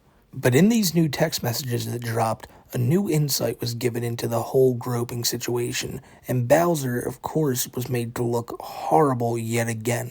So in the first screenshot, you can see the girl he groped say, "No, I wasn't there that day. He was fired." And, that's something that Earl had tried to say for so long, that he wasn't fired. He simply walked off the job and quit. And that being confirmed right here obviously didn't sit well with him. Like, not in the slightest. He hated it so much every time one of his lies would come to light and people would find out that it was in fact a lie. But we know now, all these months later, that yes, Bowser was fired, and he is indeed not even allowed back at an Imagine Theater. Not only allowed to not work at one, not even allowed to go to one. In the next screenshot, you can see that yes, her sister never had any feelings for Bowser and simply felt bad for him, in her words, because he's slow. And in the most damning screenshot, she confirms that the groping did take place for 5 seconds, and he didn't just stand there, he squeezed and flicked her nipple. It's disgusting, and people were very angry. Now, here's the thing. You've heard what Bowser said before, that he simply grazed into her. It was all a big mistake. But here's the girl herself saying that that is absolutely not true. This is a trauma that this girl had to go through, and the only reason she had to relive it here and tell people about it is because Bowser was dragging her name everywhere, saying that they were all cool, everything was fine. And then when it came to light that that wasn't the case, he just, he gave no shits. He talked about her sister, talked about her brother, said every name from the top on down, didn't give a shit. And now, though, now we'll get to see his reaction to seeing all of his lies crumble before him. Because I did one last stream, my own stream one night. I was just running some lolcow wrestling like I usually do, and TheWhiteBowser decided to get in contact with me. He was doing his own stream, a Q&A stream at the time, and it basically just divulged into me and him going back and forth for about 30 minutes in a stream that many people have not seen before because it was deleted shortly afterwards. However, it's the birthplace of the now classic Bowser, "We can't talk about this" meme. And also, before we get into that video, I want to give you a quick brush up on what was going on with Bowser's Discord at the time. You see, he had deleted it recently, and he was even trying to get back in contact with some of the old members in there, and people were really pressuring him to give up any info he had on these people. So, in those ranting videos I mentioned earlier, Bowser dropped this screenshot right here. These are the people that TheWhiteBowser threw under the bus when people were asking him to out any predator he knew that was in his old Discord server. You have the former owner, Huzzah, and then a bunch of other people that I have never heard of before seeing this screenshot. Now, why Bowser did this is because he wanted to say that these were the real people who were the problem. And Bowser, he's just the hero who's going to stop all of them. Not really. You'll hear him soon say that he doesn't want to be involved in this world. It's too traumatizing for him. Talking about this predator stuff all the time, it's too much. Now, he was fine being around predators and facilitating a place where predators could run rampant, but having to talk about it and face the consequences for his actions? God, oh, God, no! No! He posted this screenshot and people told him this wasn't enough. Go to the police and report this stuff. And Bowser claimed at the time that he would. But then, as you'll come to see soon, a bunch of stuff occurred, and that never took place. But despite these names on screen all being looked into, they all, for the most part, have deleted their accounts and run for the hills. I always put them up here, because if anyone knows anything about these guys, always report it to your proper authorities. If Bowser was telling the truth and these were these guys' real names, which could have been, it could have been a big, red herring anyway. Nonetheless, who knows what's going on with these 5 creeps right here, but these were the ones that Bowser was willing to out. And now, with all that finally out of the way, just know that Bowser was going through a lot. He was getting called out for stuff in his Discord. He was getting called out for the stuff the girl just released on him. Oh, and he thought it would also be a great idea to just try to run away from everything. Not in an actual way, by getting off the internet or moving somewhere secret. Bowser just tried to change his name. So no longer was he TheWhiteBowser. Now we were dealing with... I still get a chuckle every time I think about it. Night from Afar. And now he had to sit down with me and have one final one-on-one talk. See, I know Black Bowser said a name that you don't don't start attacking me here, okay? Bowser, we have things we need to talk about. So sit the fuck right there and listen to this. I'm not attacking you. I want to talk to you about some things. You ran away from Black Bowser when he brought that up. You know that girl put them screenshots out there already. So they're out there in front of people. What she said is that you flicked her nipple when you groped her. He left. Dude, don't fucking leave when I'm bringing up the truth to you. We can't talk about Bowser, you're the one who talked about it. Don't walk that shit back now and say we can't talk about it. You're the one who brought all this shit up. You're the one who said that girl's name. On you, because you're the one who did that shit.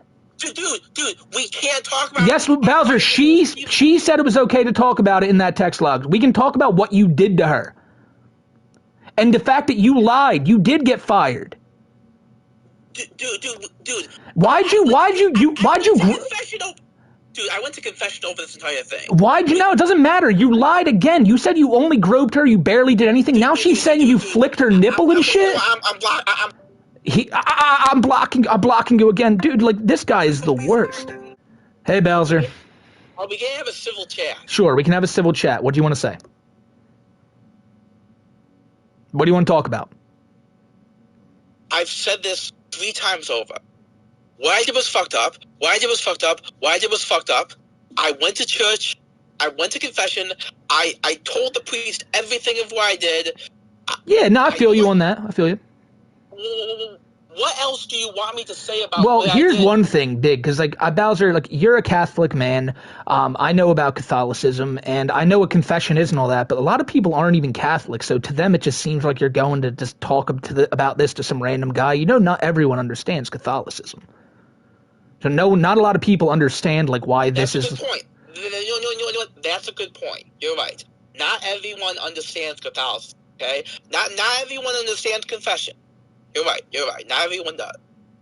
Yeah. Another thing I heard you say on your stream was you should go to the police with these guys' names. You should definitely do that. And you know what? I will. I will do that. Yeah. I will do that. My next day off is Thursday. I'll do it on Thursday, okay? Okay. Can I...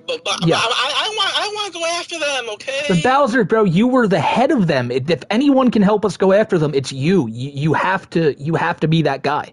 Like, if you didn't want to be that guy, you should have never been the owner of that server. Now you are, so you need to be the one to spill all that tea. I've come forward with all the... Are you afraid of them?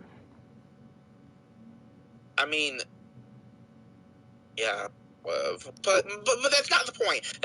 Like going like I don't, Smokey. I am not you. I don't want to make content on pedophilia. I don't want to talk about pedophiles. It reminds me too much of my own trauma. Well, can I ask you something here? That was physically... Yeah, let me ask you something here. Let me ask you something here, though. When the first time you were the head of that server and you saw someone talking to kids, that wasn't a trigger point? That didn't make you want to run away? But it's now. I was in denial. But what? No, bullshit. Bullshit. Dude.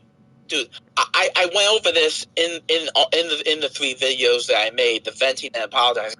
I said that when I saw them doing that stuff in that server, I saw it as dumb kids being dumb kids. That's the truth. I didn't see it as... I didn't see for what it truly was. You're right on that. Yeah, dumb kids being dumb kids, but the problem there is that you had of-age moderators like Daddy Din and Lolly Lover who were of-age people talking to them, and you didn't see a problem in that? And talking to them sexually, I have to add. Okay, they didn't talk to them sexually. They just shared NSFW content. Last week on the show, you said they talked to them sexually. Well, no, they just shared really disgusting images. They didn't talk to them sexually. So they shared really disgusting pictures with these kids?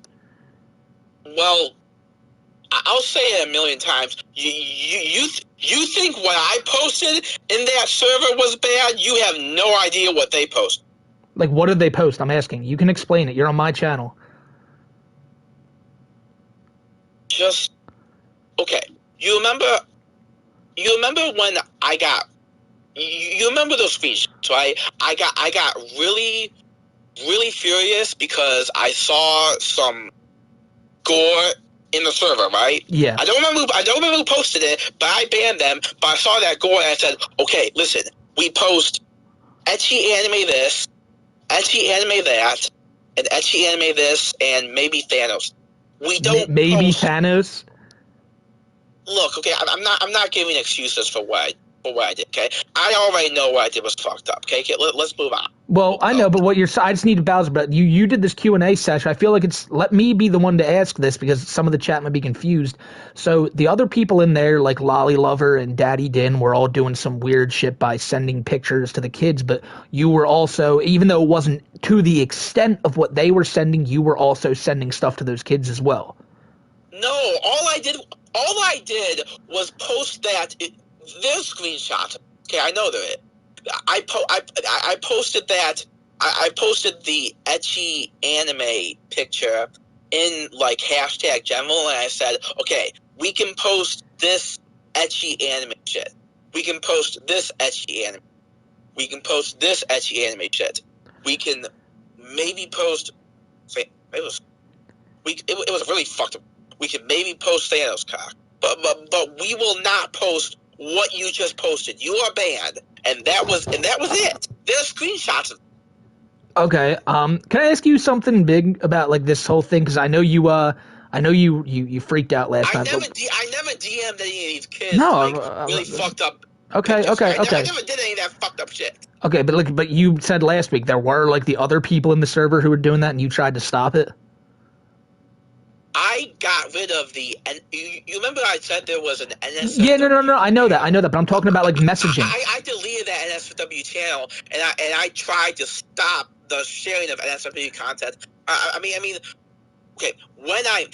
I'll say it again. When I posted that ecchi anime shit, I said this is to the extent of the stupid shit I want to see on this server. I don't want to see gore like. Child gore, like what that other. What were they posting? Wait, what were they posting? I don't want to say it, dude. It was. Did you just say no? But you just did say it. You said child gore. I banned them. Yeah, I banned. How many people sent that? How many people? What? How many people sent shit like that? Well, it was that one. I don't remember who. You just said you remember it was that one person. You know who it is. Yeah, I don't remember their name. I banned them. Oh my God, Bowser. Okay, here's the thing. It might have been Lolly Lover. Okay, it might have been Lolly Lover. I don't know. I'll say it 3 times. I don't know. I banned them. They're not on my friends list. Well, they were recently, like 2 months ago. Who, Lolly Lover? Yeah. Well, I forgot to unfriend him. Okay, here's the thing. I don't know how to use Discord that well, okay? And to a degree, I don't keep track of my friends. I really don't. I don't even communicate with half the people on my friends list on Discord. I just leave them friended. So I forgot to unfriend him. Okay.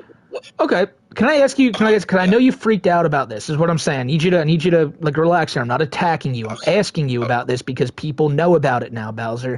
All right. What is the deal with the text that girl sent? I'm not showing it. I'm not saying her name. She ain't getting nothing's being exposed. But you saw what I saw. What is your response to what she said? Because you know what she said. I do know what she said. Yeah. And here's what I'm going to say. And you're going to have to let me say my whole You piece. got all the time in the world, bro. I am completely 100% delusional about that entire night at the movie theater. And do you want to know why? Why? Because no, let me finish. Because when I was groping her, I was in shock. I was in complete shock. When I was groping. I do not remember even groping her. I had to be told by my manager the very next day when I clocked into work that I groped her, because I am 100% delusional about even remembering groping her. Okay. And you know what? And you know what? And you know what? Here's the thing. Because I am 100% delusional, because I was completely in shock when it happened, you know what? I'll tell you how it probably went down. Because I don't. I am telling the truth here. I don't remember groping her because I was in shock. So here's what probably happened. Okay, here is probably exactly what happened. I grabbed her left shoulder. She turned around. My hand dropped. I tensed up. So I squeezed because I tensed up. And then when she turned around really fast, maybe that's when the flicking happened. And that was it. But it only happened for 5 seconds. And I have no defense for it. Okay. And I don't remember. I'm delusional.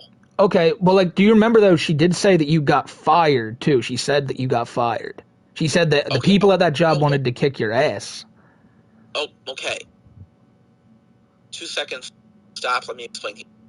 I owe a debt to the unemployment state of Michigan for $3,621. I heard you explain this to Black Bowser. Yeah, it is a legitimate debt. Can I tell you something? You can also get that by being fired for unjust causes, like being fired for disciplinary reasons. It's not just because you quit.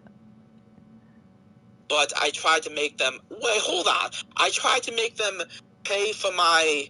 I tried to make them pay for my unemployment. So that's why... So the whole thing backfired on me. No, that's not why. But no. First off, I don't know why you're admitting to, like, fraud here. First off, you shouldn't be doing that. Secondly, what I'm saying is, yes, I know what you're trying to tell me, right? You're trying to tell me that because you quit, you shouldn't have been able to get unemployment, and you did get unemployment. That's why you owe them that money. Is that correct? No, I did. I'm paying off the debt right now. Okay, but like the fact of the matter is that she said you got fired, and she said that the people there were very upset with you. Here's the thing. I will vehemently say this 1,000,000 times over, and I will never back down from it either. I don't know what she was told, and I don't know who told her. Here's the thing: John might have lied to her because John lied to me about giving her that letter. So maybe John lied to her too. But I know for a fact I quit that job. I know for a fact I quit because I don't want to say any more name. I know. Even though you did just say that guy's name twice and Joshua Roberts'. Oh my god. Yeah, I know. But no, it's cool. But look, the other thing is this too. She said that I'm sorry. Hold up. Give me a second here. What was it? That you're also not allowed to work at any Imagine theaters anymore. Yeah, that was because of the bomb threat. Oh, that's because of the bomb threat? Don't you remember I had a bipolar... Oh, I remember. Yeah, I remember. I was just asking. Yeah, I was banned from working at any Imagine, not just because of the incident, but also because of that thing that happened. Yeah. I don't want to... God, I don't want to talk about that. Oh, Bowser, you literally are doing a Q&A stream right now where people are allowed to ask you anything. I feel like you have to be willing to answer these questions. Right, you're right. Yeah. Another thing, big thing here, like one of the biggest things. You said that you're gonna own up to your mistakes. You're gonna do all that. Like the first thing you did, you're trying to change your name and just completely forget about everything that happened. Without, No, that's not what I said. I said It's what you did though. I said this 1,000,000 times on my stream. I did. Let me explain. I changed my name, not to hide, not to protect myself, not to keep myself safe. I changed my name because I want to be a different person. I want to show people that I can change. And the first step in showing people that I want to change is getting off the internet. I thought the Q&A stream was supposed to help me.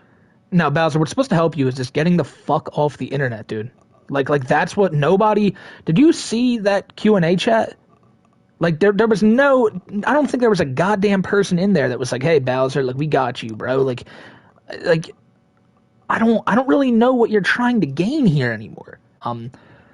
It's like some of the things you say, like you said here to me tonight, is that you don't want to go after the pedos because of your own past trauma, but yet the trauma was never there this whole like year or two while this was going on. And you can tell me that you didn't understand what was going on in there, but I have a very hard time believing that when you told me that you also kicked people for doing fucked up shit. So you knew it was going on.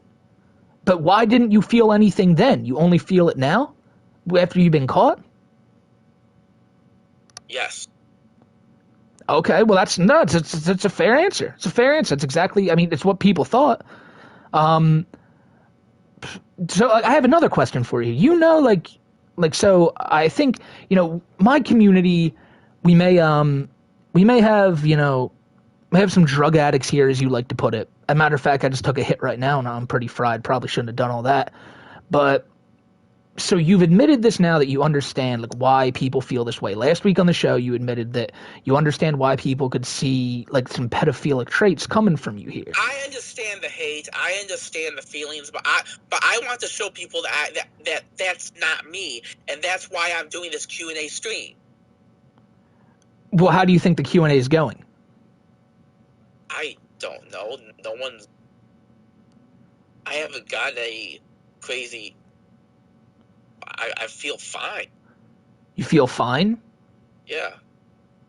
Well, that's a complete change from the past 2 days where you said you were feeling like, you know, suicidal and whatnot. Well, dude.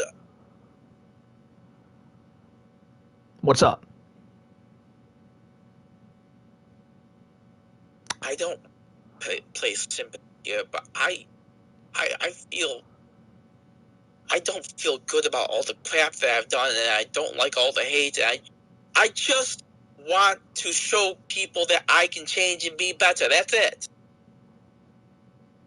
Man, and the only way that I can show people that I can change, the only way that I can show people that I can be better is to make content. So why don't... No, it's not. It is not to make content. It's to go to the police with the name of these people. And I will do that. No. And big and here. You don't go and say, "Oh, these are the people that were in the server and they did this, yada yada." You tell them what the fuck you did too. Did he tell them about the whole pedo ring you had? Pedo ring? No, that's what that server was. I know you're not gonna like that, but it was. It was a pedo ring. It was a grooming server. You're right. I don't. I'm right that it was a pedo ring. I want you to be honest with me about that. I don't like this dude, okay? Okay, but you have to be honest. You're here to be honest. Fine, I'm here to be honest. Yes, you're right. It was. It was what?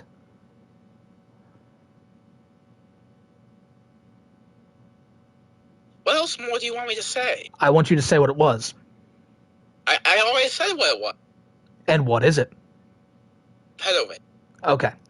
So, like, that's why... Okay. So you are admitting that you were the owner of this. Even though you were oblivious as to what's been happening, you were the owner of this pedo ring, and you're going to sit here and tell me that you are not a pedophile. I was transferred the ownership. Which you kept for over a year. You kept that... I'm not proud of this, okay? Bowser, you were proud of it when you had it. You would have left that server in a heartbeat if you felt really sickened by it, but you stayed there for 2 years. 2 fucking years and a whole year as the owner. What else more do you want me to say? I want you to tell me the truth. I want you to tell me that you saw no problem with that server. And if you can tell me that you saw no problem with that server, Bowser, then that only further proves the fact that there's some weird shit going on in your brain, bro. Because no normal man should see that and go, "Well, of course I saw something wrong with it. That's why I deleted it." After a year? I still deleted it, didn't I? Hey. After a year? Hey, right here, dude, right here, right now, okay? Right here, right now. If I saw nothing wrong with that server, then it still would have existed. But I deleted it. Well, you deleted it because of the people in my community who told you that it was really fucked up to have that. I still deleted it. I still thought there was something wrong with it, so I still deleted it.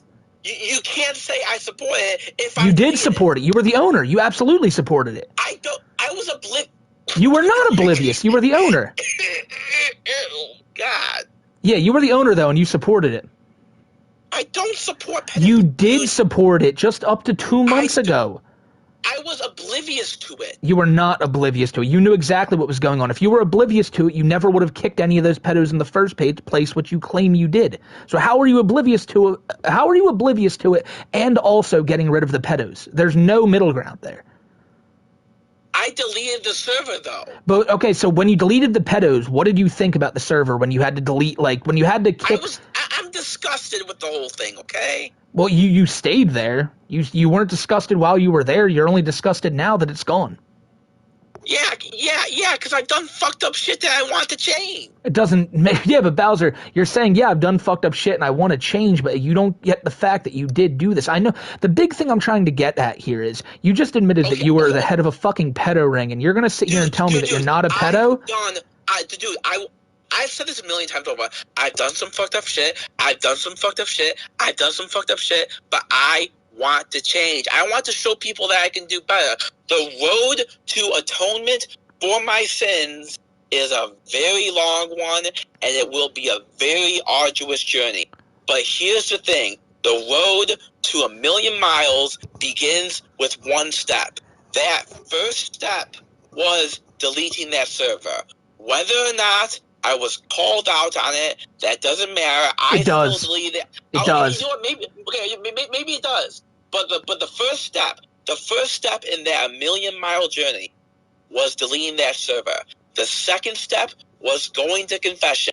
There's still 99,000 more steps to go, okay? After this stream was over, Bowser was supposed to go to the police, report all these predators he was housing in his server, but that never happened. Just a few days after this stream, Bowser began contacting Music Biz Marty, the guy known for mainly trolling Cyrax, and when people heard about this, they were very excited, because if you know what happens with Cyrax and the people who troll him, and people expected Bowser to get hell the same way Cyrax does. So while people were eagerly anticipating him receiving the Cyrax treatment, it started to become more and more clear that it was never coming. You see, this was all a ploy from Marty just to spite myself and Kiwi.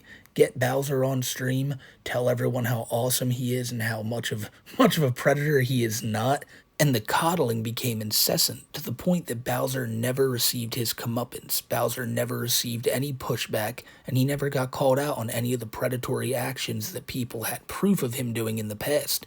What he was gifted with, however, was a bunch of donations. See, Bowser apparently received $1,500 in donations through his Cash App being promoted, and it's just, still to this day, it doesn't make any sense, but it's why the summer of 2023 was basically just a complete drought of anything Bowser related. Then, after the fact, he left the internet again. This time, it was going to be for good. Bowser was gone, and he actually stayed gone for a few more weeks than people expected him to. Usually he'd leave for a day or so and then run right back, but not this time. Bowser left like sometime around July and wasn't heard from again until August, and it wasn't because of a comeback he made, it was because of something so much more sinister and such a terrible topic that we are going to have to get to in part 3.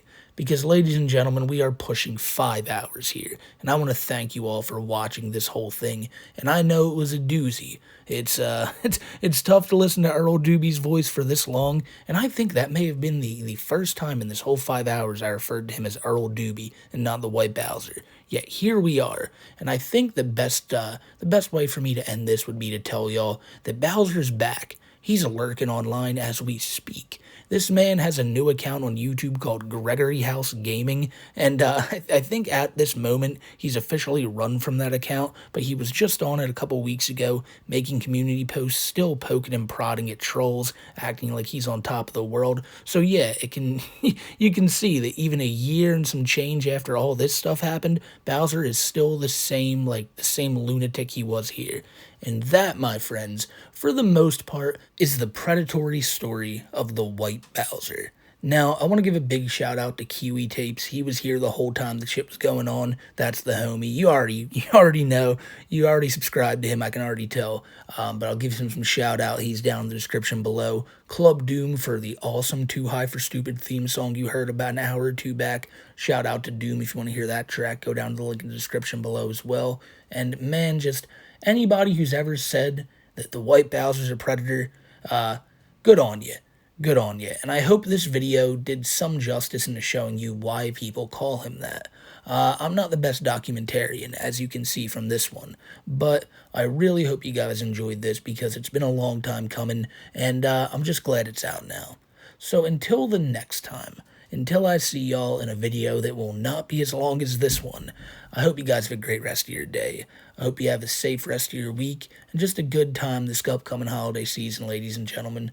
You know, when life's getting you down and you think shit's bad, you're having some troubles with the wife, maybe you're out of a job. No matter what happens in your life, no matter how bad it gets, God forbid you get an illness or something, no matter what, you're always going to be able to look yourself dead in the eyes when you stand in front of a mirror, and you can tell yourself this beyond a shadow of a doubt, that things could be worse. You could be the TheWhiteBowser, and my God, would that suck, ladies and gentlemen. So, tip your hat to yourself, spark one up, have a bit of a celebration tonight, because you watching this right now, you're not the TheWhiteBowser. And if you are the TheWhiteBowser, then I will tell you this. Earl, still, stay away from the movie theater. Stay away from Discord servers. I know you're still lurking in some because you just can't help yourself because he's always making new usernames and trying to lurk, be the little Earl Doobie he's known to be, lurking in Discords, most likely where kids are. Just stop. Just stop doing this shit. People know about your antics and they're always going to be watching. And I hope you guys continue to watch videos here on this channel. That's the best segue I could think of. Thank you guys for getting this far, and again, I will see you on the next one. Take care, everybody. Thank you, and yeah, I'll see y'all then.